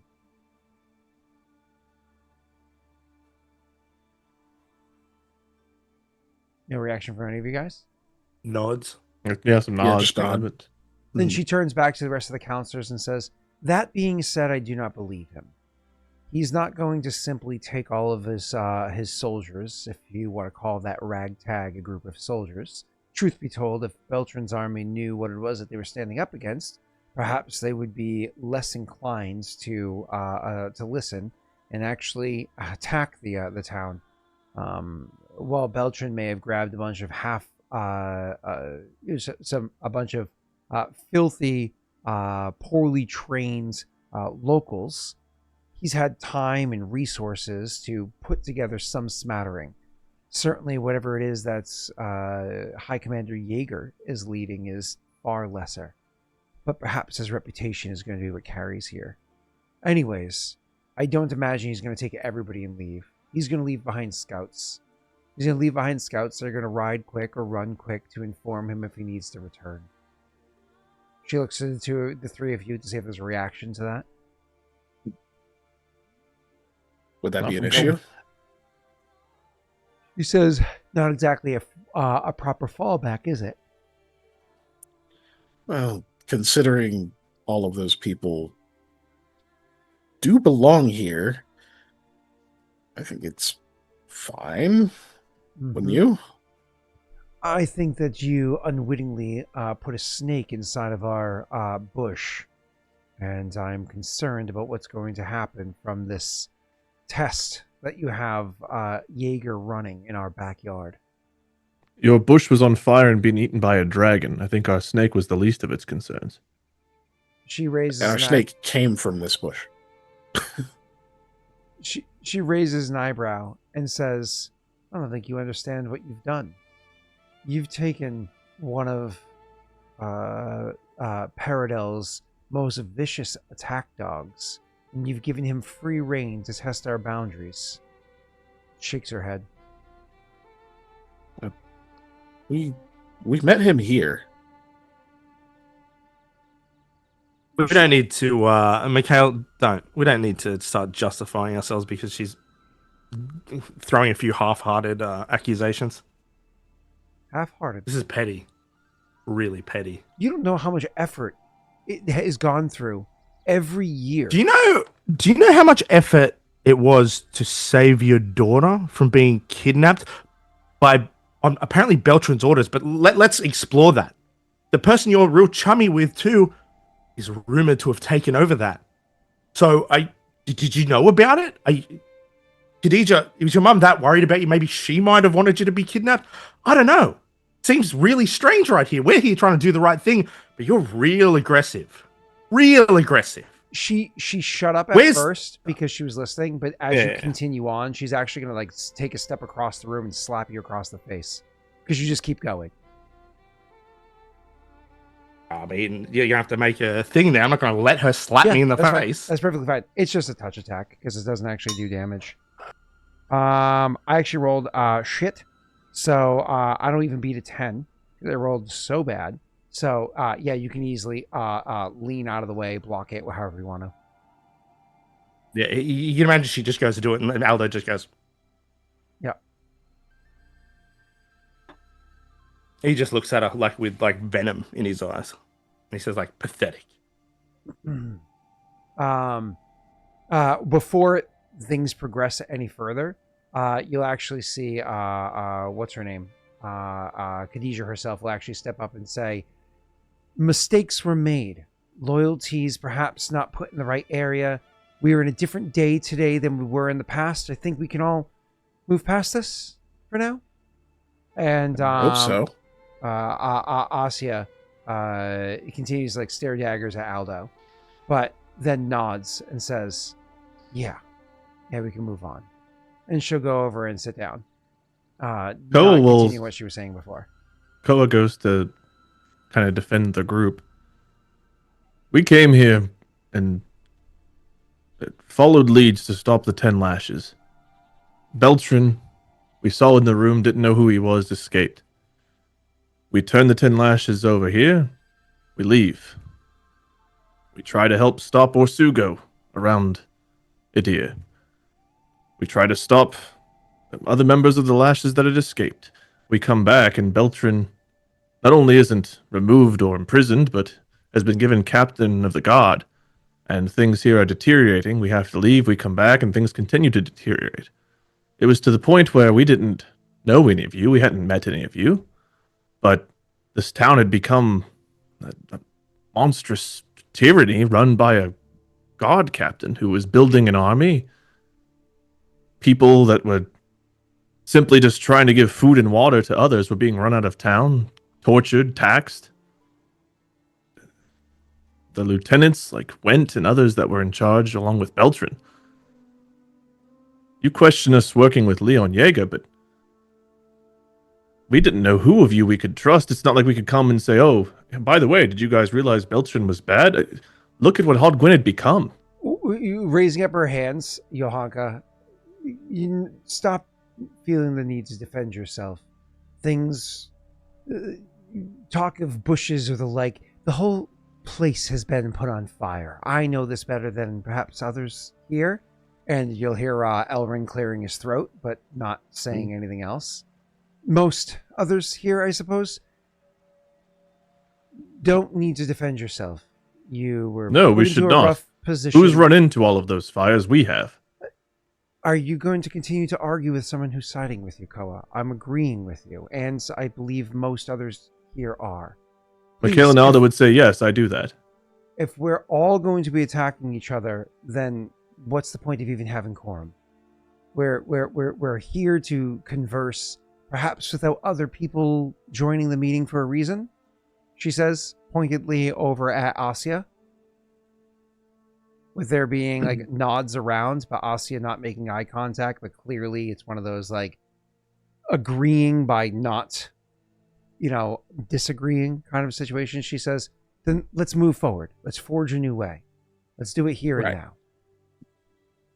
So you know who commands that force of, again, townsfolk from here. Eventually they will have to return. It's what they were fighting for. Obviously, we can get to that at a later date once all of the other hostilities have been nullified, but if the message was delivered, heard successfully, and the Greyrises are going to go ahead with their part, I don't know what else needs to be said on the matter other than timing. There's a lot to be said on the matter, says Johanka, continuing on. I think we all know where things are going. Listen, I may have my disagreements with others, but normally I wouldn't... what's the word? I suppose... actually, now I'm forgetting the word. But I normally wouldn't conspire against them. But nonetheless, let's speak plainly. That's exactly what we're doing here today, isn't it? We're conspiring. At the very least, one Greyris was rotten to the root. But how far did that fall from its tree? Perhaps quite close to those roots. I'm concerned that it's very true, and I think others here are going to be willing, at least in time, to agree. We're doing more than just stopping the fighting in the streets. This is an opportunity for us to change some things. I would hope so. Yes. One moment for the two of you, and the three of you even, she says, looking over across the valiant view. I'm talking to you, she says, gesturing to Elrin, Asya, and Khadijah. We need to be together. If we are not in a united front, how are we ever going to succeed? The others almost always votes the way that the two of them do. We have to, at any point in time, always support one another. Sure, there may be exceptions to the matter for things that are particularly more extreme, but we must back each other. Because only if we completely back one another, we can sway one another to back us as well. How else are we ever going to rework these tides of power? How else are we ever going to solve this problem permanently? And Khadijah says, yeah, exactly. But she doesn't say it in a way of agreeing. She says it in an exasperated way of somebody like, duh, I've been saying this the whole time. Like, it was almost like a degree of impertinence to it that like definitely sends prickles to the other two because it wasn't diplomatic, you know? And so when that's said, of course, it gives prickles to the other two. But Elrin will chime in after a moment and say, I usually make decisions on my own accounts, yes? I don't need to be swayed by one or need pacts from another to come to the conclusions that I have in the past, or to do so continuing to move forward. She says, perhaps for a short time you should. He goes, no, all of you need to be doing the correct thing as well, but they haven't been. And he goes, but you should, they haven't been. She says, speaking over him, even though she's like injured or whatever, she raising her voice, speaking over him. They haven't been, and they won't. If we don't have a united front, you fought, you know how battles go. You can try to stand there bold and firm and hold to your ideals, but when the majority is standing against your ideals, you're just going to be battened, and you're just going to lose. Inevitably, your seat as well. What will your morals do for you when you don't even have a seat? I'm not saying to act immorally. I'm saying to fight for your morals a different way. And he frowns at that because she's like more or less just trying to muddy the waters. And Khadijah's like, perhaps not on every matter, but you know which ones Jaaek is referring to. And he gives like a sharp nod and says, I'll think on the matter. And Khadijah says, not Khadijah, Asya says, I want proof. And then she snaps a look over at Aldo. I want proof. And then, yes, I agree wholeheartedly.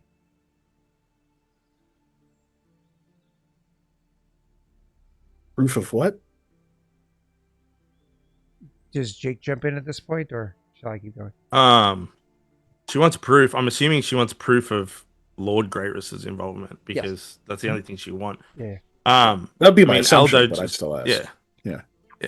Aldo just jumps in and he says, "The proof is in this building.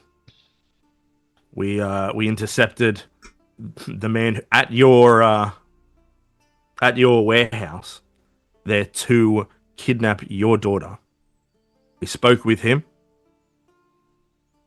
found out, what we found out, that Traxian, there's a rumor Traxian's picking up Beltran's bill because Beltran's dead, obviously. We all know that.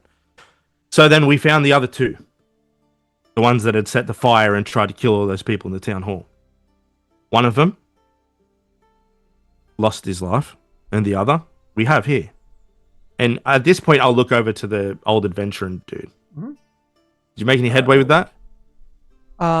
He nods and says, indeed I have. He thinks that I'm willing to work with him. He thinks that I'm going to cut him a deal. Instead, I'm trying to line him up as baits, see if I can get some degree of word from it. I'm not entirely convinced I want to act upon this. The others around, of course, aren't familiar with what he's talking about. He says, you might not know this even, he says to Aldo, but after you had left, I continued speaking with him, and I told him that I'd be willing to work out a deal, get his freedom, get him his pay and all that stuff. Not in so many words, but along those lines. If in exchange, he's going to give me some information. The idea is I'm just going to put him before Traxian to see what happens. I'm not fully sold on the idea, though, because I could ship him off to Traxian, and perhaps he takes the bait, hook, line, and sinker. We have what we want. But it's also possible that, Greyrises are keen. Well, most of them are. It's possible that he would sniff out what it is that's happening. And, If I may, to add on to that, there, I don't think that's advisable. You all have your own people around the streets, right? This guy's already failed. You know what I mean? The town hall did burn, but luckily nobody died. There's probably been people seen where we came in and out of. If anybody puts two and two together and Traxian really does have somebody that, is going to pay these guys or whatever else, they're going to know something's up. I mean, his brother's body's still in the place. They would be more than aware right now of the situation. It's going to be very, very difficult. At the end of the day, we don't have hard evidence, but it might come down to your own thoughts, really. Are you prepared with all the circumstantial things that you know? Are you prepared to put your safety and those of your family in his hands? Not only that, the one we couldn't stop, the thief, he's taken things from you to be used as blackmail. You're aware of that. I don't know what he's taken, what you have, what secrets are hidden behind closed doors. I don't know, but that's out there now. I'll make an attempt later on to try and barter with this thief. But at the end of the day, you just have to make your own decision here. If you think that really, the apple doesn't grow too far from the tree or whatever the thing is, right? That's on you. We've done everything that we can. We've saved so many people. It's at this point, it's on you guys. he nods. He says, "No, I'm aware, and I knew the danger. I know the dangers of attempting it, which is why I brought them up. What they would already know, etc., etc. It would only have had value if we acted upon it very quickly. At this point, we've allowed hours to pass, and so it's lost value while waiting for everybody to return to even discuss this matter. That said, it's still an attempt. If it does tip off Traxian that we know, does it really hurt us? I suppose if we are colluding here, he would maybe be a little bit more skeptical of how we approach things." And he shakes his head. There is potentially one other idea. I don't trust the one that we retrieved, whose brother we... Kaji? He's a bit stupid, I suppose. The other one didn't really seem like he wanted to do the job and was a bit more intelligent about it. Potentially, and if his task was only to I say only, but to kidnap and remove Khadijah from the city for a few weeks, is that not something we could still fake and make look like was successful? To give that appearance. Asya looks at you dangerously at first, but it clicks. It's just instinctively, looks angry. And then Khadijah says, "My concern about that is how it impacts my ability to help the other people." I know what you're saying, Koa. It's about the long game. It's about exposing the problem here. Do we even have to actually remove you? We just have to give the appearance that you've been removed. If the appearance of me being removed is there, then I'm not able to assist in the ways that I'm best, which is out there with the people. I'm not saying no. It's just we have to weigh the pros and the cons. Right now, the people really need as much guidance as they can, and that's where I spend my time, is with them. So I don't disagree, and I am for helping the people, and we will do everything we can to help them. But if the alternative is, It won't work, Koa. They've doubled and tripled the guard. People have seen who's here. You know how these things work. Word's going to get out. it doesn't mean that the attempt happened already, though. It could happen later. We could stage it after this. You look. It sounds like it's just complicating matters. I'm just saying we're trying to catch Trixie in the act. I don't know how else to pull it off, other than to take someone's word listen, who has every I don't reason think- to lie. I don't think that's our concern. And he looks to the counselors and he says, admit it or not, we've done good for your city. What Beltran was doing, what the Greyrises have empowered him and let him do. That's been the cause of all of this. Blame us if you want. But you know in your hearts, this is all them. The problem you have is right now, even if you guys collude and use voting in a block or whatever, it's 4 against possibly 4. Where is Sorrow? Sorrow's son was taken. We all know that. That's how Yohanka ended up where she has. Right? I don't know the man. But if he thinks that they still have his son or know where he is, he's going to vote against you. And what happens in the event of a tiebreaker, 4 against 4? Traxian has 2 votes already, but does that mean he decides? She nods. There's nods around the room because that is how it works. He decides every time that there's every time that there is an equal vote. That's how it works. So you need a majority. Yep.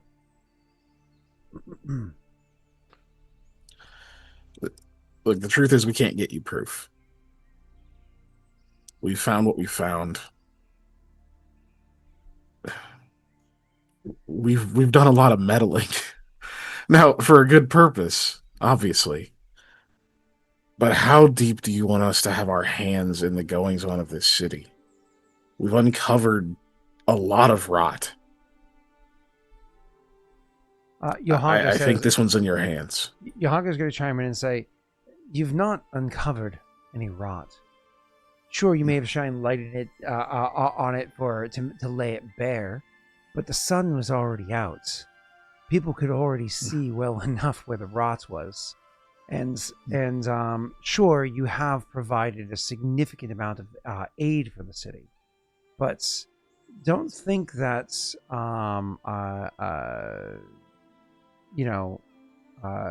she says, don't think that Beltran was the problem. We don't think Beltran was the problem. Then she takes a moment to pause. Then she gestures to Khadijah and herself and says, we don't think Beltran was the problem. We think Beltran was the symptom. He nods. She says, now gesturing, not looking past you into the other 2 counselors, and says, however, there is a bigger problem, and one that can only be overcome piece by piece, stone by stone, with a majority vote. Realistically, there should be rules in place about, Then she pauses as she realizes what she's about to say instead of present company is maybe her first time voicing this out loud in front of present company. Like, you get that vibe off of her. She says, honestly, there should be rules in place to allow pause for a couple of seconds, for a second and a half, to disallow multiple members of the same family serving at once. And when that's said, Asya legitimately stands up and says, what? It's always been the way.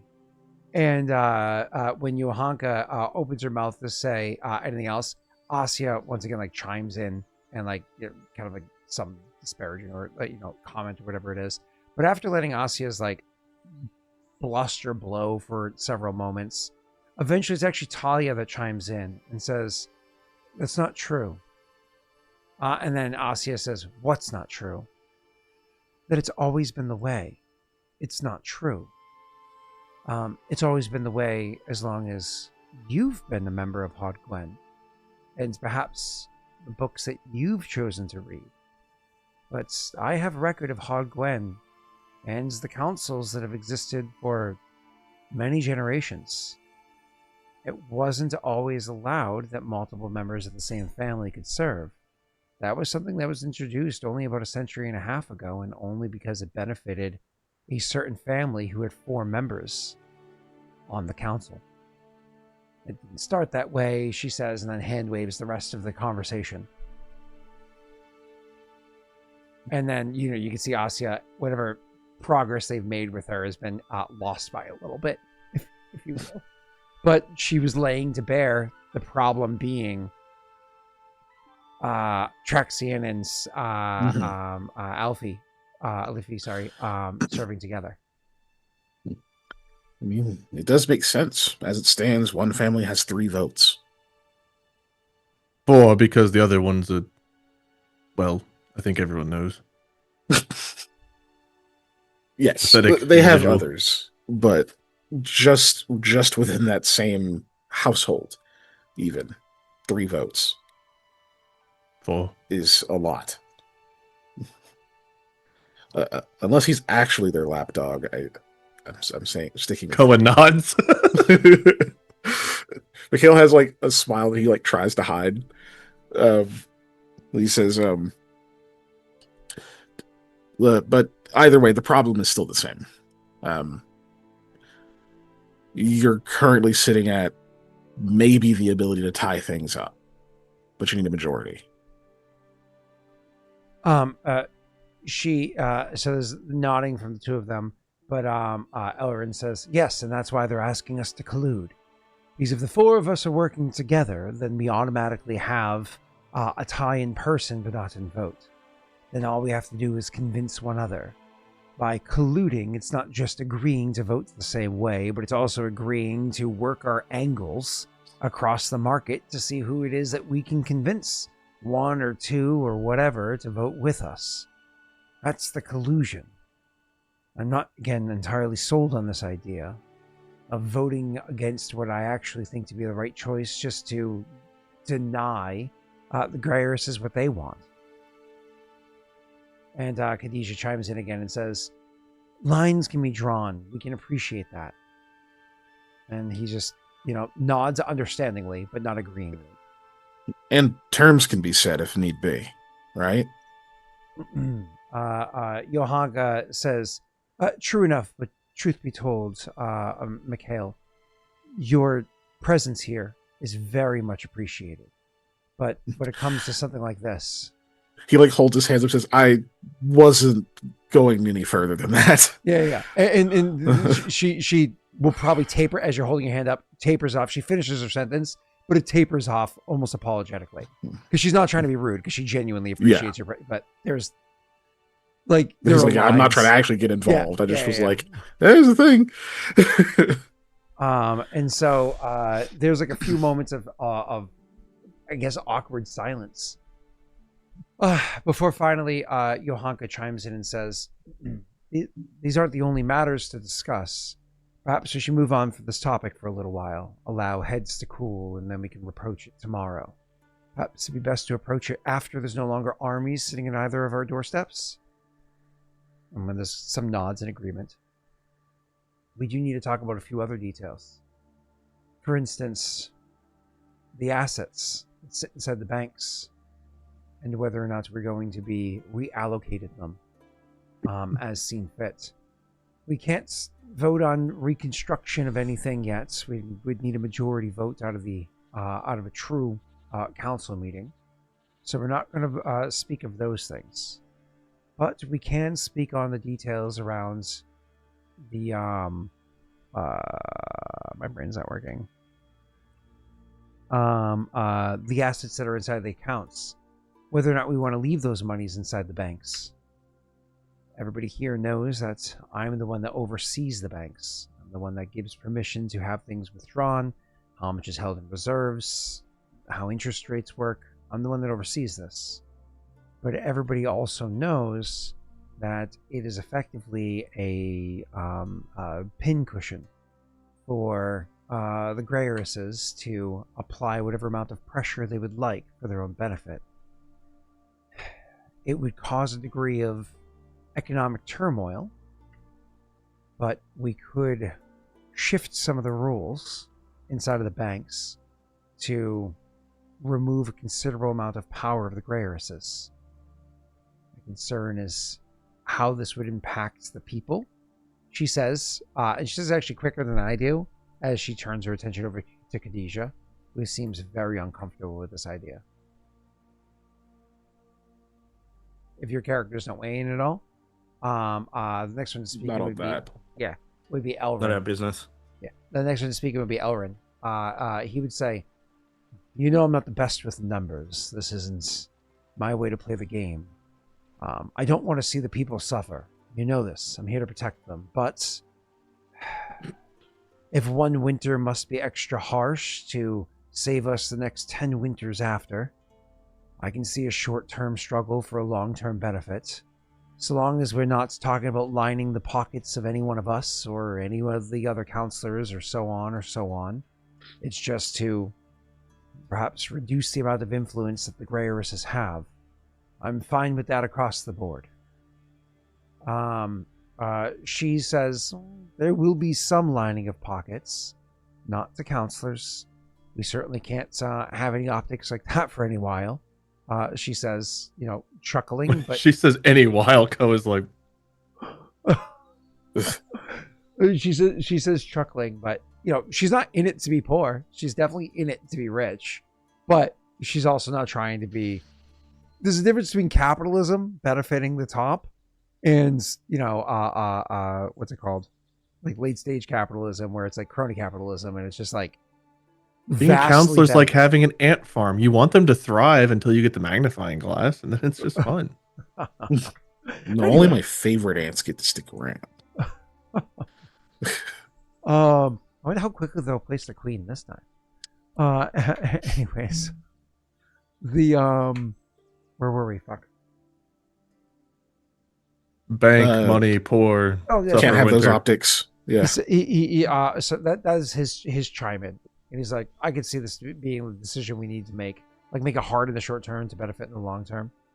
Asya just shrugs and says, I'm still not fully convinced, but if we are going to stand united against the Greyerises, yeah, I can see this being a benefit. I already understand where it's going to hurt them. And then she just kind of looks down off to the side, like contemplative. And as whatever Jaaek was saying, the 3-4 words into whatever she was saying next, Khadijah actually interrupts and says, "Mother, you wouldn't do that, would you?" And her mother looks up at her and says, "You wouldn't act upon those opportunities because you know they would be coming, would you?" And Asya like looks upset by it. And as she opens her mouth to give some sort of response, it probably gets a word or two out. And Khadijah says, "Wow, we're literally here talking about making a decision that would hurt the people in the short term to benefit everybody in the long term. And you're already calculating out how you could turn this into a business venture for yourself?" She shakes her head. "I'm glad I took those supplies from you." And then looks away to the side. Jaaek tosses a quick glance over at Mikhail that says, "Remember what I said about not having family members on the council together?" That's like a quick glance that Mikhail gets instantly. Mm-hmm. While we're on Awkward. that kind of subject matter, I think we should maybe revisit the issue of a tie at 4-4. Does anyone Yes. know the whereabouts of Counselor Sorrow? Rashid. Yeah, Counselor Rashid? they all shake their head. Assume he's in hiding, says Ellerin. He'll look to the other two as he's starting to say this. We have some potential way to bring him back to the table. without undue influence. He says, "Go on. I'd be interested to share, unless you can't." You two both give the green light. Yeah, we just give him a Yeah. nod. Aldo nods. We know his son was taken, and we have information that says his son is to be moved again. And the person that's supposed to be doing that, if we can somehow secure, I'm forgetting the name of the port. Passage to Deadport. If we can give a guarantee to a passage to Deadport, to the Barren Lands, I believe, he would be willing to, to return Sorrow's son here rather than continue with the job that was meant to be done, which was to take him somewhere else, as far as we know. I'm not sure where. Asha will actually retort and say, "Mercantile ships aren't allowed to travel to Deadport. Not these days." That's the offer No. we were given. Yeah, we were told it would require some pretty powerful connections. Likely in Dween. But he does look at Ozio as he says that. While you're looking at Azia, because not everybody's aware of that, what exactly you're saying or meaning there, you'll actually have Johanka will chime in and say, "Well, certainly he would be empathetic to what it is that we discuss. And besides, you work well with him, don't you, Elrin?" Counselor Amin nods and says, "Yeah, we actually get along very well. See eye to eye on many matters, and I know that normally he would not be so easily convinced to join in a coercive group like this, but all things considered, would be a fairly frequent person to vote in alignment with what we're trying to do." Yeah, I can see that working. Plus, Asha, returning his son to him would be the right thing to do. of course, he says, but not placatingly, wholeheartedly agreeing. Asha will actually chime in after Mikhail's been staring at her and she's been avoiding his eyes, and then finally say, I'm making eye contact with Mikhail, but then they say to the room, "It's going to have to be a military vessel. Only military vessels can sail to Deadport now. None of them, no mercantile ones are allowed to. I'm not saying there aren't mercantile vessels that do, but good luck finding one that is willing to charter you openly if you don't already have some considerable connections with those merchants themselves." She thinks for a moment and says, "Granted, Counselor Rashid, he might have those connections, but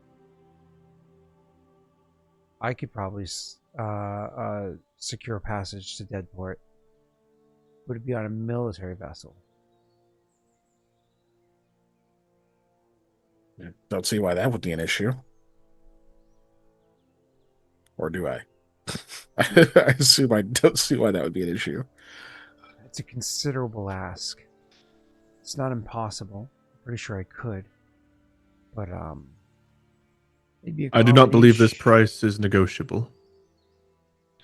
It's what he's being offered for doing the job. She looks at the other counselors and says, "This is going to be a combination of calling in favors as well as owing others. I'm fine with calling in the favors to play my part. But if we're owing other favors, then I can't be the only one to pay this price. This will come at a cost to others in this room." She says, not referring to the three of you. "This will come at a cost to others in this room. Besides, I'm empathetic to Sarah's slight. Like, Plight. Thank you. Wrong consonant.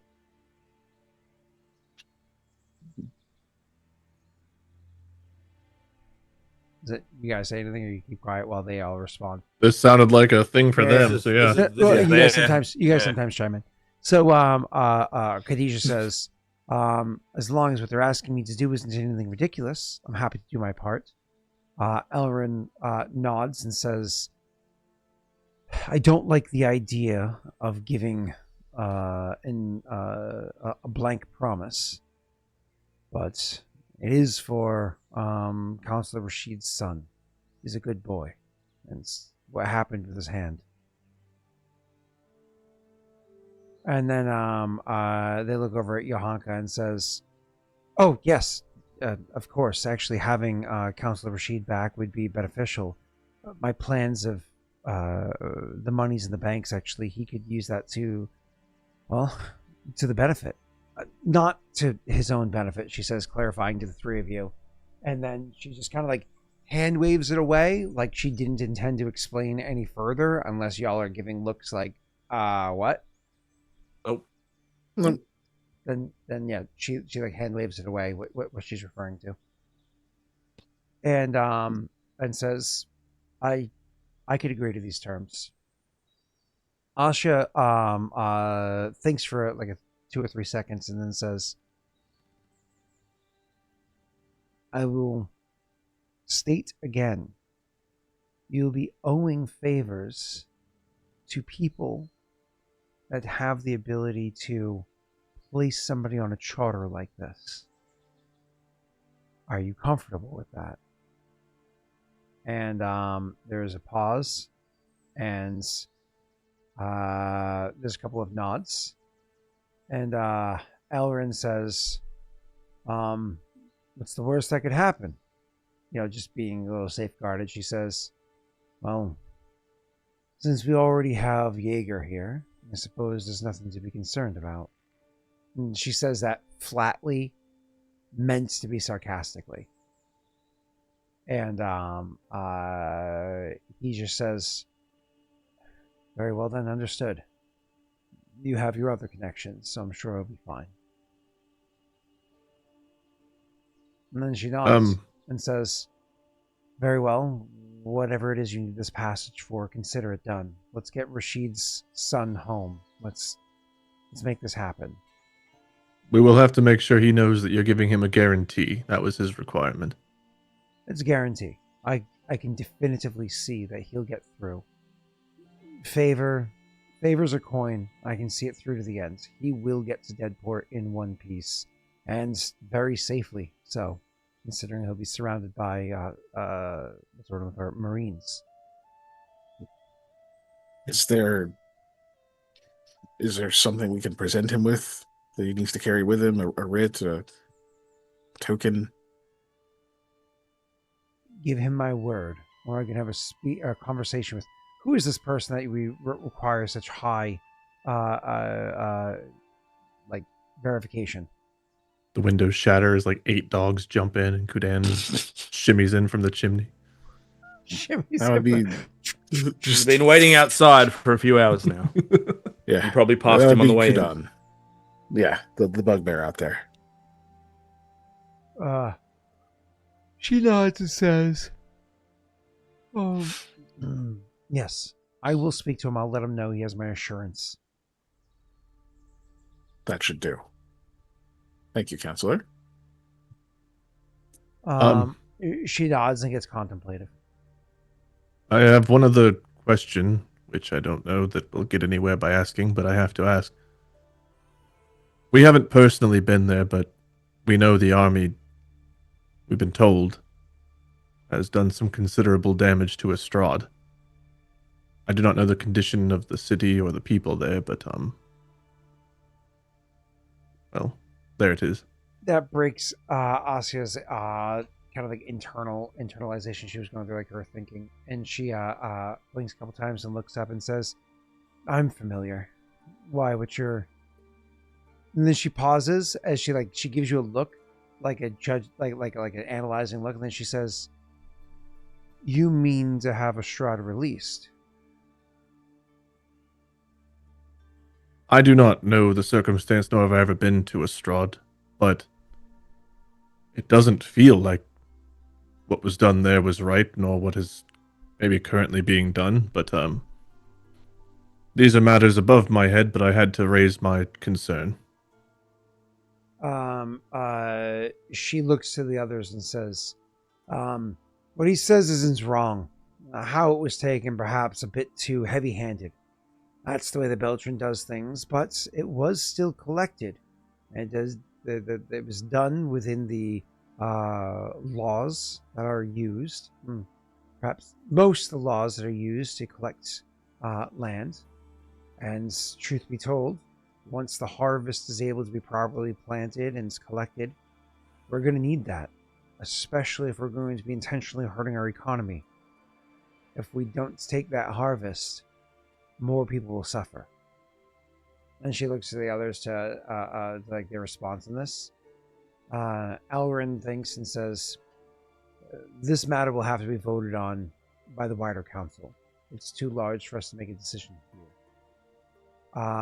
Khadijah says, unless we decided on how we wanted to vote to begin with. And he looks at her with a heavy frown. And Johanka says, there's ways to use this to our benefit, Elrin.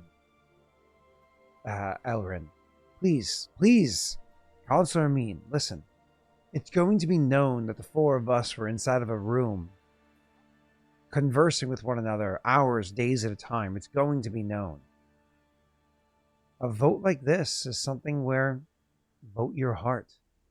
I already know where you're going to vote. We're going to be on opposite sides. This will help to let the Grey Ursus know that we won't always be voting together with one another. Maybe a few votes like that in a row would help to alleviate their concerns that they rightfully will be having after everything's settled. And he thinks on that for a moment, and then he nods. Asya says, huh. What's that? What's the huh?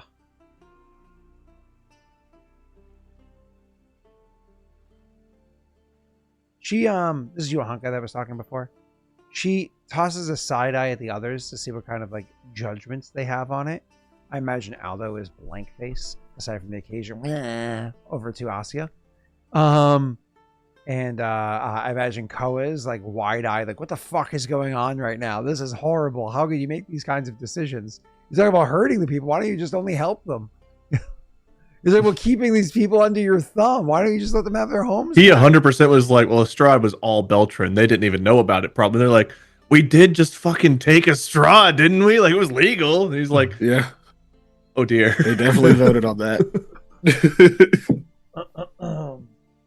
So that being said, so that kind of like plays out as it is. And then they say, and then she says to other matters. We've settled the military and its disbanding. We've settled how it is that they're going to be paid for. That was handled in the other room. It's in the other council meeting that you were a part of. We've settled the disbanding of your own group and how all these other situations are going to play out. However, we do have another matter that needs to be discussed while the three of you are here. Koa looks like knowing, like he thinks he knows what's coming. Yeah, I'm curious if it's the same one I think it is. Khadijah's actually the one that's going to chime in, and she's going to say, it's how the valiant few are meant to be viewed coming on the tail end of this. Right now, many people, certainly not all, but many people out there see you as heroes. Many people are going to hate you. And there's going to be no convincing. And there are others whose opinion is going to sway based off the conversation that they have. But your alignment with the council, that's what's not known. Are the valiant few going to continue to be the outsiders, what some would call vagrants and others called heroes, fighting against the tyranny of the council? Or the valiant few be seen as those that's worked with the council for the benefit of the people? You can tell with the way Khadijah is saying this, she is not saying it with her thumb on the scale. Yeah. However, you can roll a sense motive if you would like. Hold on. I just like to put a character in. There we go, so you can see the difference. You roll a sense motive if you'd like. She's not saying it with her tone in any way suggesting her thumb is on the scale, right? Everybody happy with their numbers? Anybody want to modify them? Wait, you got to. I think Koa's gonna, unless you guys respond, Koa's gonna say the same thing regardless of this. Jake, Keegan, do either of you want to modify? No, I'll leave it. Okay. Aldo, yours is actually high enough to pick it up, which is she's not saying anything. Her tone genuinely is not the thumb on the scale, but whether or not she realizes it, you don't know. The fact that she's saying it without there being a tone of thumb on the scale is in and of itself almost a thumb on the scale of what's the right approach to take. Like, it's almost like she's just throwing it out there. Like, you have to make a decision on which one it is. We don't care which one it is, which is to convince you which one it is. You know, Aldo is able to see the lack of pressure is in and of itself a pressure. It's like a, anti-pressure, if you will. The other two can just pick up the fact that she genuinely has no pressure to her tone. Unless you guys say something, Koa will get to speak. But if you go first, that's fine. You look like you're the most chomping at the bit, so please feel free. Yeah, I have something to say. It's probably exactly the same as what you're about to say. So if you want to jump in, you can jump in. You think it'll be the same as Koa? Okay. Possibly. Well, my answer is neither. We will do what we've always done. If we agree with the way things are being done and the council isn't overrun with corruption and someone like Beltran isn't in charge and ruining lives and causing terror, then we'll mind our lane. But our goal is to live up to our name, to try to help those in trouble, to try to stop people like Beltran or Sugo and whatever else may be around. We do genuinely want to see Adir be better. We want to see the towns of Adir be better. And if that means holding councils or guards or criminals or creatures accountable, then, well, I'm not willing to compromise on that principle. I think the answer to your question was in the question itself. Against the tyranny, are the council going to be tyrants for the benefit of the people? Are you going to benefit the people? And I think that's as much with you as it is with us. But to say where the Valiant Few will land anyway is a bit. Well, it's we don't know where we're going to be yet because we do have a trial coming up. You know it's a farce, but won't be the Valiant Few without Koa here. And you say you know it's a farce, but it's actually you can see that Elrin's head snaps, like not like in a super aggressive way, but you got his attention looking at you like farce, like he was caught off guard by the fact that you're calling it a farce. But Mikhail, he turns to Elrin then. Okay, go ahead, Aldo. Aldo just says, "It is a farce. You have two members with 3 votes plus Slughorn and the other one, right? That are directly affected by this. It was their son." And he looks at Khadijah's mum and says, "If your daughter, no matter how wicked, been taken from you, do you vote against it?" I won't raise my daughter like that. And Aldo just nods to her at that point, but he says, "It's not a fair trial." He shakes his head slightly because he clearly disagrees, but maybe not on exactly what you're saying. But I'm not going to make the point any further because I feel like his point is that he doesn't think it's a farce because of the things that's happened, but that point Aldo is making is it's one-sided. Yeah, it's predetermined. I'll get to that afterwards. Absolutely. Yeah. Go ahead, Keegan. So in a way, it almost sets the tone itself, putting one of us on trial. Yeah. Does it matter where we say we side? It's gonna look like there's a versus.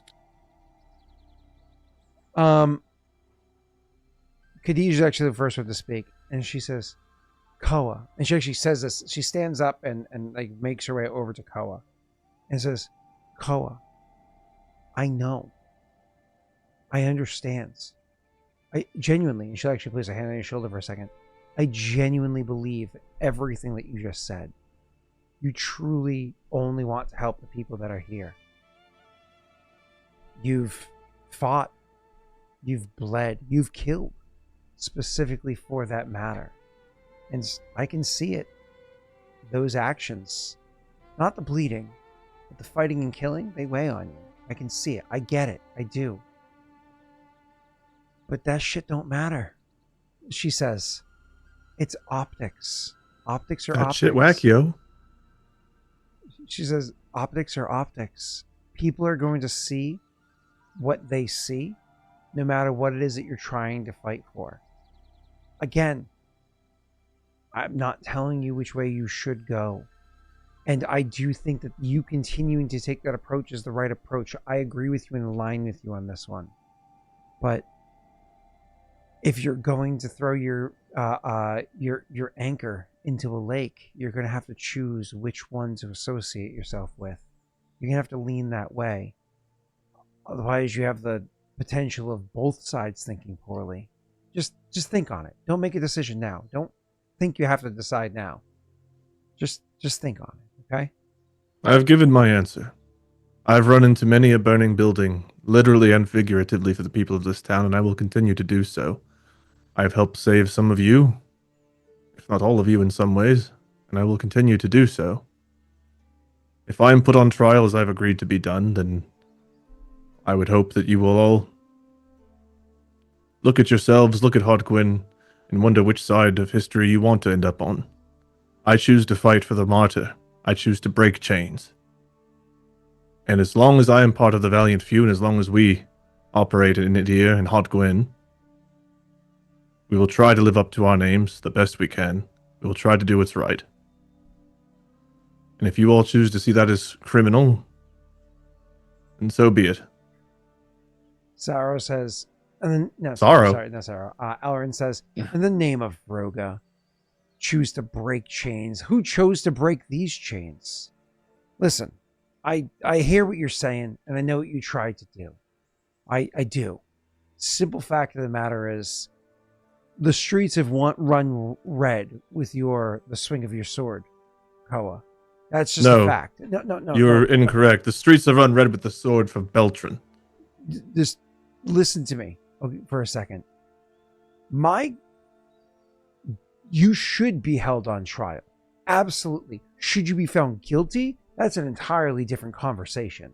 But there should absolutely be a trial because there's rule of law for a reason. If we start carving out exceptions, then you have the gray arises. Koa gives an eye to Mikhail a little bit at that because that's kind of what he was saying literally earlier. That being said, though, this breaking of chains bullshit, who made the decision that only you are going to stand before trial? That is also an injustice. Why are you being put on some pedestal while the other two are they lackeys? Were they only acting because against Trixie and their Grey Eris wants me to suffer for killing his son. That's Correct. why. That's a problem. That is a problem. And he looks That is your answer. He looks to Aldo, or whoever was arguing with him over the farce. I think it was Aldo. He looks to him and says, if you want to look for a farce, there is the farce. It should be a trial for all or a trial for none. Either we are waving aside the valiant few because of what it is that you have done for Hodgwen, or we are putting you all on trial for what it is you have done within Hodgwen. But who sits to judge? That's a separate conversation. You are conflating issues. It's not. It's the same conversation. He shakes his head and says, you can't pick and choose which laws apply based off of which scenario makes the most benefit for you. That is the problem that we lie in today. Who is meant to hold, with respect, you all accountable for where things have fallen? to hold Beltran accountable. A group like us was necessary. The what's her name? Jaaek actually will hold a hand out as you're finishing off and says, separate question from that. Why is it the valiant few that have to be the determining factor for where it is these lines fall? These rules have been broken many times, and they should be reaffirmed. A resteining of our doctrine of laws and rules, a reaffirmation of them moving forward. Sure, I'm agreeing with you on this, that there's been too much playing with the rules, Elrin. I agree with you. But are we really going to use the valiant few as the beginning of this? He says, we can. We can absolutely do that. We can do exactly that. Hold all three of them equally accountable as part of the reaffirming of the rules. But also, could also pardon all three of them as a reaffirming of the rules. They don't have to be an exception. They can be a part of making the statement. And then Khadijah says, but to Aldo's exact point, who's going to make the votes? He says, is that not what this collusion is for? For us to all here agree that we're going to vote in the favor of Koa? And then just to convince one more? Was it not Koa who brought up the saving of Saro's son? Can we not convince him to be the fifth one? I'll be clear. I'll be honest with you. Right here and right now where my vote stands. If we are putting only one person up there to vote, only one person, well, we need to show that their rules here do matter. And I will vote against Koa because it needs to be shown that there are consequences for actions that are taken. But if all three of them stood side by side, well, then we're following the rules. I'm fine with that. I'm fine with agreeing that the three of them should be forgiven for what it is that they've done. Now, that being said, y'all can get the beat off of him. He's not actually mean that. He's being blustering. He's not even fully convinced himself which way he would vote, but you can probably assume he's going to vote on the softer side either way. He's just blustering because he doesn't like He's the idea making of a point. Yeah, he's making a point. Thank you. Continuing to break rules. However, Koa might not pick that up. So I don't think Koa's Koa. already agreed to the trial, so I don't think he cares either way. Okay. But I guess what was I gonna have him say? Yes, Kaji. 100%. Sorry. I've already I agreed saw to that too. face trial, and so I shall. But you sit here and talk of enforcing rules and making sure things are done the proper way, while one of the people that will decide my fate, who has 2 votes, is now being investigated for corruption of his own. I do not disagree with Aldo that, well, that is in fact a farce. But one I have agreed to and I will honor.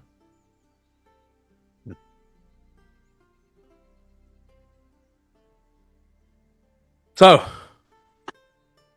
to getting Saro's son back then. Not much we can do until then. Asha says, as soon as the meeting is adjourned, I will speak with you, our companion. I'll let him know that the deal is made. I'll see to it that he gets safely brought to Deadpool. You have the whole council unless there's here anything else. as witnesses to my vow. Elrin will say, there's that one more matter that we were discussing at the top of this meeting. Are we going to hang the bait out? Or are we going to let the opportunity pass because it's perhaps a little bit too obvious?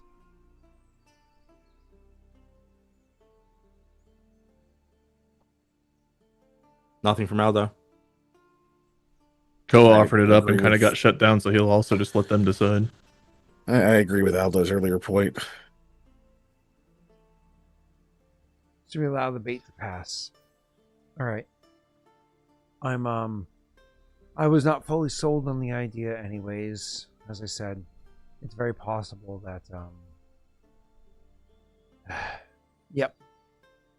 Well then, if that's the case, I hold no particular ill will towards him for having attempted to kill me. It's not the first time someone has tried, and it won't be the last.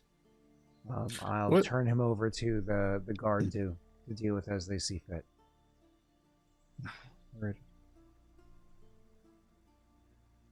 What are you gonna say, Keegan? He kind of answered. I was going to ask like what was going to be done with him.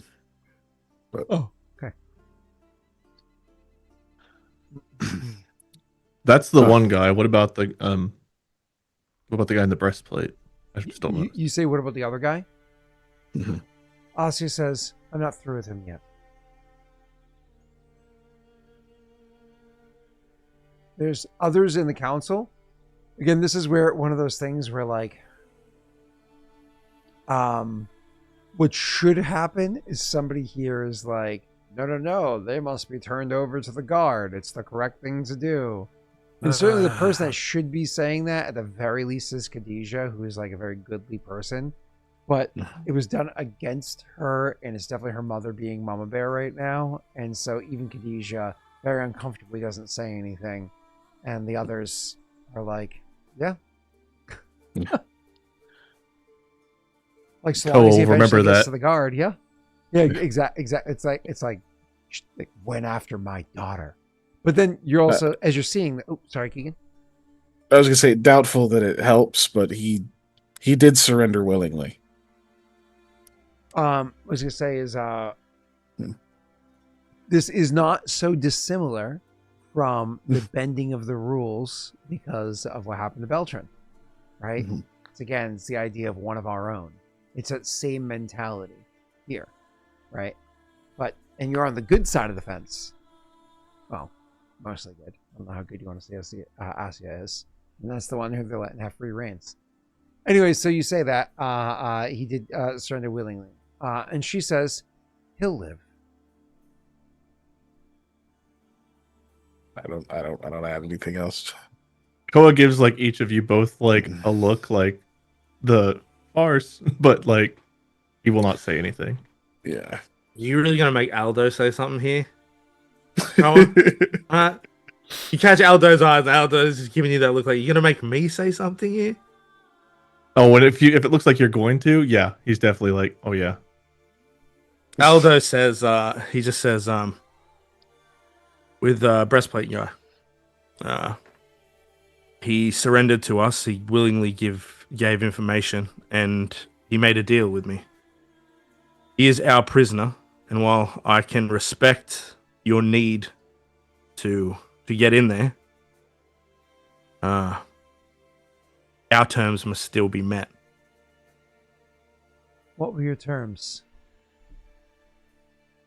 Remember what the terms were. He was to be let go and not spoken about his thing. His name can't be attached to it. Yeah. And obviously we're not supposed to hurt him. we can't just like beat him up or whatever. He will be sent back to Paradel, unharmed by myself or anyone under my command, influence, employ, or otherwise. And I will certainly not tack to his name what it was that he tried to do to my daughter. Is that fine?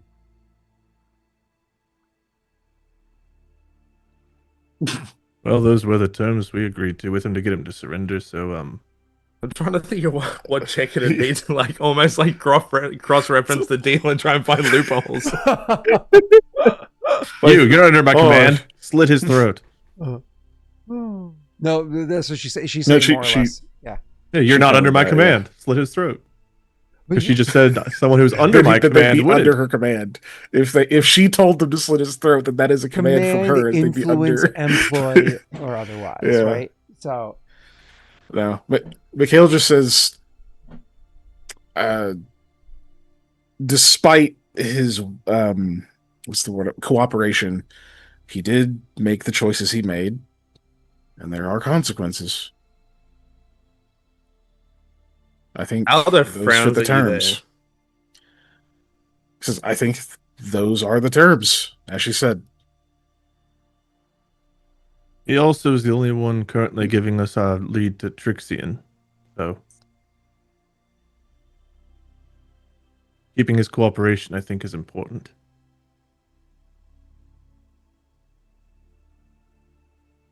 Ko's also giving Mikhail a look like he's agreeing that what Aldo said is those are the terms. He's not saying like, "Oh no, go wild," but he's like, oh, okay. you know, I think both of us if were she like, does find a loophole, whatever, like She Yeah, has said that's that's his- what we're both looking at you for. You seem to be Yeah. like, return to Paradel unharmed by anybody that she, so more or less with full orders to leave him unharmed, right? mhm. And to now granted, it could be one of those funky things where she's like, and then she brings him to Paradel and leaves him out to sea by himself in a shitty boat, or if something the like order that, was sure, given but that that's like- breastplate guy wasn't to be touched, then why the transfer order?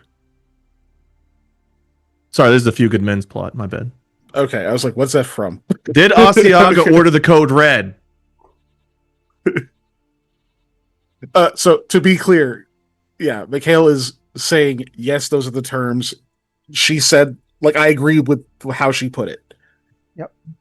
But he's like, there's consequences. Like, if she yells at him or whatever else, like, I mean, he signed on to Yeah. that. Does Aldo give any more pushback?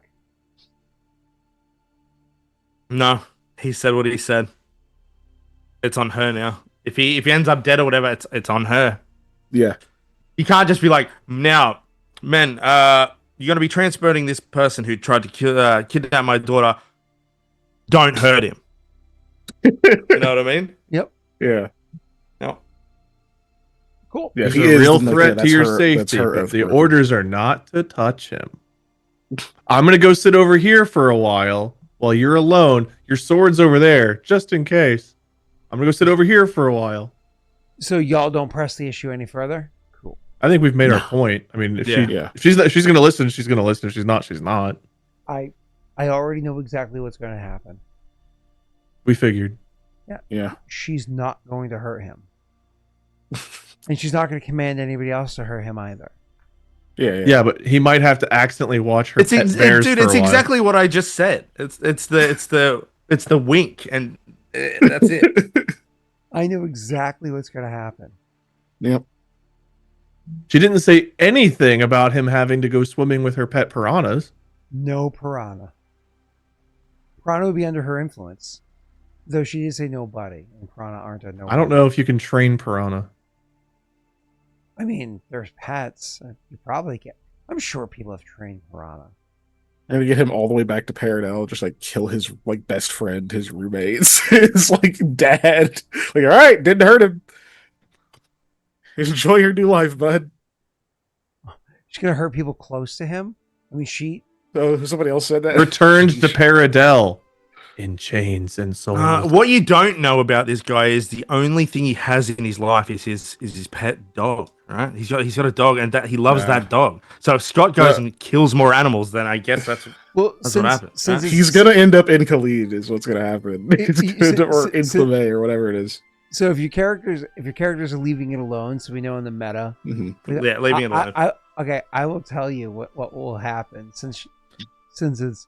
I'll tell you what's going to happen. No, I don't think you can, because if I hear about it later on, like I might have to act on it. So I'm just letting you know. I'd love to hear what happens, but if we hear about something later on, you know what I mean? Your characters might act on it later on if you hear about it. Yeah. But I'm telling you, I'll so- gladly, because I know exactly what's going to He happen. was told he wanted to be set free with his name not attached, unharmed.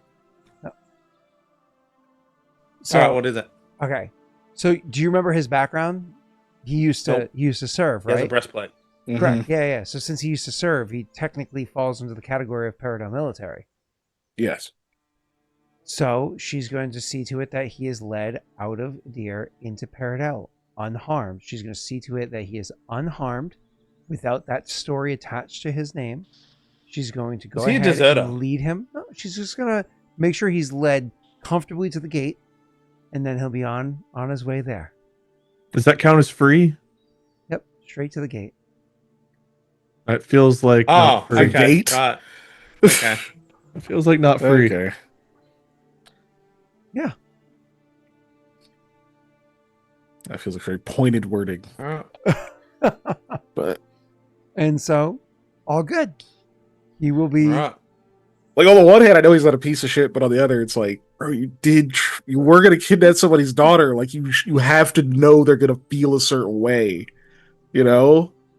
Yep. Like, yeah, Yep. Wade, just so you know what the gate is, that sucks. do you know who created Kudan?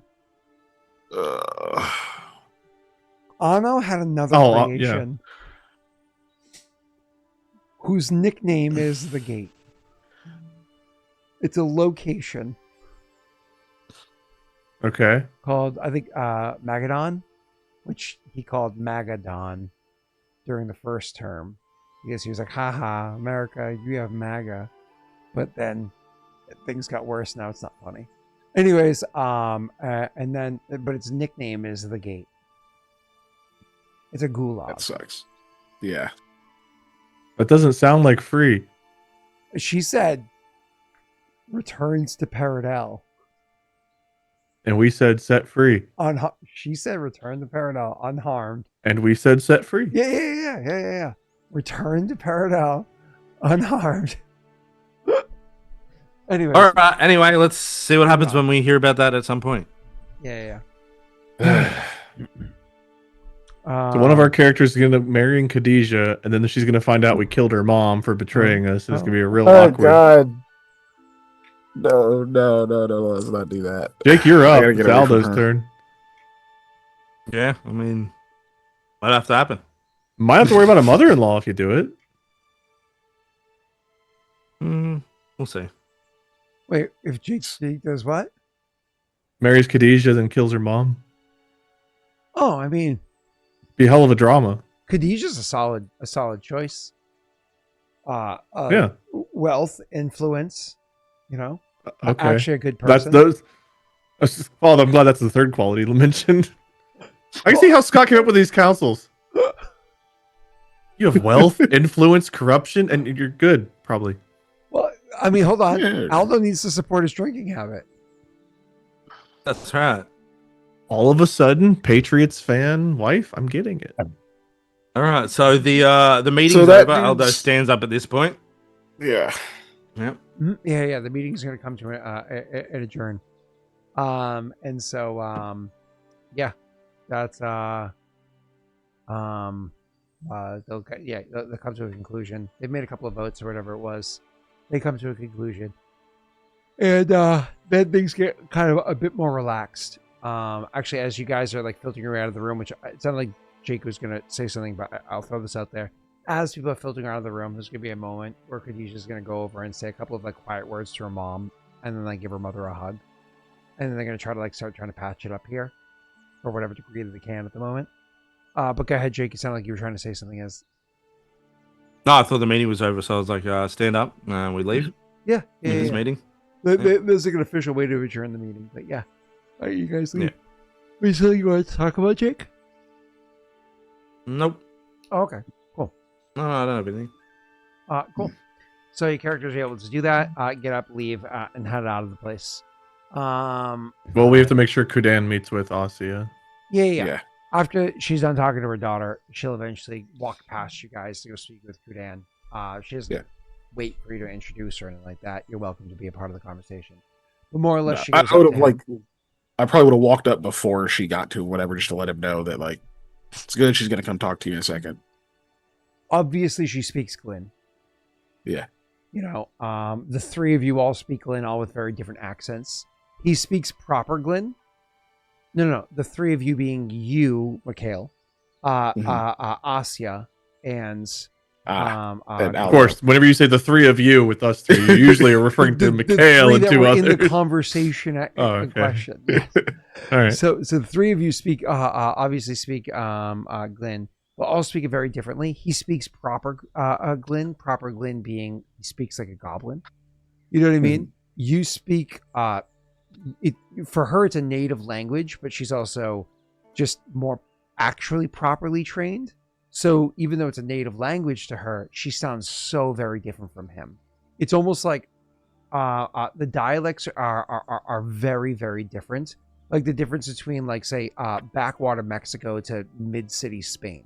You know what I mean? Like the same language, but very, very different. One's like very rural, so on and Different so forth. dialect. Yeah. Yeah. Is that's what like he's speaking like backwater Mexico style, whereas she's speaking like middle of Barcelona or something like that, right? So same language, very different dialects. Whereas your character is the one that's like, you know, took it in middle school, high school, did a couple of semesters in college. You've got proper, you know, structure, so on and so forth, but you don't get the accent quite right. You know? No. Mikhail didn't learn Glenn in school. He learned Glenn from his family and on the road and stuff. Right. Oh, that's right. Yeah. Oh, I am very much misrepresenting your character. Your character would actually have probably the most common version of Glenn out of the three of you. Yours would be the one that sounds the most natural to a person in this region, whereas hers is. Yeah. Yeah, he had to learn it conversationally. Yeah. Because she would have learned it from her family growing up, but very different than you learning it on the road. Because yours is a smattering of a bunch of different accents, whereas hers is a solid, you know, this is how we do it way. Oh, yeah. So I can see you even floating between accents, you know? That's funny. Okay, cool. It's probably a fairly thick accent, but he's understandable. Yeah, like somebody floating between, let's say, like a Bostonian accent, a Maine accent, a Pennsylvania accent, a Virginia accent. Like you could float between them relatively freely, you know. Otherwise.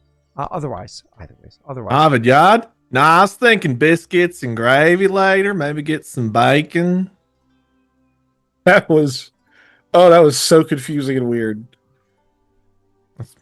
Conflating some accents. Moving on. A lot of bubbling, Harvard Yard. So one of the guys I work with lives in Pennsylvania. He has like the weirdest accent. I love the guy to death. Weirdest accent. And he just won an election. Isn't that fun? I have one of my coworkers just ran for an election under a Democratic ballot and won. To an unopposed seat. So 30 people voted. It's still a W. 30 people voted. 25 of them for him. The other 5 for all different people that weren't him. Because it was unopposed. I hope all ballots are Democratic. Don't we live in a democracy? He ran as a Democrat under the Democratic Party. Oh, okay. So, yeah, to caucus with. Otherwise. So, moving on. So where were we? So they're speaking Glenn. Yes.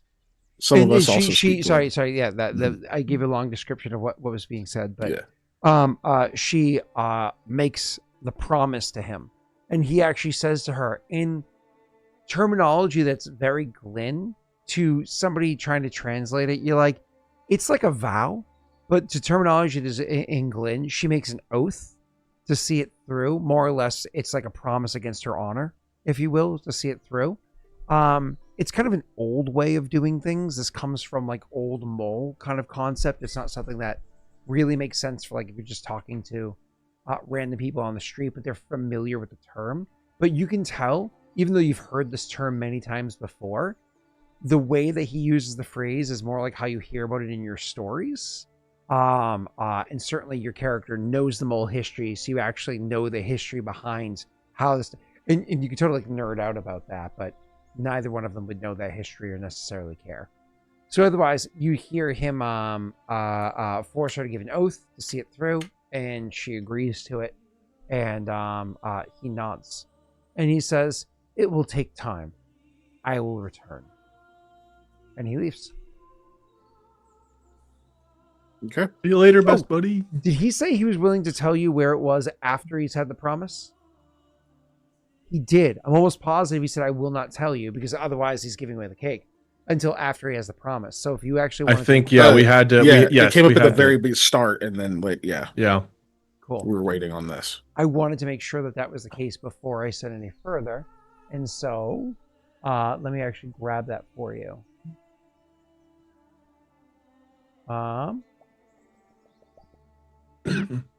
Okay. So it is. Why can't I zoom? Let me zoom here. You will not let me zoom. I can't see the name of the town. It's so small. I can't see it on my own goddamn map. I'd have to open the map from a different program. Give for me a moment, please. I'm so sorry. It just is too small for me to see. No, it's not because I'm old. Legitimately, if you go to the Eroth in Aurorum on the World Anvil, you can't see it. It's Yep. too small. Yeah, I've complained about that 1,000 times. Yeah, there's nothing I can do about it, though. Yeah, there is. You give us a better No, map. it's a full-size loaded map. Why isn't mine that terrible? Your map might be smaller, or is it broken into different pieces? No, it's big. It's big. Just send it the files over to Keek and let him upload it and fix it for us. Just takes I 20 found minutes it. to load.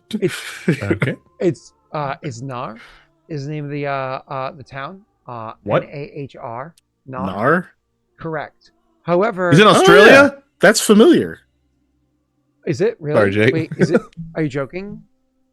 No, wait, isn't Nar the city that they ended it in the on enemy lines? That's the last city they it were in. probably is. That actually makes Yeah. sense. It literally Nar. would be. Oh my god, you would know that. Not Yeah, it in was game, Nar. but out of game, huh? Yeah. Is that the one in the hills there? Yeah. Northeast of that's Renslav or whatever it's called? that city you guys made a bad break from. Oh, no. Is that the one where we did the golem The- thing? No. That was the village. Like, well, Oh, that was the before village. that. Okay. This was the super secure place. Yeah, they That tried had, to like, lock the it down. dual Remember? walls. And, Oh, yeah. That place us sucked. made it out. Yeah. Yeah. Yeah, that was the one where like 2 or 3 walls of security. That place. Yeah, fuck that They place. had like dual walls, and you had like It was like going through customs, but like multiple times. Yeah, that was fun. But you got to meet Bob there. It's true. You know? Well, we had to see Bob there. We didn't actually meet him there, did we? Maybe we did. Yeah. Jake's character got his axe signed. That's right. Oh, I don't think I think my character was And- off like doing something else. Oh yeah, that's right. You were the only one who didn't get to meet him Yeah. because Doxy's character was like flirting with him and stuff. Well, And you got back after he left. every character Doxy's character flirted with. Her character. Yeah, Was I built just to meant flirt. like she met him, so that happened, you know. But Yeah. I don't think Arjun was there for that. I forget what he was. It was like looking at rocks or something. I don't remember. you were going to meet with with that person you had heard was like. Oh yeah, I had the associated with boring. that whole Yeah, thing. it was a much more boring conversation. It was cool, but like Yeah. it wasn't Bob. It wasn't Bob, yeah. Yeah. So you missed So, the whole thing. Anyway, Nar go ahead. Sorry. Is Nar. the town in Jovincia that trades with Drazstone. Because Drazstone produces a lot of like weapons and armor and stuff like that. And Jovincia is at a pretty perpetual war right now on multiple fronts. And Mhm. so Nar is where the trade point is between Drazstone and Jovincia. And so it is a militant place. It is well guarded, et cetera, et cetera, et cetera. But he's saying that's where they are. And so your characters, because your character, the college you went to is actually in Derwin, right? Which is Yes. technically not Jovincia, but you've probably been in Jovincia before, not just when you were traveling through Meshtez to come to come up to Adir or near Meshtez, but you've been in Jovincia before. I don't know if you would have heard of Nar, because like your character wasn't militant, it wasn't anything you studied or da-da-da. That's not a place that you would know. Certainly, it's not a place that Koa would know. Aldo actually might have, but he's not a Malton. He's Galdarian, so he might have. You, Jake, do you have a rank in history? No. Then you wouldn't even be able to roll high enough to know. So none of you guys know what Nar is. Mm-hmm. Okay, cool. All right. Either way, so as the crow flies, just throwing this out there, meta, your characters wouldn't know this. As the crow flies, it is, I don't know, let's call it 300 miles away. And that's, if you, as a crow flies through hills, lake, river, mountains, open plains, it's going to take him some time to get there and some time to return. So, and that's for the sake of votes. So at this point, you kind of are done with the council. Once the Well, we could still, if we find Sorrow, we could still tell him what's happening, right? I wouldn't say anything yet.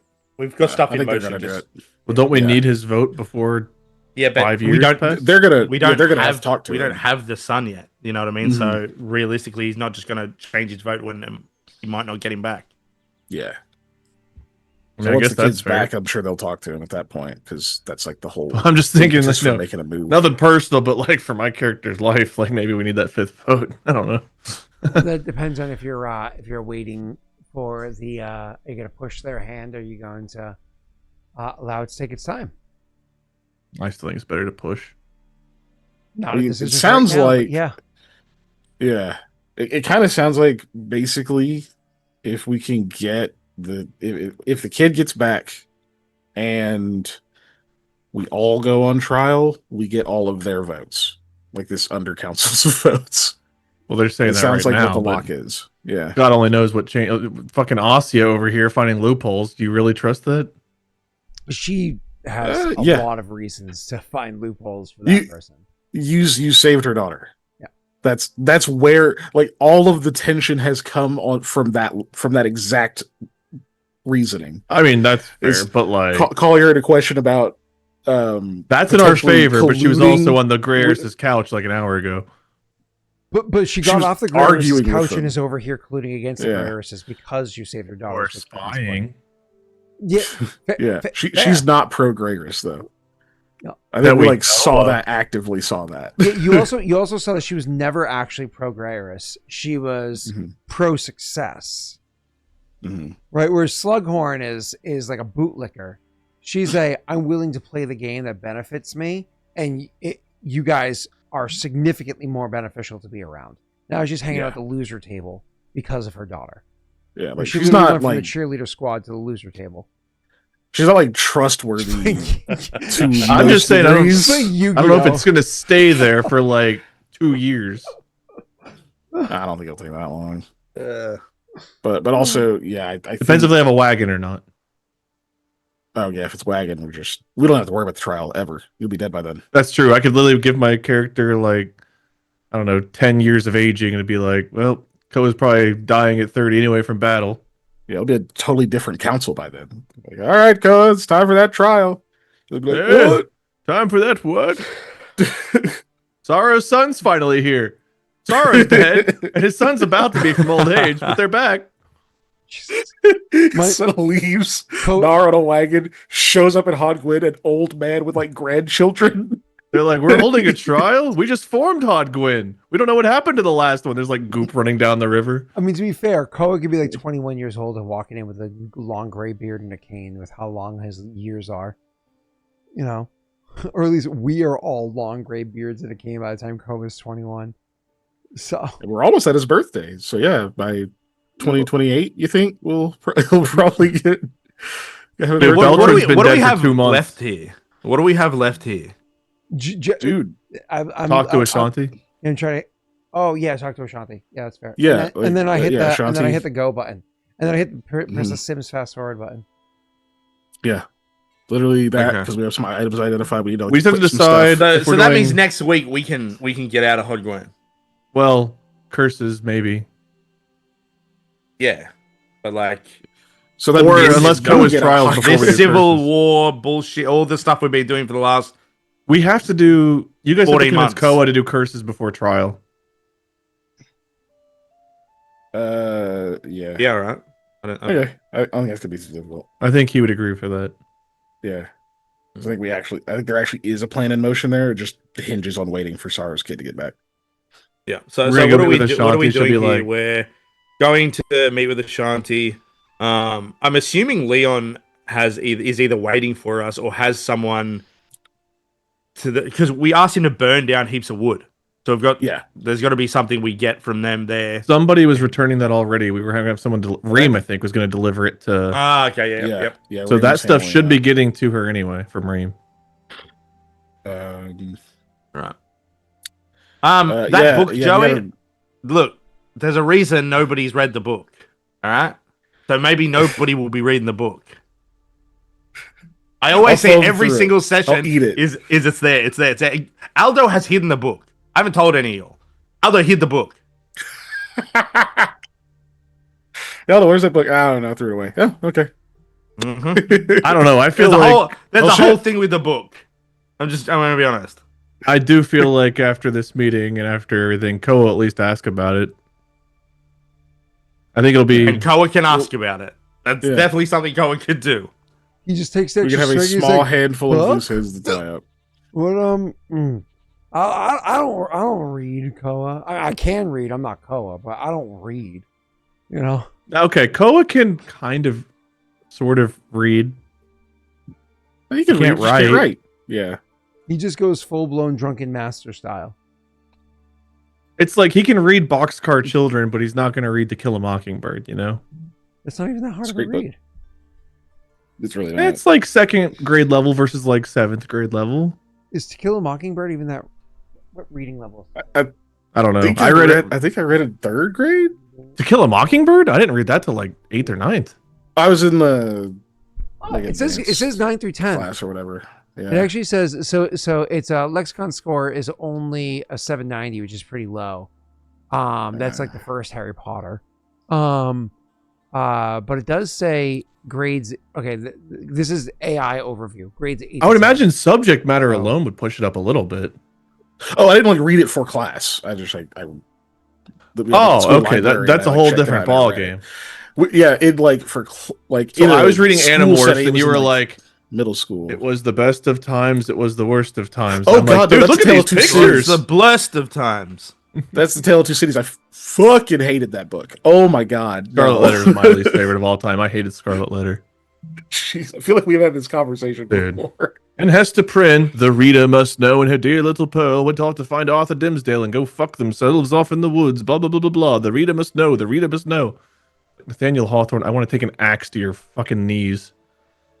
Stop telling me what I must know and just tell me.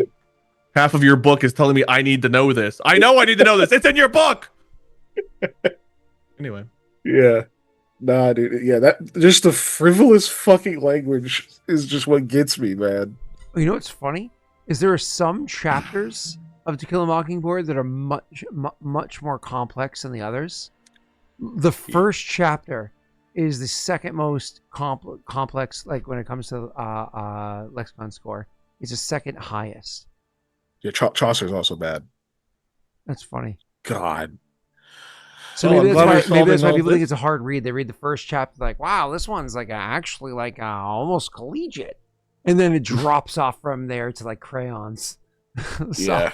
No, You know, a I had fucked like up a read is Sound and Fury. That's a fucked up read. I didn't read that one. I know what book you're talking about, but I haven't read it. I don't know what you're talking about, but It's written from like 4 different characters' perspectives, and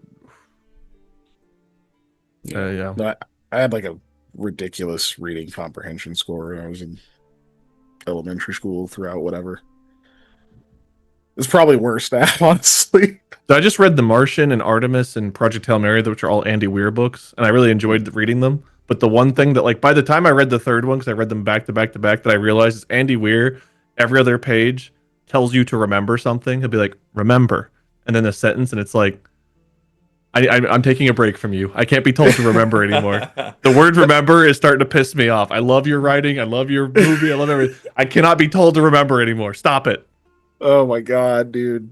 Snaga. To vote people out of a position, I have to look up where I have it written down, but it takes either 6 or 7 votes out of the 9 votes They're not going to to succeed vote at out a that. counselor. So even if it's 6 votes, that means they have to vote for everybody but him and his wife would have to vote him out. If it's 7 How do you votes- change the leader? You mean who the high counselor is? Yeah. Oh, they can vote for who the high counselor is. They can be, but the thing is, like, you can't just randomly do this. You have to have a trigger to why you would do it. So there has to be like, there's Whatever could that everything be? everything that's happened. sure. But it's like so to put this into one, they can step down from that higher position because they do have more responsibility and so on. Not done that. So that can be done. The other thing is almost like impeaching like a senator or like a president or whatever it is. There has to be some trigger, some like impetus to this action. Impetus, yeah. And then they would have to be a trial for it, where they would literally have to be held in trial. And then the rest of the council would have to vote whether or not they would be stepped down, not removed from the council, just stepped down from their higher position. It's a separate thing to have them removed entirely. They don't have to go one then the other. You can have somebody removed from high, or you can have somebody steps down from high, which is a lesser punishment, right? Right. So more or less, they're going to, or at least Johanka wants not to change the family thing, right? I can change the dynamic a bit. If you change the family thing, God, if that actually passed, which it would never pass right now, you have 5 votes against it. Yeah. Wait, 1, 2, Because there's 3, 2 other people in a family. Yeah. On it, yeah. You have 4 people, and one of them has 2 votes. So that, like, you're never gonna get. And because that's a changing of council rules, it's a higher threshold to pass. It's not just so it sounds like the only thing that can be done is if Sarrow is on side, they can shoot down, things that are, put up, but they can't actually remove the guy. They can't do anything else. Like it's just like no, Jake, you're misunderstanding. Once Sarrow's on their side, so all 4 of them or 5 of them are kind of like working together for the most part, then you need to murder Traxian, and then boom, 2 of the votes you have to worry about are gone, all gone. Didn't you say they can vote to change who the leader is with 5? Well, no. I was saying it's either 6 or 7 votes. I have to look to see how they get. You said 6 or 7 to remove him, but you said they can change who's the lead, the high counselor is. Not with a simple. That would also be again that higher vote. So again, it has to be something that triggers the action. Supermajority, basically. Exactly, supermajority. So because you can't just like otherwise. So what you're saying is what Jake's right. Nothing will change. When people are grumpy with one another, you can't have things like you have to have something that stops just like temporary aggravation from taking over. They have no system in place. I don't want to come back to corruption in their own Hodgwen council. until we have an army. That's what I'm saying. That I just after this, not until then. But what was I getting at? If you murdered him though, and Asya, if you just killed both of them, then you could pass that law about no 2 family members, right? Right? Koa's back on trial, looking at Koa on trial. First time, eh? Khadijah What are you in here for? Killing Traxxas. What about you, Asya? What about you? Freeing Hodgwen. I was gonna say Khadijah has no siblings and no father, so you kill her mom, she can't. And then you kill Traxian, you still have Alifi and their daughter, but she's not going to serve on the council. So I mean, you literally can. Then you just replace them with other people that are willing to. Yay! So her mother was she in the military in Peridot? Whose mother? Khadijah's mother. I can't remember. Yes, absolutely. Yep. So wait. Was Khadijah born in Peridot? You don't know that. You've never asked her. Well, she has she has Peridot tendencies, Barren Lands tendencies. She's like from all over the fucking place. Barren Lands tendencies? I don't think she showed any Barren Lands tendencies. I mean, she did murder somebody with a scalpel or whatever, and then I think she did some other thing that was kind of associated with it. Yeah, that very common in the Barren Lands. Scalpels. Not scalpel, letter opener. Yeah, no, just that. That could just be willing to. It's that energy, you know. Yeah. It's very vicious. More than likely, she's born and raised in a deer, but then needed to see the outside world, and so she joined the military. Wow. And then had some degrees of success, and then came back home. And that's not really an option in a deer, right? So, because joining the military is the town guard, where you just kind of like sit around and take weed from the locals and smoke it with the other guard. It's like a small town cop, you know. All right. Yeah, or have a slave ring passed directly under your nose for years. I gotta ask though, why were they even talking about doing anything with Traxian if there's literally nothing they can do about Traxian? Why even bring that up at the meeting if they know even with 5 votes they couldn't do anything? No. They're not trying to. They weren't talking about removing him from power. They're talking about outvoting him for the things that matter. Yeah. I think some of it was just pointing to him as part of the problem. Yes. I think that's where he came up as. Dude, I don't know if they're going to be brave enough. Their family members disappeared again. I'm with Wade here. Nothing is going to change. You might get 1 vote or something, but the Grey are still going to have their power base. Literally nothing's going to change. They'll vote against him 1 time, and someone's going to be like, I've not heard from my sister in a while. And the next thing you know, they're going to be right back voting with the Grey Heiresses again. Mm-hmm. That is very possible. See. But I don't know. Maybe the piss mafia have to be emboldened. Maybe they need to start taking over. We would certainly learn something if we just start hearing, yeah, a bunch of people start disappearing again, and now that everybody votes with the Gravis is like, oh shit. Yeah, you Guess have it no wasn't Beltram to Beltram. blame it on anymore. Yeah, that's crazy. All right. Well, They're still blaming him. it's 2 a.m. And I still have to download this video. Yeah. So, Place your bets. hey, just don't let me get distractible after the session's over. Huh? Maybe You've never watched my podcast in your life. That's not true. Well, hold on. I've listened to it many times. I would say 20, maybe 24 times. I've listened to different episodes. Have you watched any? I've never watched I've never watched the video format. Can we get a clip of what I just said? You never watched my podcast a single time. I've never watched the video format. I've listened. You can't watch audio. You can.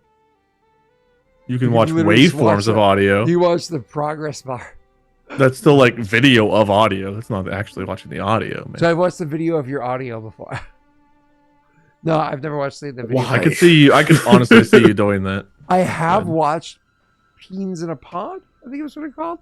I Three have watched Peens in a Pod. Three That was Peens the in a Pod. unofficial podcast. that was the Twitch stream that y'all used to do. I have watched that a few times, and I miss my Those Soldier years. Boy updates. you can still do those. They're not as frequent or as fun anymore. He kind of dropped off Yeah. hard a long time ago. Well, when it comes up, it's not usually fun now. It was at least fun Yeah. back then. It's usually kind of like, oh, You get Yeah. ew. new updates. You get updates. You can get Drake updates instead. It's not been like baby oil Oh, bad, but like God. it's been bad. Yeah. Don't do Drake updates. Just enjoy life. I mean, I will say that the dais around Kevin Hart's roast, which I did not watch, it looked so bad. I was kind of like, I was surprised Drake wasn't there. Like, Oh, you know what? I could have Right. seen In Ferris, you brought this up. Yeah. People have been sending me messages for years like, oh, Wade, you're always this big fan of Shakira. Tax evader. Guess who was just acquitted of all charges and now fucking Spain is paying her money? My girl, Shakira. Wait, she was acquitted of charges, but she was only a part-time resident there. Is that what the whole thing was? Because she was claiming she was. I'm just saying, No, Spain is how now to do it. paying her taxes. I So, mean, like, she was claiming part-time. She was claiming part-time residency, so she didn't have to pay taxes. But then there was proof. I'm saying air quotes proof, because you're saying otherwise. I'm that saying she her was hips actually have their own full-time zip resident. code and they are paying their dues to her, which is right. That's funny. Really? Wow. That's what I saw. That's what I saw in the article. All right. Well, hey, there you go. I've always loved Shakira. Like I said, my 21st birthday. That was my birthday present for my ASL was to go to see Shakira live. It was fucking awesome. Nice. So excited. Dude, her, Sarah Michelle Gellar, Yvonne Strahovski, some of my earliest crushes. Like, I don't know who Yvonne. she was the one who voiced Miranda in Mass Effect. Oh Mhm. yeah. Okay. Yeah, I know who that is. Yeah. Yeah. You look way too happy right now. You're like, she's the one who voiced, and then he's so like, "Can we get a clip of that?" so fucking chuffed. She's the one who voiced the Mass Effect. I should adjust myself. Might have been a little bit So used happy. for the modeling, just a tad. Legit. Make sure the air conditioning's on. It's heating up my office real quick. All these. I think that needs to be clipped and sent to Molly just to remind her to slap she him every knows. once in a while. So There's she no knows. way she doesn't know at She this point. knows. that's awesome. I spent like $300 or $400 to save Miranda just for my character to die, man. She knows. All right. Anyways, Oh, God. Turns out that campaign was too hot for me. Oh, and yeah, hopefully tonight when I'm doing the VODs, I don't roll one of them unnatural ones. With Oh or yeah, without the we'll underscore. actually stream next week. Yeah, we'll actually stream next week. Yeah, but you're gonna play sound. Yeah, probably. I'm gonna rip the VODs and We'll be use them like- to be uploaded onto the YouTube. There's like a 90% chance there'll be audio. And then then the Monday after that, So before the next session, I'll have it up on YouTube. Probably. Like a 90% chance that'll happen. Assuming I don't forget. 90% chance. Okay. Yeah. Yeah. And what percentage chance if there is it of you losing the video forever? Pretty close to zero. Maybe like, I don't know, 5%. I mean, that's not that close to zero. That means Maybe like 2%. Now that I'm thinking about it, like I've done over 100 of them. I've done closer to 200 than 100, and I haven't lost any of them. I mean, so it's pretty low. It's gonna be less than 1%, in fact. we've done about 100 here, and I've only lost one so far. That's pretty good. Next session will be 165. Hey, there you go. That's nice. And we've had 3 session zeros. And a one shot that took 3 sessions. Oh yeah, well we've had 6 episode 73s. I don't have that. Yeah, I don't have that. You could just be lazy. It's not lazy. just be worse. It's intentional. Hey, speaking of being intentionally lazy, let's go ahead and raid. Check the Patreon. Oi, mate, bruv. Check the Patreon. I eat. Okay. Jake, help. Jake, I think that was Mix of Always two you? cultures there, but all right. It's always like my ears are getting flashbanged. That happens. Just want me to bang your Sometimes he doesn't speak up for the Patreon, both so I the gotta do it. flash and the bang, just audio. No, wait, can you watch that audio? I've been watching The Boys, so like the language that Carl Urban uses is a lot worse than that. So I was like, I better not throw out the stuff he kind of says. So how do I? Bruv.